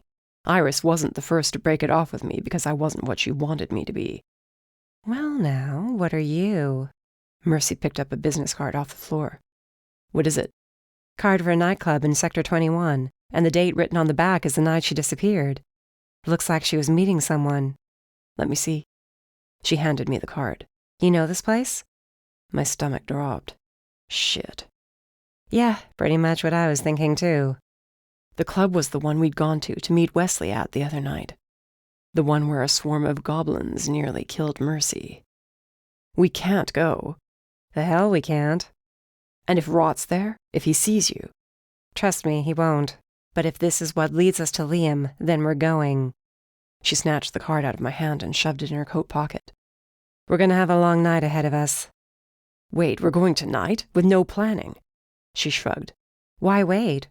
No, we need to think this through. We'll go tomorrow night. Actually, I mused, eyes flickering to the calendar hanging on the wall. Friday. It's a full moon. Isn't that when Terry disappeared? First night of the full moon? Yeah, she replied, appearing anxious as hell. Something you're not telling me. You're not a wearer of some type, are you? What? No, she said, but cracked her knuckles nervously. It's nothing. Friday will be fine. Gives us time to plan. And you're right, we shouldn't go in blind. As we left the apartment, telling Mrs. Ulrich she was a huge help, I searched for something to say to Mercy, or a way to ask her why her demeanor suddenly changed, almost like she was scared. But of what? She'd faced down Liam just fine at the ball. Had the goblin's attack rattled her that much? When we got back to my place, she said something about running through Terry's file again. I snagged us bottles of water, then joined her in the living room. Something you're not telling me? I asked, handing a bottle over. Huh? No. Why? You're freaking out about something, and don't lie to me, not in the mood. It was a good thing she was cursed, or I was pretty sure I'd be thrown on my ass by the intense glare she shot my way. The longer Liam has Terry, the smaller our chances of finding her alive, that's all. True, but the chances of Liam being there are higher if it's at the same time as last month. He might be looking for a new donor already. Which means Terry is probably dead. Or will be. I don't like it, that's all. Stopping Liam has to be the priority. We get him, and he can never hurt anyone else. She stilled her nervous twitching at the truth in my words. I don't like losing someone either, but we don't have a choice. The whole walk back here I considered calling Nor and asking for backup, but I believed my best chance of getting Liam was to work with Mercy. And Mercy alone. The second I brought anyone else in, I risked exposing her. Then Nor would demand she be brought in too, no matter how much help she was in capturing the mage. You should call in backup, she said, as if reading my mind. I grunted. What? You do realize my boss wants me to bring you in, right? The mysterious woman who messed up our play at the Reaper's Ball? As in, arrest you? Then we don't let him or the others know who I am. I can be someone else. Someone willing to help you who happens to know about Liam. That's what's great about charmed faces. They can be anything one wants them to be. You haven't told anyone about me, right? No. Then what's there to worry about? She grinned brightly, but those cold eyes shone with apprehension at her own plan. I'll go in, be the bait, and you and your feds move in once I get Liam away from innocent bystanders. Mercy. What? Worried about me? She asked, teasing. I almost said yes. I'll be fine. Make the call. I've got a few of my own to make too. Right. I guess I'll see you tomorrow evening, when I get back from the office. I stood slowly, waiting for her to say anything else, but she was nose deep in Terry's file and barely acknowledged my words. Mercy? What you said to Miss Ulrich about understanding her pain. What did you mean? She slapped the file closed, and the temperature in the apartment dropped a few degrees. Remember that conversation we had about not opening up to one another? This would be part of it. You know too much about me as it is. I'm not going to sit here and tell you all about poor little Mercy's life. Good night, Rafael. Without another word, I stormed to my room and locked the door. For a few minutes, I leaned against it, confused at why I wanted to march my ass back out there and make her tell me who she really was, make her give up her secrets, so I could know exactly who I'm dealing with. No, not just dealing with. Know who I was getting myself involved with. No matter what either of us said about this being a one-time working relationship, when Mercy left, I'd never be able to get her out of my head. I had a very limited amount of time to figure out my next move when it came to the cursed half-mage currently spending her nights on my couch. Chapter 15. Mercy. Once Rafael left the apartment Thursday morning, I got up and called Gigi, telling her everything we found out yesterday evening. When I told her about needing a new face charm and that more feds were about to be brought in, I had to tear the phone away from my ear to prevent myself from going deaf. Have you lost your mind? Probably, I admitted, pacing madly around the apartment as Rafael's dark brown eyes filled my mind, same as they had all night long. It seemed like he cared about me, but couldn't, or rather shouldn't. We had to catch Liam and get this mess over with. Then I had to get as far away from him as possible before either of us did something stupid, as in think we could like one another. Gigi, can you do the charm for me or not? Of course I could do it. Who do you think I am? She snapped hotly. But if it fails, if anything happens and they figure out who you are... They won't. I'll be careful. I know how much I have on the line right now, and I'm out of time. Cutting it damn close. You talked to Damien yet? He's next on my list. This was not a phone call I was looking forward to. Can you swing by tonight with the charm? Yeah. Anything else you want? Maybe some extra firepower? No, I'm not using my magic, so stop while you're ahead. She huffed but let it go. This demon of yours, he's got quite the striking profile. Hadn't noticed, I lied, gritting my teeth. And he saved your life, and took you in, and you a stranger, a total stranger. Interesting is all, don't you think? Maybe once Liam is caught, the two of you could, I don't know, have coffee together? I blinked furiously, gripping my cell tighter in my hand. Have coffee? Yeah, just shoot the breeze, you know. Be normal. Gigi, I've been sleeping on his damned couch for almost a week. Having coffee is something we've already done. I mean on a damn date. No, not happening. And why not? She argued. He likes you, I can tell. No, he's using me to get to Liam, just like I'm using him, I reminded her. That's how this arrangement works. End of story. No happy ever after or whatever you're trying to do here. I'm trying to help get my friend get a life outside of hunting down bad guys and living off coffee and takeout. How blind are you, really? The demon likes you, Mercy. He does, so don't stand there and tell me otherwise. Stop pushing everyone away. You just want me to what, open up to him and tell him things I haven't even told you? I shot back. You want me to give him the rundown and then what? Smile and wave as he runs in the other direction because he figures out what the hell I am? And what are you, Mercy? Gigi asked hotly. I know you have a past, but so does everyone in this damned world. You don't understand. My pace increased. I cracked my knuckles, debating on the chances of her cursing me briefly if I hung up on her. I can't. You can. You just won't. You can't honestly stand there and tell me you feel nothing for him. My mouth opened to say hell no, but the words got lodged in my throat. I coughed and spluttered. That kiss we shared at the ball? There was heat there, an attraction I hadn't expected to feel for him. Then the other night he held me close, and the deep intensity in those brown eyes held such promise for more moments like that one. But I was broken. Really, we both were. And any images of sharing another moment like that shattered in an instant. Just bring the charm tonight. I have to call Damien. Oh no! This conversation is not over. For now it is. I hung up on her. When nothing happened to me after a few minutes, though I was expecting Gigi to send a hex my way for being so difficult, I called Damien. He answered on the second ring, and I endured his yelling for a solid 5 minutes until he quieted enough for me to tell him I had a plan. You better, he snarled. Your deadline is fast approaching. Been busy nearly dying. Thanks for asking, asshole. Dying? Long story. I'll share another time. Point is, the Fed and I are going after Liam tomorrow night. And I expect you to bring him straight to the office. The Gathered will be here, ready to collect him by midnight. Do not be late, or it'll be your neck on the line. Got it? Loud and clear, boss, I said with as much sarcasm as I could muster. Watch it, Mercy. If you cost me this bounty, that Fed of yours will be taking you in for questioning on your ancestry. And when that happens, I doubt you'll ever see the light of day again. He hung up on me, and I was left holding my cell, wishing at that moment the curse would lift long enough for me to roast Damien until he was nothing but a pile of ashes. Phone calls made, there was nothing left to do but wait for Rafael to get back. I contented myself with mapping out the club on a piece of paper and planning the best way in and out in case the night turned to shit. If Liam was getting his donors there, he wouldn't be using the main entrance and exit.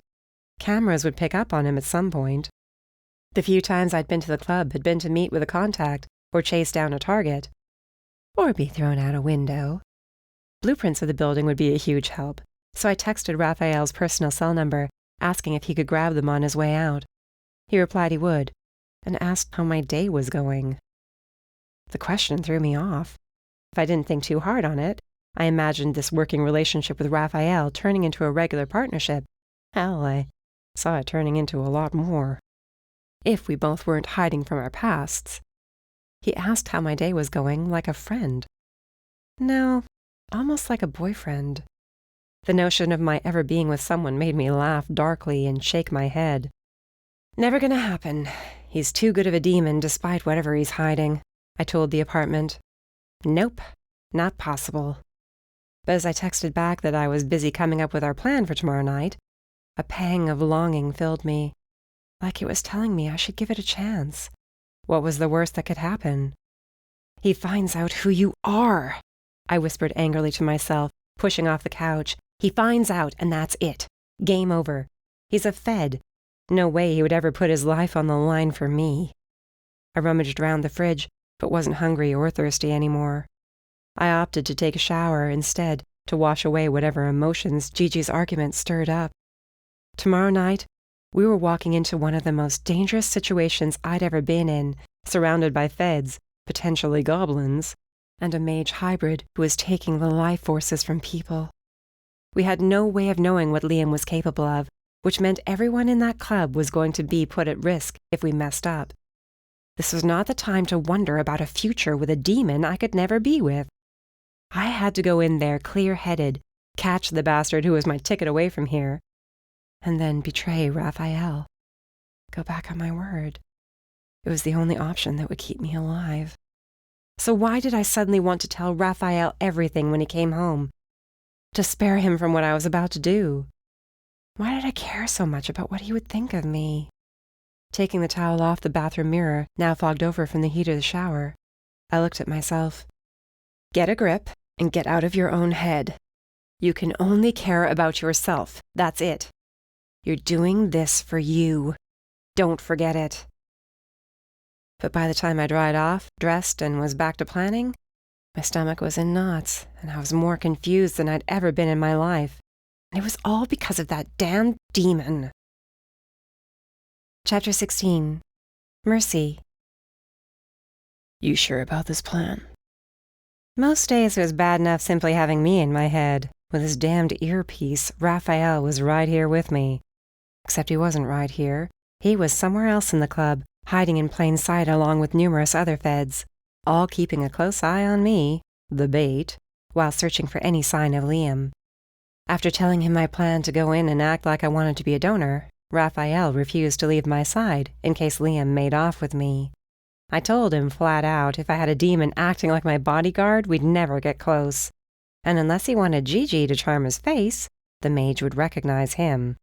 Instead, I was stuck with Rafael in my ear while I pushed my way deeper into the bouncing nightclub, wincing at the loud bass, vibrating so much my teeth chattered.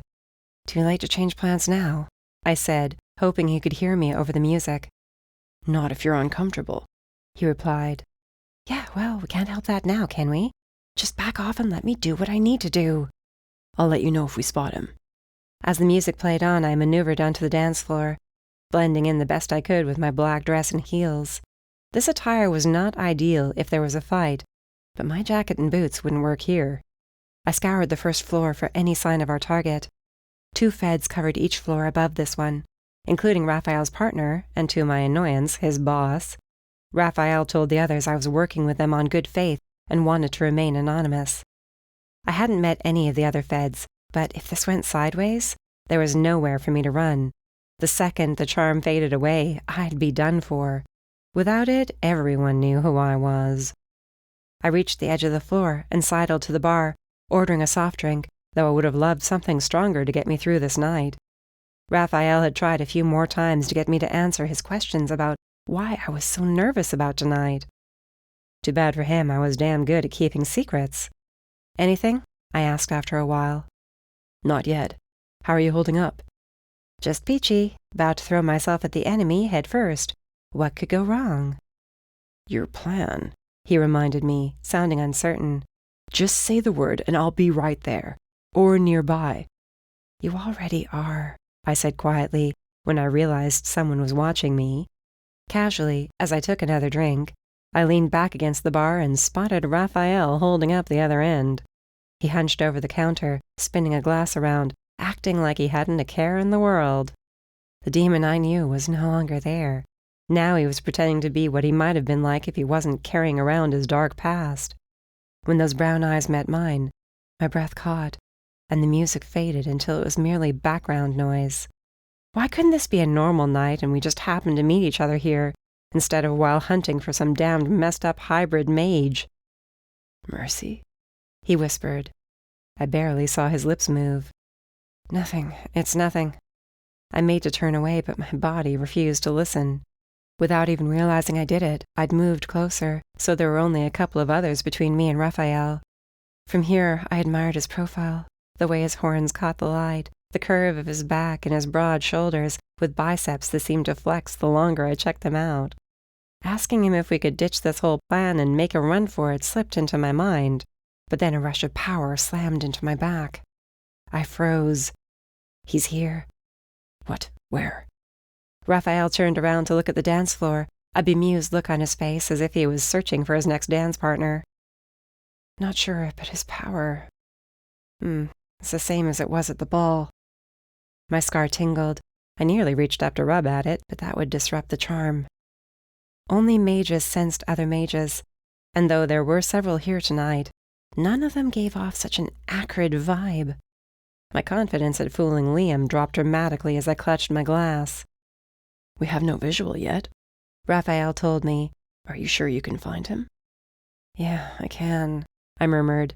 Watch the door to the basement. If he's got a back way out, it's got to be down there. After Rafael brought the blueprints home, we spent hours going over every inch of this place and had decided the only escape route would have to be below ground. The club had an old foundation with a maze of cellars and rooms. If we weren't careful, we'd get lost down there. But if Liam was going to make a run for it, it was only logical that's where he'd go. There were already 2 feds stationed down there in preparation. With any luck, he'd be trapped, and this night could end peacefully. Moving in, I told Rafael. I've got my eyes on you, he assured me with a rumble in his voice. Still don't like this. You don't have to like it as long as it works. Be careful, and if something doesn't feel right, you get out of there. Understand? I'm not one of your agents. I walked around the dance floor and followed the swell of raw power that set me on edge. Instinct screamed at me to run away, and yet here I was being an idiot and walking headfirst into danger.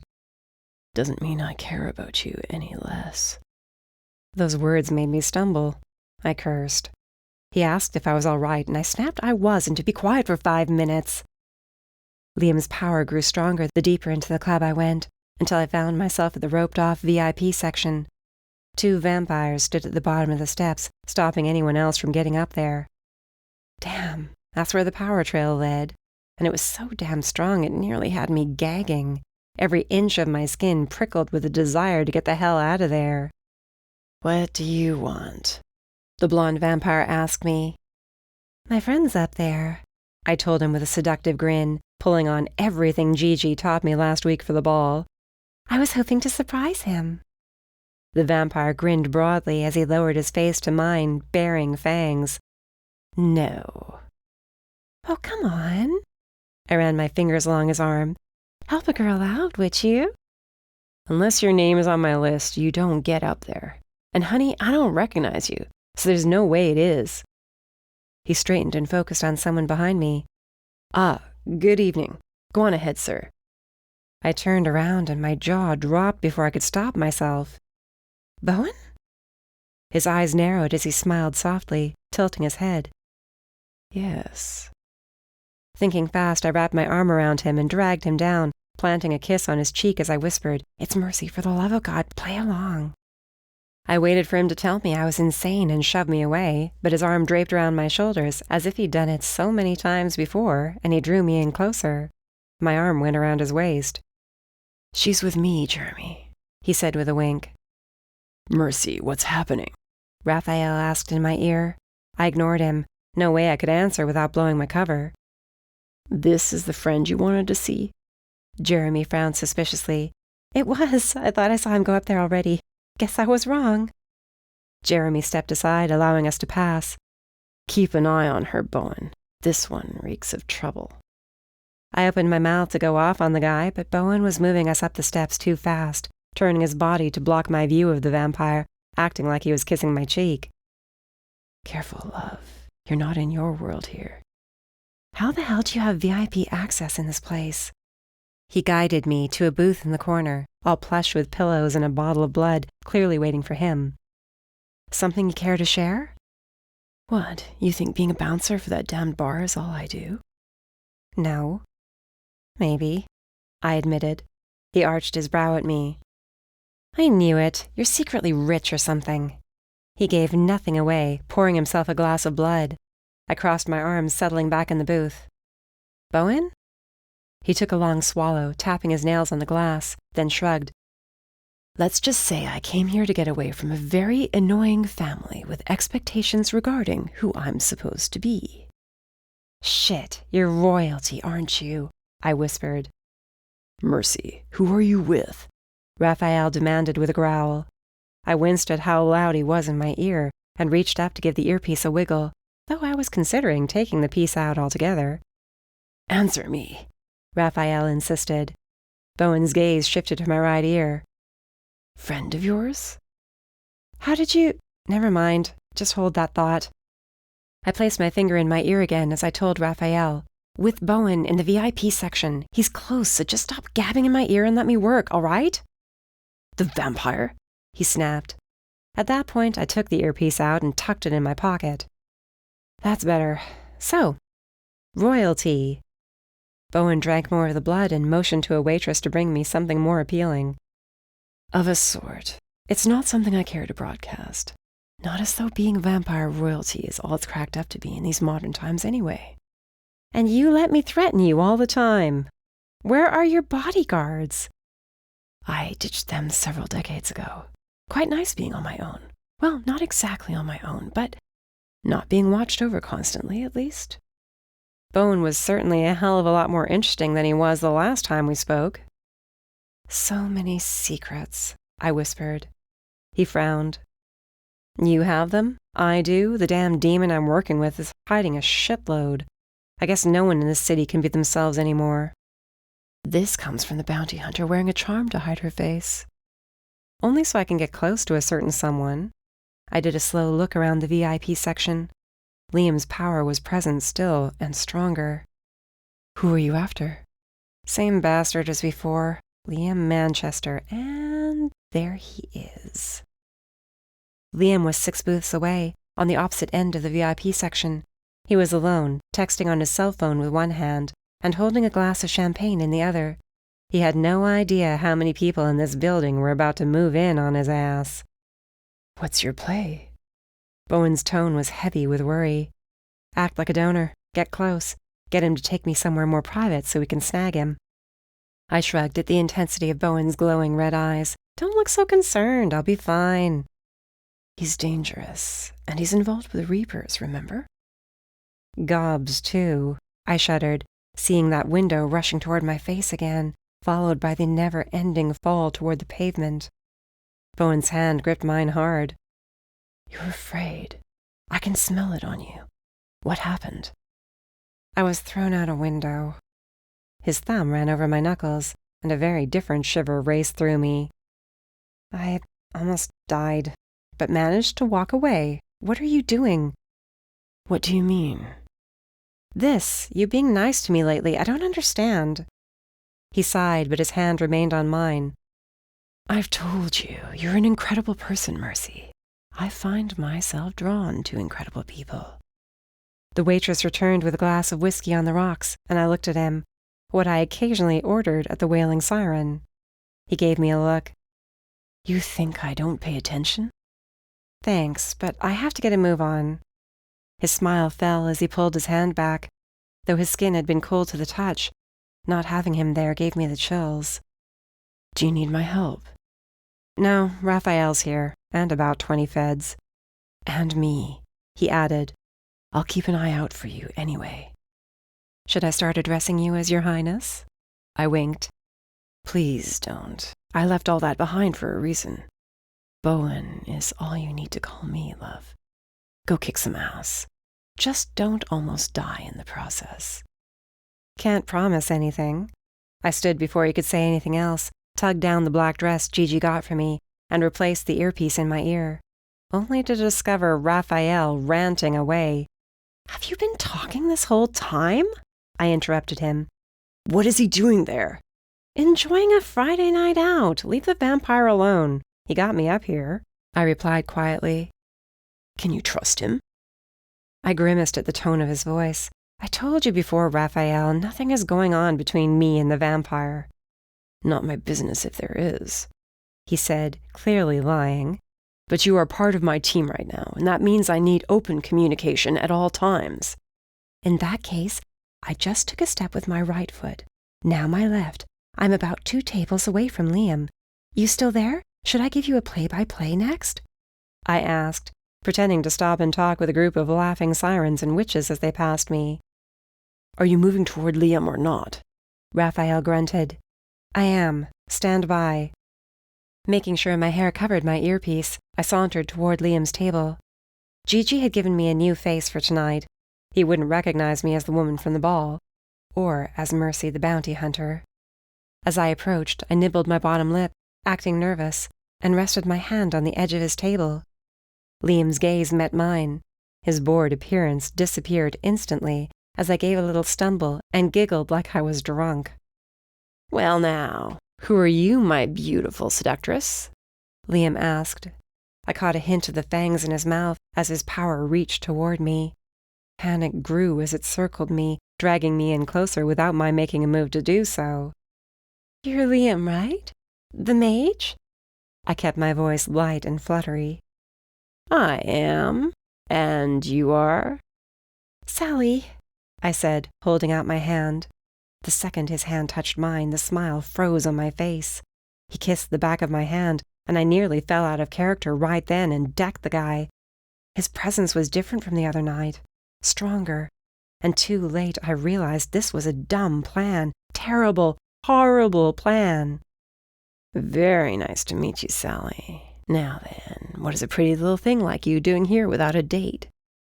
"Think he ditched me. I was too much for him, I guess." I pouted, then found myself sitting down beside him, his arm on the bench behind me. "To be honest, he was pretty boring anyway.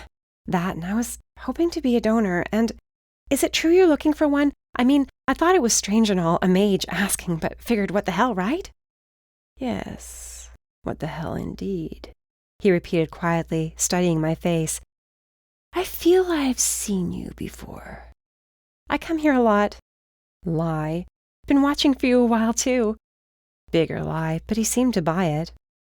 To be a donor, you have to make sure you're compatible. He flashed full fang now. I gave a little shudder of nervousness. His eyes lit up. "I will admit I'm not all mage. Not anymore." "I can see that. What are you, then?" "How about we take this conversation somewhere more private, "Sure." I let him pull me from the booth.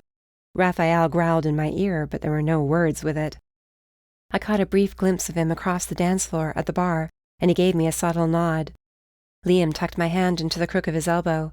We walked down the steps, out of the VIP section, and toward a door I knew from the blueprints led to a back room for private parties. Not the basement.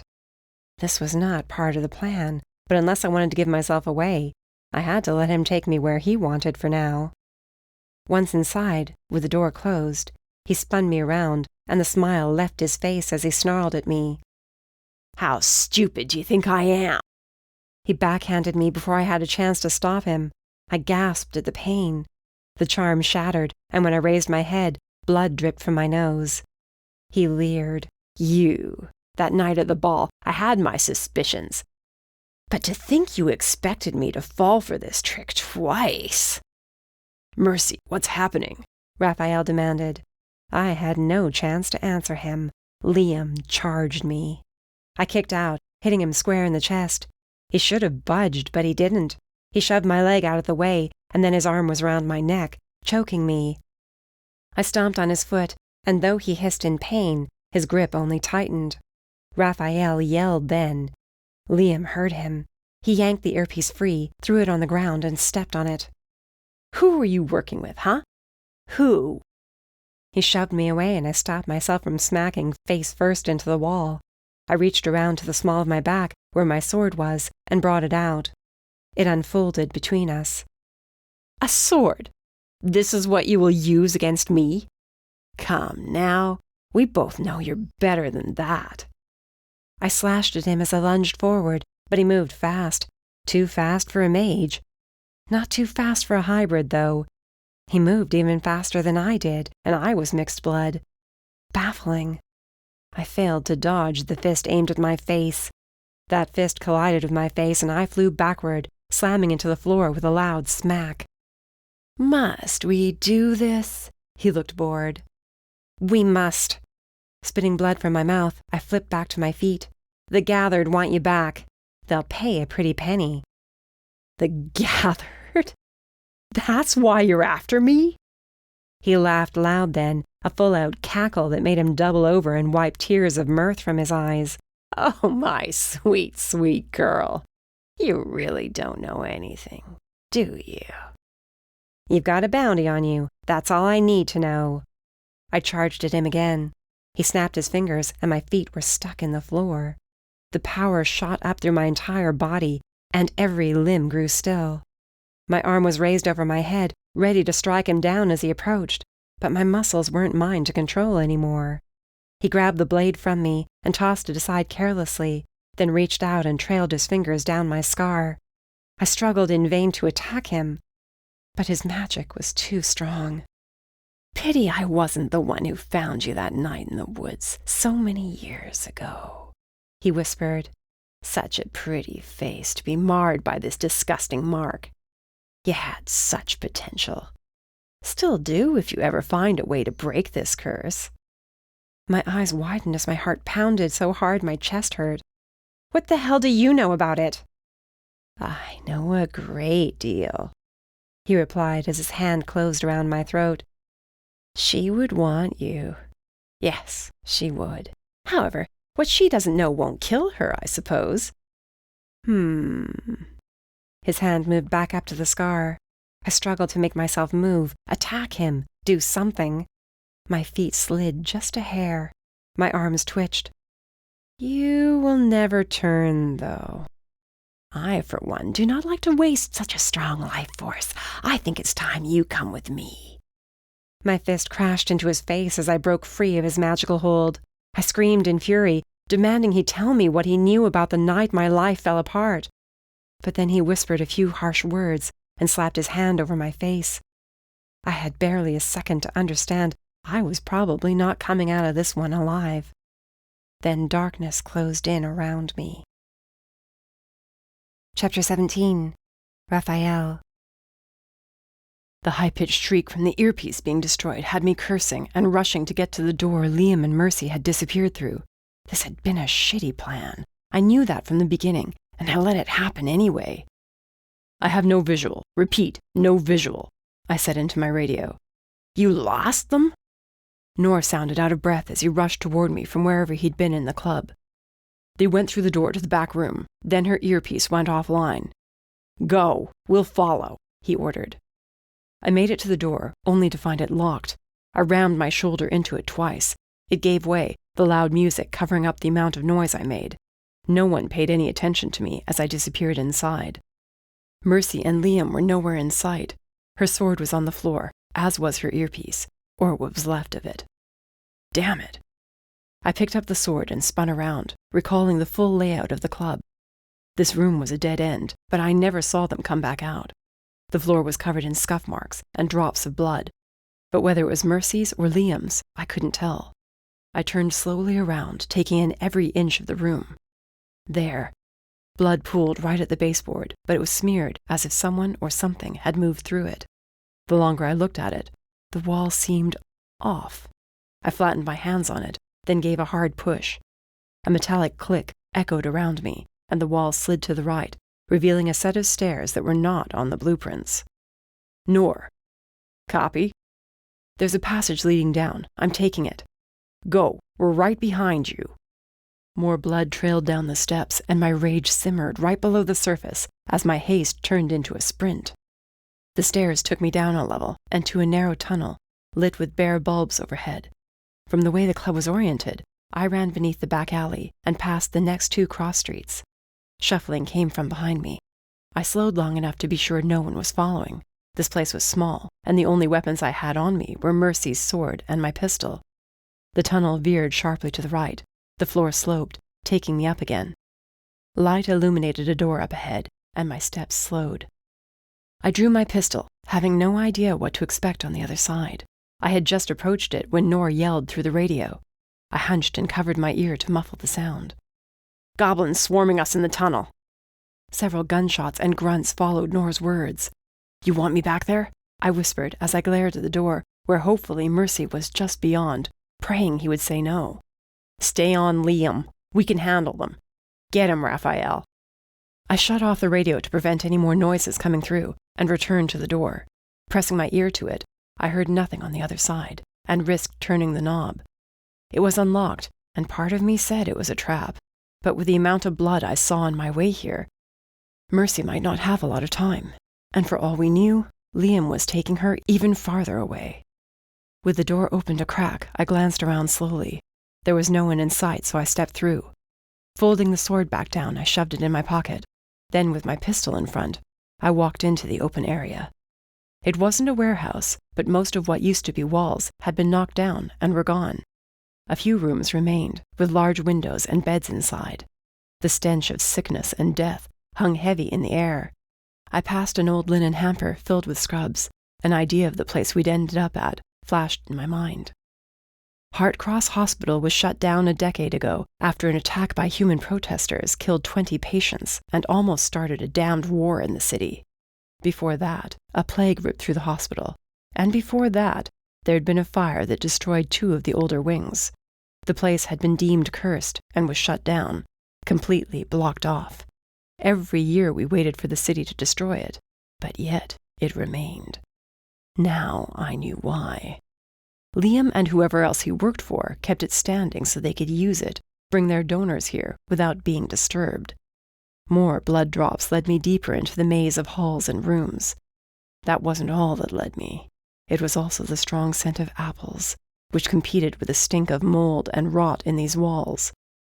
"Mercy," I whispered, knowing I couldn't just yell for her. The volume of blood lessened, then stopped altogether at the intersection of what seemed to be the heart of the hospital. To my right was a sign showing the ER was in that direction. To my left, another sign pointed to the ICU. Directly in front of me was the cafeteria. I remained perfectly still, holding my breath. Then I heard a voice.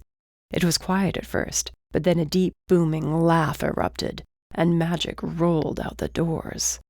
Liam. He was inside. The doors were partially off their hinges. I moved closer, squinting to look through the crack between the doors. Liam was in the center of the open space, on his phone, texting. Behind him on the floor, hands bound in front, a gag in her mouth, was Mercy. Her eyes were narrowed with that death glare she was so great at. From the way she moved, waving her arms around, she was attempting to yell at Liam, despite the gag cutting off and muffling her words. The charm hiding her identity was gone, making me wonder who removed it, and if Liam had realized we were onto him this whole time. He seemed content to ignore her, until something she said set him off, and he grabbed the chain holding her wrists together, hauled her up off the floor, and backhanded her twice. Her head flew to the side as he gave her a shake, then tossed her aside like she was weightless. Another alarmed yelp drew my gaze to a third figure I hadn't noticed before. Terry, the missing girl, was here. She was alive after all. She shifted closer to Mercy, but Liam shouted at her to back off. "You have some use left to you still." Liam grabbed Terry by the throat, hoisting her off her feet as she cried out, "I'd hate to waste it." He tossed her away with a hungry look in his eyes that made me sick. Terry scowled at him. Mercy managed to push herself back up, then tore the gag from her mouth. "Why don't you piss off, bastard?" Liam hissed as he grabbed her by her hair. My rage nearly exploded. I was ready to charge in there and stop him. But Mercy kept on yelling and screaming, making a bunch of noise. It was time for me to take my chance. Carefully, I slipped through the doors and crept along the far wall. Liam had his hand wrapped around her throat, but Mercy grinned like she'd lost her mind. For all I knew, she had. Then her gaze darted to mine for a heartbeat, and she lashed out, kicking at Liam until he dropped her to the floor again. She spat blood at his feet. He hauled off and kicked her in the ribs. "You are trying my patience," Liam warned, kicking her again. "Oh, poor Mage, getting all riled up by a little girl?" Mercy mocked. "Guess I should behave myself. Or not." "I will kill you." "Yeah, I think if you were going to kill me, you would have done it already." "Nope. Pretty sure you need me alive." He stood over her, but didn't touch her this time. "Be lucky I do not turn you over to her. She wanted you back then, and she would be thrilled to know you've survived after all." She? Mercy looked as confused as I felt at his words. This other person had to be who Liam worked for. Why would she want Mercy? Liam crouched before her and grabbed her face in his hand, running his fingers over her scar. If you behave, I'll help you remove this. Isn't that what you want? The curse lifted? You know what I really want? I stepped out from the shadows, keeping my steps quiet, and pointed my pistol at Liam's head. I want you to burn in hell, she said, then her gaze drifted to me. Liam Manchester, you are under arrest. Stand up slowly, keep your hands up, and your mouth shut. I waited for him to comply. He shoved Mercy away from him roughly. Do it or I'll shoot. He turned his head, a sneer on his face. You think you scare me? Hands up and stand, I repeated with a growl. It's over, Manchester. Do as I say, and this might not get ugly. He turned to face me fully as I raised my pistol to his face. His hands remained at his sides, and that sneer on his face pissed me off the longer I looked at it. Of course it's you, he said quietly. I should have recognized the stench coming off you. A demon touched by dark magic. A demon who is nothing more than a failure. I gripped my pistol harder and snarled, Be quiet. I know exactly where you came from, he went on. So it's surprising to see one of your kind rise so high, isn't it? After all the violence, the suffering you had to endure. He took a half step toward me. I moved back on instinct, keeping space between us. You know, you could be so much more than what you are right now. So much more. Is that so? What the hell was he playing at? It is. If you put down that gun and come with me, I can show you what real strength and power looks like. You can't tell me there's no one you want to avenge, no one you want to kill for past wrongs. There's so much more going on in our world that you've been blind to. I can show you the truth of it all. A subtle noise behind me had me catching my breath, waiting to hear it all again. Liam was trying to distract me and buy time for someone to sneak up behind me. Fine, that's what he wanted to think he was doing, then that's what I'd let him do. I took another step backward, and Liam followed, putting distance between him and the women. Mercy shifted so she could reach Terry's chains and was fumbling to get her free somehow. How do I know you're even telling the truth? He shrugged, eyes darkening with magic. You'll just have to go on a little faith. Behind you! Terry screamed. Mercy cursed. I whirled around and fired off a shot, taking down the goblin who had thrown himself through the air, prepared to land on my back. He hit the floor, dead. But damn, he wasn't the only one. Yellow eyes glared back at me from the shadows, more eyes than I could count in the few seconds I had. You truly believed I would be here alone? Liam barked an evil laugh. Not very bright, are you? Keeping my pistol raised, I reached into my pocket with my free hand and grabbed hold of Mercy's sword. The goblins hadn't attacked yet, and I assumed they waited for word from Liam. One broke away, and when his face came into the light, I rumbled even louder. Rot. There was no way we were getting out of this without a fight. Lowering my gun, I faced Liam, Mercy, and Terry again. All three gawked at me, confused. But there was only one person I cared about at that moment, cared about her seeing my face and realizing my plan. Mercy's eyes narrowed slightly, but there was no more time to waste. In one motion, I drew her sword from my pocket, and at that same moment, fired at Liam. He dove to the side, screaming for the goblins to attack. I tossed the sword to Mercy. There was no chance for me to see if she caught it or not. I spun back around and fired off 2 more shots. One goblin hit the ground. Then I was surrounded. A gob latched onto my back as another charged me. I was nearly twice their size, and as my demon rage broke free, I kicked and punched, lashing out at any who came close. This was almost worse than the rooftop, not because there were more gobs, but because the tang of magic permeated the air so strongly I gagged on it. A burst of lightning lashed through the goblins and struck my shoulder. I snarled at the pain, but the source of it, Liam, was too far away to reach. "Run! Take cover!" Mercy yelled. I whipped around toward the sound of her voice and saw her, sword in hand, shoving Terry ahead of her and fighting off goblins. More moved in, blocking my view of her. Liam shot more lightning at me. I ducked under a bolt. A goblin shrieked as it was struck instead. I barreled my way through bodies, focused only on the mage. Using his own goblins against him for cover, I hunched down as I ran, getting closer and closer, while Liam fired wild shots of magic, illuminating what had turned into a grisly fight scene. Mercy yelled, her sword flashing as it swished and chopped through the air. Terry screamed in fear. If I could just get to Liam, I could end this all. And there he was, right before me. I launched myself at him, fangs bared, as I tackled him. We rolled and rolled, but he was stronger than I anticipated and kicked me off easily, then flipped to his feet. I had no chance to get back up as more goblins landed on me, pinning me down. Liam approached, kicking me in the face and ribs. Lightning lit up his hands as he prepared to attack me again. Mercy's shout cut through the goblin's growling. Her sword slashed across Liam's face. Blood pooled between the fingers of the hand he slapped to his cheek as he staggered away. Her sword cut and sliced, clearing me of goblins. Then her hand was there, yanking me to my feet. "You good?" We stood back to back, facing down the mass of goblins. "Terry, where is she?" I looked around, but there was no sign of the mortal. "Right here," a squeaking voice replied. I glanced over my shoulder to find her clinging to Mercy's shoulder and ducking low.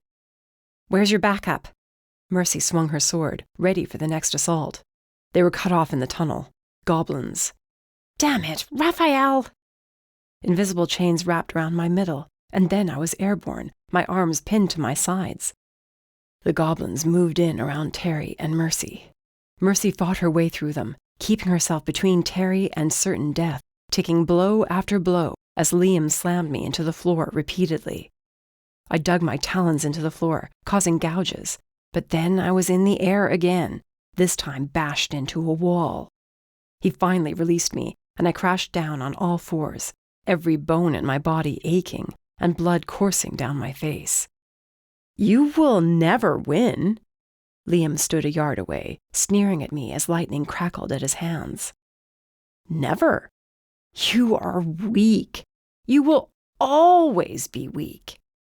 Saying nothing, I threw myself at him, headbutting him in the chest. He gasped for air as I pummeled him, not giving him a chance to use his magic. I was going to end this tonight. As I brought my fist up to hit him again, Rot latched his teeth onto my shoulder, and I was dragged away by him and other goblins. I lost sight of the mage in seconds, and was tugged deeper into the mass of nails and teeth, all of them ready to tear me apart. There were too many goblins to fight off. Liam was going to get away. I kicked another gob off me and rolled to my feet, snarling as I searched for a way to get to him. More and more goblins rushed into the cafeteria. Terry cowered against the far wall, Mercy doing everything she could to keep her alive. Black blood dripped from the sword, and she hunched over, exhausted, her hands shaking. I waited for her to collapse, unable to keep going. But when she lifted her head, her entire body tensed, and fire burned in her eyes. The sword fell from her hand. As another line of goblins charged, she swiped her arm across her front. A flame slashed them in half.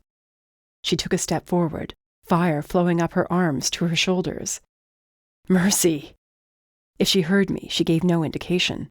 The fire grew stronger, and she lashed out again and again. I sprinted through the goblins who were focusing all their attention on Mercy and grabbed hold of Terry, shoving her behind me.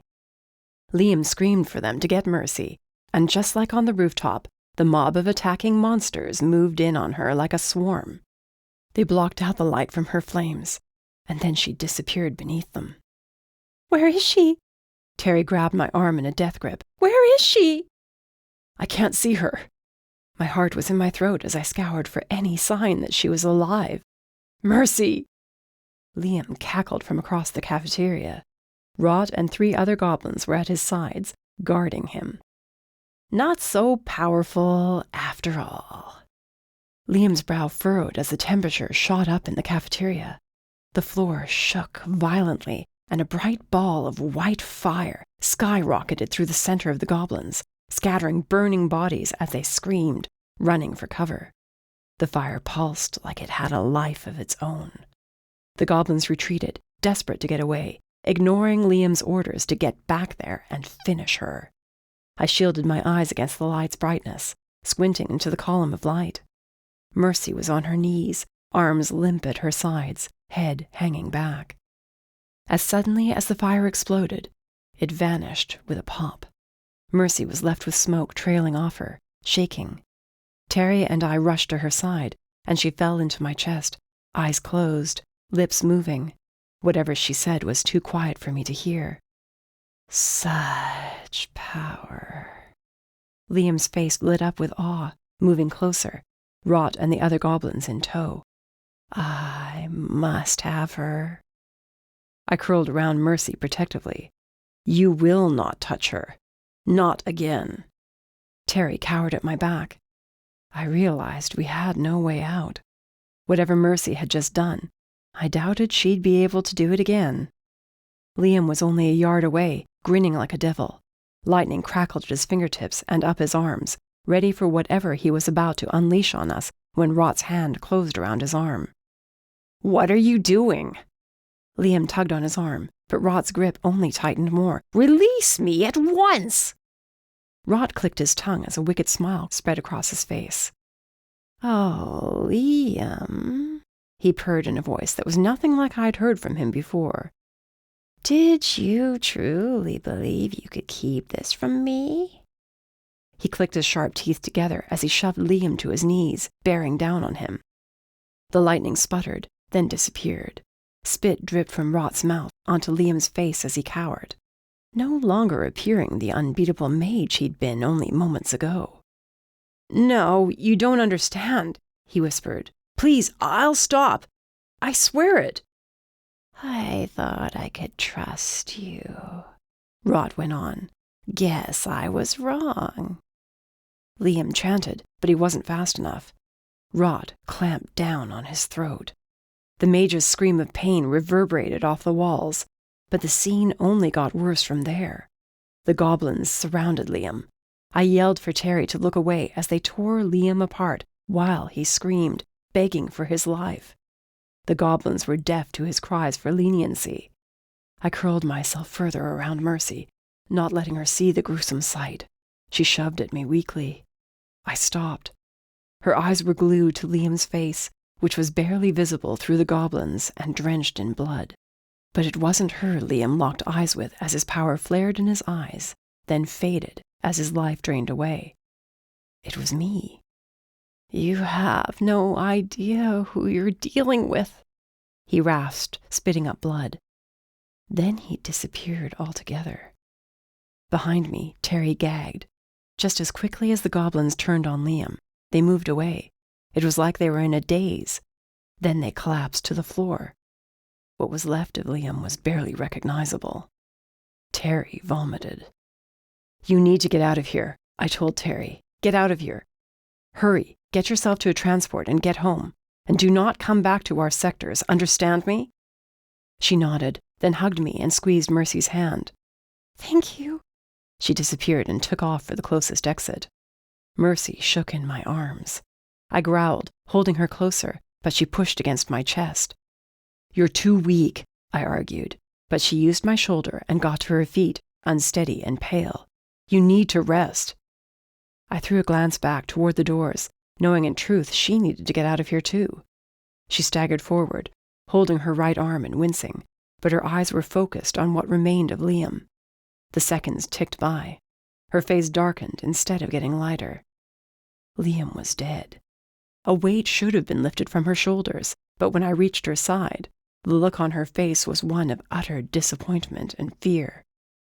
He's dead, I assured her. He won't hurt you again. She nodded, not seeming to really hear me or see me. The goblins. Rot. Something wasn't right about that. Nothing we can do about it now. I'll take him and the others in, but you should leave. Leave? Nora and the other feds will be arriving soon, and I don't think you want to be around when they do, I reminded her. She took a wobbly step forward, giving herself a hard shake. Mercy? You're sure you're all right? Do I need to call Gigi? What? No, I'll be fine. She squared her shoulders. You're right, Liam is dead. And there's no coming back from that. Thanks, I guess. She held out her hand for mine. I hesitated. What, no handshake for getting our guy? Shaking her hand was the last thing I thought of doing. Following her out and making certain she got home in one piece sounded like a better option. But I couldn't leave, not with Nora only minutes away. I gave in and shook her hand firmly, hoping she understood the promise in the touch that this was far from goodbye. I'll see you around, Fed, she said as she backed away. Yeah. Watch out for yourself, Mercy. Always do. She winked, then hurried away, disappearing in the same direction Terry went. I was halfway across the room before I stopped myself from going after her. Would this really be the last time I saw her? Was I going to let myself leave it like this with so many unanswered questions about her? About what just happened here with Liam? About what could happen between us if we stopped being scared idiots and gave it a chance? Every inch of my body throbbed in pain. I hadn't been in a fight this bad in a very long time, and would be feeling it for days. The taint of magic made my skin crawl, and I longed to get home and take a shower, wash the stench away as fast as I could. A goblin groaned. I hurried back. Rot was stirring. I had him in cuffs by the time his eyes opened. I moved on to the others. He frowned at his bound hands, then at Liam's dead body. What the bloody hell? What is this? You killed him, I said flatly, moving the other goblins toward Rot, warning them not to take off running, or I'd be inclined to shoot them in the back, since I only had 2 sets of cuffs. No, I didn't, Rot yelled. This is a setup. You did this to us. You brought us here. You don't remember anything about the fight? About Mercy? Who? He asked, eyes narrowed with hate. All I know is you are impeding on my rights. The other goblins nodded along with him, holding their heads. All of them looked confused. The doors burst open and Nor rushed in, roughed up and bloody, but alive. Iris was right behind him, along with most of the agents.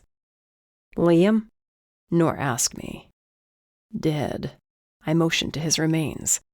It's quite a story, sir. And the woman, what about her? Ran off, I'm afraid. I lied. But she took the human girl with her. She was alive after all. Well, not the ending I was hoping for. But at least we have someone to drag down to the Fed building.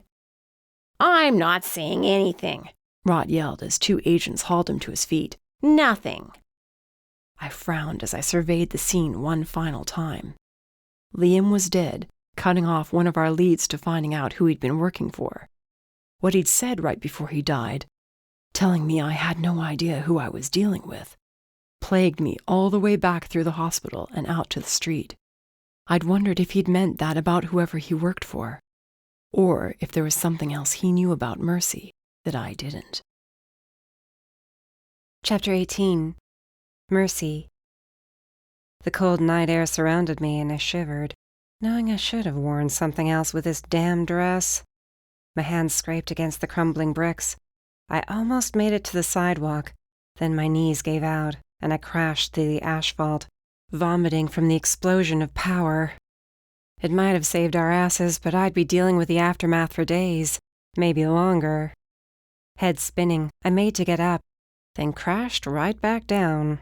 A strong set of arms suddenly scooped me up. I told you to be careful, Bowen hissed, carrying me like I weighed nothing. You, what the hell are you doing here? Put me down! I pushed against his chest weakly, but he merely scowled down at me. What? I'm alive, aren't I? Have a care with your life, Mercy, for all our sakes. And what does that mean? How did you know where I was? I demanded. He clenched his jaw and remained silent as he walked down the deserted sidewalk. Too exhausted to fight, I went limp in his arms, noticing how strange and comforting it was to be there. A voice in my head said to keep asking him questions until he gave in and answered, maybe even threatened to break his fangs again. but the look in his eyes held so much concern, I stopped myself from taking my anger out on him at how this night ended.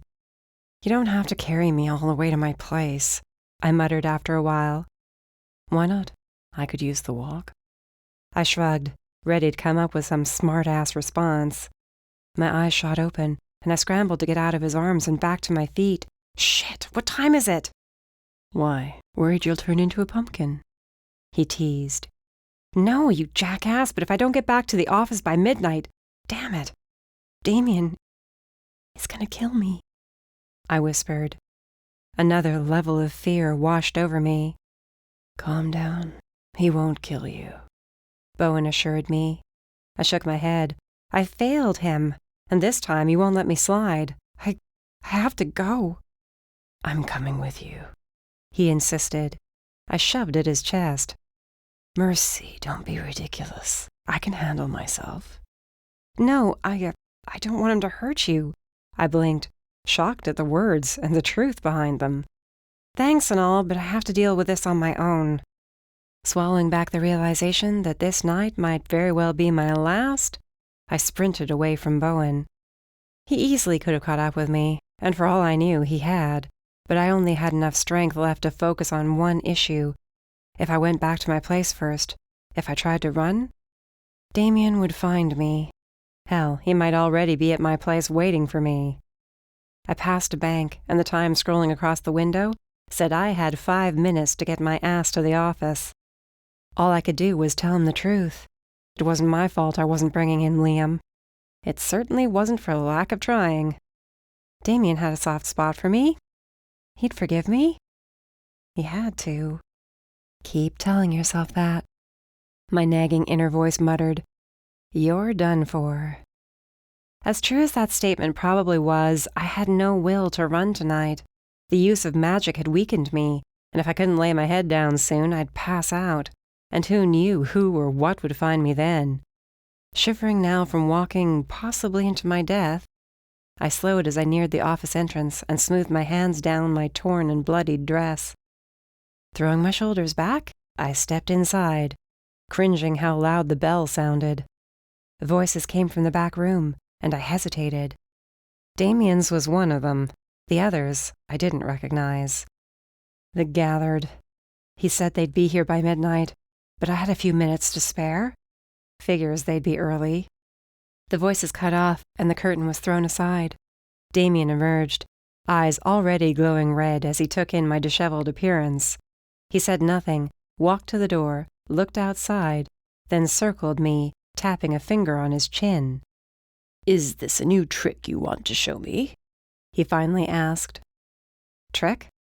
"Yes, the one where you show up and act as if you do not have the target. Then he miraculously appears at your side. That trick, because otherwise it would appear you have failed me." "Just listen to me, all right?" I said quickly. His hand was around my throat as he slammed me into the wall. "Damien, wait." "For what? You failed me, and I told you what would happen." "Wasn't my fault," I gasped. "Rod, he turned on him. Killed Liam. Nothing I could do." I clawed at his hand, but all my body wanted to do was give up. My hands fell to my sides, and I glared fiercely at him. "Get it over with then, asshole. Feds didn't get him either." His grip loosened slightly. "Explain." "Rot and the other goblins turned on Liam," I started, then went ahead and told him everything that occurred at the club. When I reached the part about my magic chasing off the goblins, Damien's hand fell away completely, and a bit of the half-demon who saved me from the street showed. Barely. I finished my story and waited to see what he would do next, wanting nothing except to sit down and go to sleep. "You expect me to believe this?" I sagged, not sure what else to say to make him believe me. "It's the truth. Believe it or don't. Liam Manchester is nothing but a mutilated corpse right now." "And what do you believe I should do with this failure?" "You will do nothing." The curtain parted behind the counter. 4 men wearing dark blue robes with hoods over their heads stepped out. The one in the front moved toward Damien and threw back his hood, revealing a middle-aged man with tattoos on his cheeks and forehead, as well as on the backs of his hands. His sharp green eyes glared at Damien until my boss backed away from me. This is the bounty hunter? He was the one who'd said Damien would do nothing. I could tell from his voice. Yes, Damien replied, lowering his gaze, in his own office. To a client. Never had he acted like this before, as if he was afraid the mage would hurt him. Why were we not told her name? Wait, you know me? Those green eyes softened when they landed on me. He reached out and rested his palm on my shoulder. A comforting sensation rushed over me, and I was able to stand up straight again. Behind him, the three mages whispered, their heads close together, but their gazes were all on me. We knew you survived, but we never dreamed you would be with him. The mage near me threw a scowl toward Damien. I don't understand. This night had gone on far too long, and now it seemed it was going to keep on going, and driving me nuts. Can someone tell me in simple terms what's going on here? But the mage was back to giving Damien a steely glare. You are the daughter of a great mage, a man who was honored among the gathered. After the attack that killed your parents, we believed you to have been taken to a safe refuge. No news ever came of you. The child of Eamon and Bianca Edge. Edge? He had to be lying, right? My name is Temple. Mercy Temple.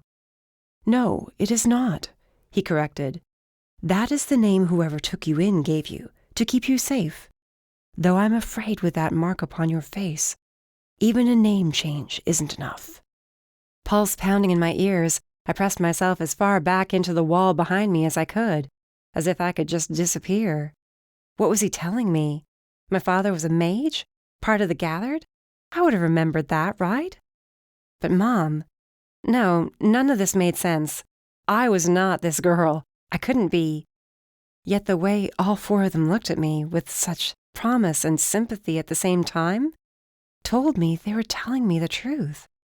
Who the hell am I then? I sputtered. Tell me, damn it, who? Your name is McKenna Edge, the mage replied, and you should be one of us. No, Damien growled, moving to stand between me and the mages. You will not take her with you to that damned dark mansion and never let her see the light of day again. She is my ward. Understand? I took her in. I saved her. And yet here you are threatening her for failing, the mage pointed out. Damien crossed his arms, and for the first time since I was a kid, I saw how protective he was of me. Not just as his employee, but of me. There was something going on here that he wasn't sharing, though. Otherwise, I doubted he would be this upset. She is not going with you. That should be her decision.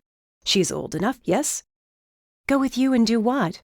I stepped out from behind Damien. We would train you, of course, to be as your father was. I'm cursed, remember? I pointed to the scar on my face.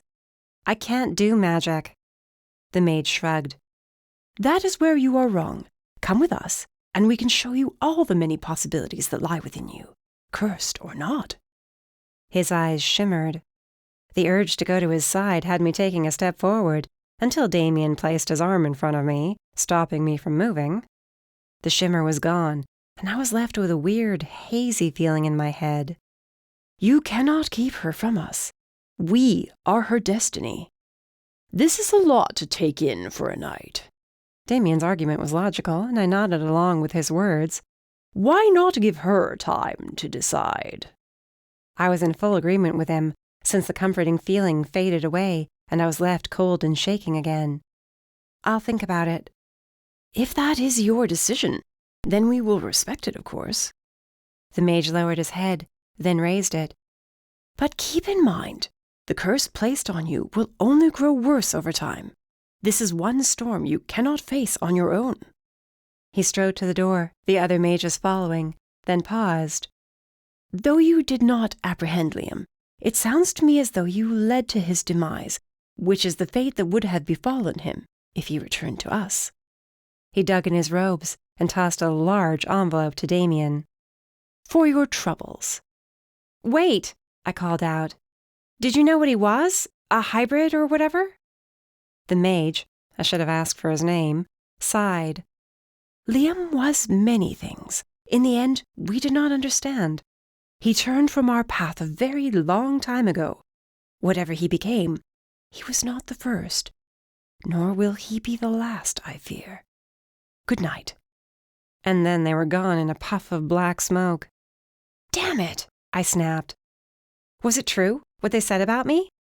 Damien walked behind the counter and opened the safe behind the mermaid painting. He shoved the envelope inside.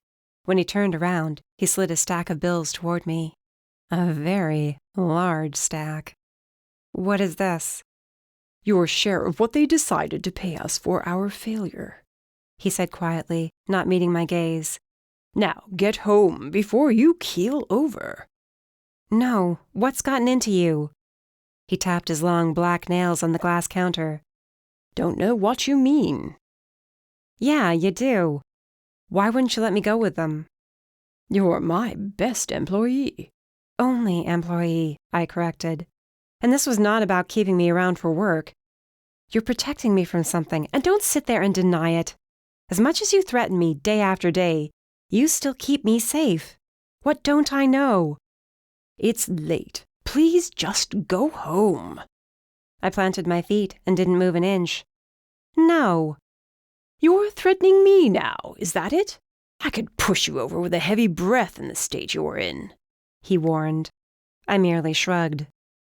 The hard-faced Damien I'd come to know slowly slipped away, and I was left staring into the worried eyes of the man who first brought me in off the streets.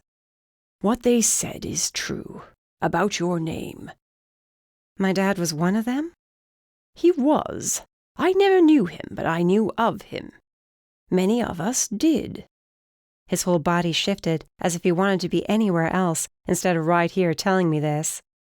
"I knew who you were the second I spotted your face, which is why I took you in." "But why not hand me over to the gathered? They would have been more adept at helping me, right?" His growl threw me off guard. "And what do you think they will do when they find out what you are, what you truly are? No one knew about your mother. No one. Your father saw to that. The second they learn the truth, you will disappear." He threw his arms in the air as his voice grew louder with his rage. "No one would ever hear from you again. That I can promise you." "But they knew my father, and you said you didn't," I said slowly. "Wait, how do you even know that about me?" Damien turned his back to me and flipped off the lights. "Go home." "No, answer me." I rushed around and grabbed his arm. I was nowhere near strong enough to make a move, but he gave in to my tug anyway. "Tell me, you at least owe me that much." "Like I've told you before," he said, voice strained, "I have many sources for information." "You're lying." His face scrunched almost as if he was in pain, and he gently removed my hand from his arm. "Go home. I'll call you when we have a new case. Until then, I suggest you rest up and regain your strength. The mages were right." He turned his back to me. "A storm is coming." He stalked to the rear of the room. I was left alone, watching the curtain sway back into place. Carrying my bundle of cash and leaving with my life intact were two things I did not expect from this night. I left, and somehow got back to my apartment without falling over in the street, kicked out of my heels and plopped down on the couch. No, I had more than two things I didn't expect. For one, the mages. They knew my father. They claimed he was one of theirs. But what Damien did, not what he said, but what he did, told me he was hiding something, that he had been all this time.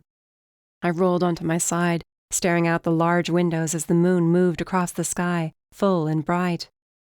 Out of all the secrets I carried around with me, my true heritage was the worst. If anyone found out what lurked within me, I'd be in serious trouble. Growing up, all supernatural children heard the stories. They were a way of reminding us how much more terrible our world could be if we gave in to our natures and did not keep the peace among the humans. Hundreds of years ago, A single race nearly decimated the entire country, half the world, really. They'd been filled with pride and hatred for the humans, and started a war that lasted for nearly a century before the races and the humans banded together to put an end to them. Everyone believed dragons had gone extinct in the aftermath, hunted down and slaughtered like sheep. But not all of them were killed off. My father might have been a mage, but my mother was dragon-born. And sadly, so was I. Chapter 19. Rafael. How is it you have no idea who she really is? Iris asked me for the 10th time. I never asked for a name. I repeated the same answer. She offered to help, and in the end, it worked out. Nothing more to know about her. But there is. I saw those goblins running away. Many were burned to a crisp. And if there's a soup running around that powerful, we need to know. I pinched the bridge of my nose, counting to 10 in my head, so as not to lose my temper with her. It had been 3 days since the attack at the hospital, and all Iris seemed to care about was who the woman was who helped me, and then conveniently ran off when the rest of the feds showed up. I held true to my word, and gave away nothing about Mercy. Several times I found myself with my thumb hovering over her name on my cell.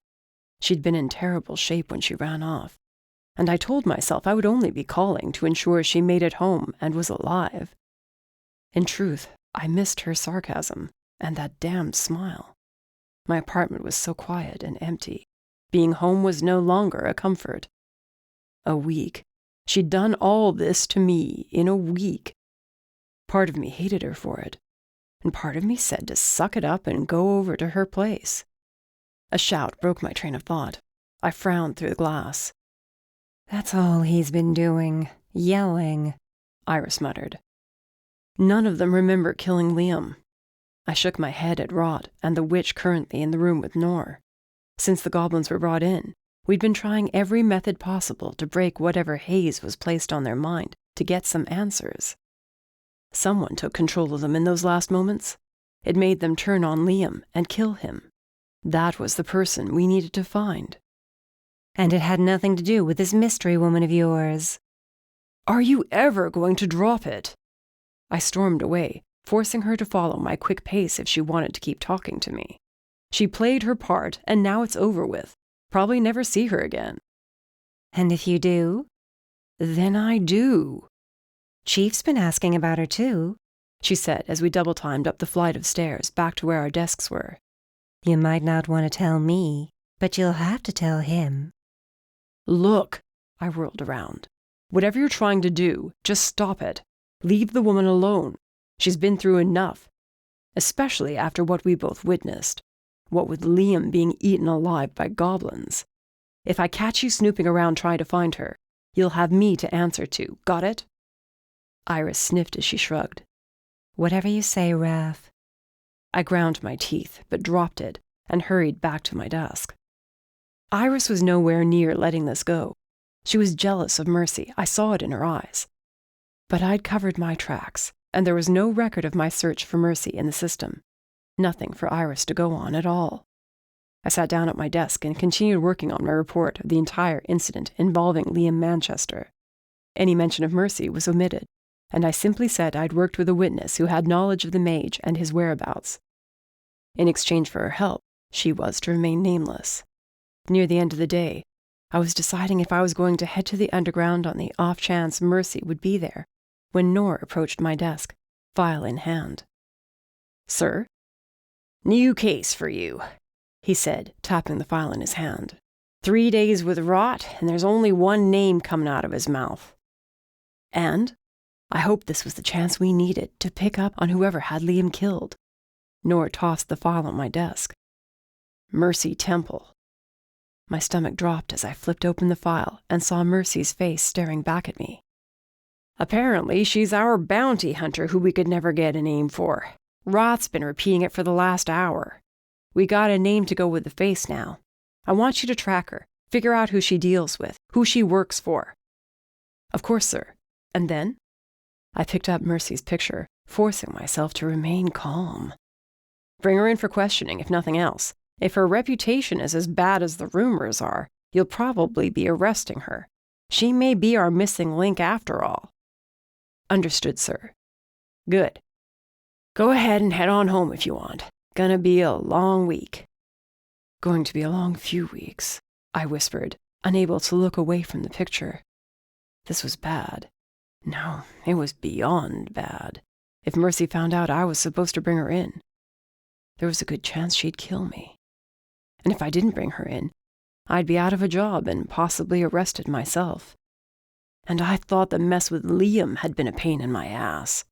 Disappearing suddenly sounded like a fantastic idea. See our new target? Iris asked, peering over my shoulder. Gonna be fun bringing her in. Yeah, fun, I repeated. Looked like I'd be seeing Mercy again after all. No matter what she might think, I'd have to find a way to get close to her, if only to keep her safe. Keep her from ending up in one of our cells and vanishing forever. End of Book 1. This has been Acts of Mercy, Mercy Temple Chronicles, Book 1. Written by Sierra Graves. Narrated by Jack Ainsworth. Copyright 2017 to 2021 by Sierra Graves. Production copyright by Sierra Graves.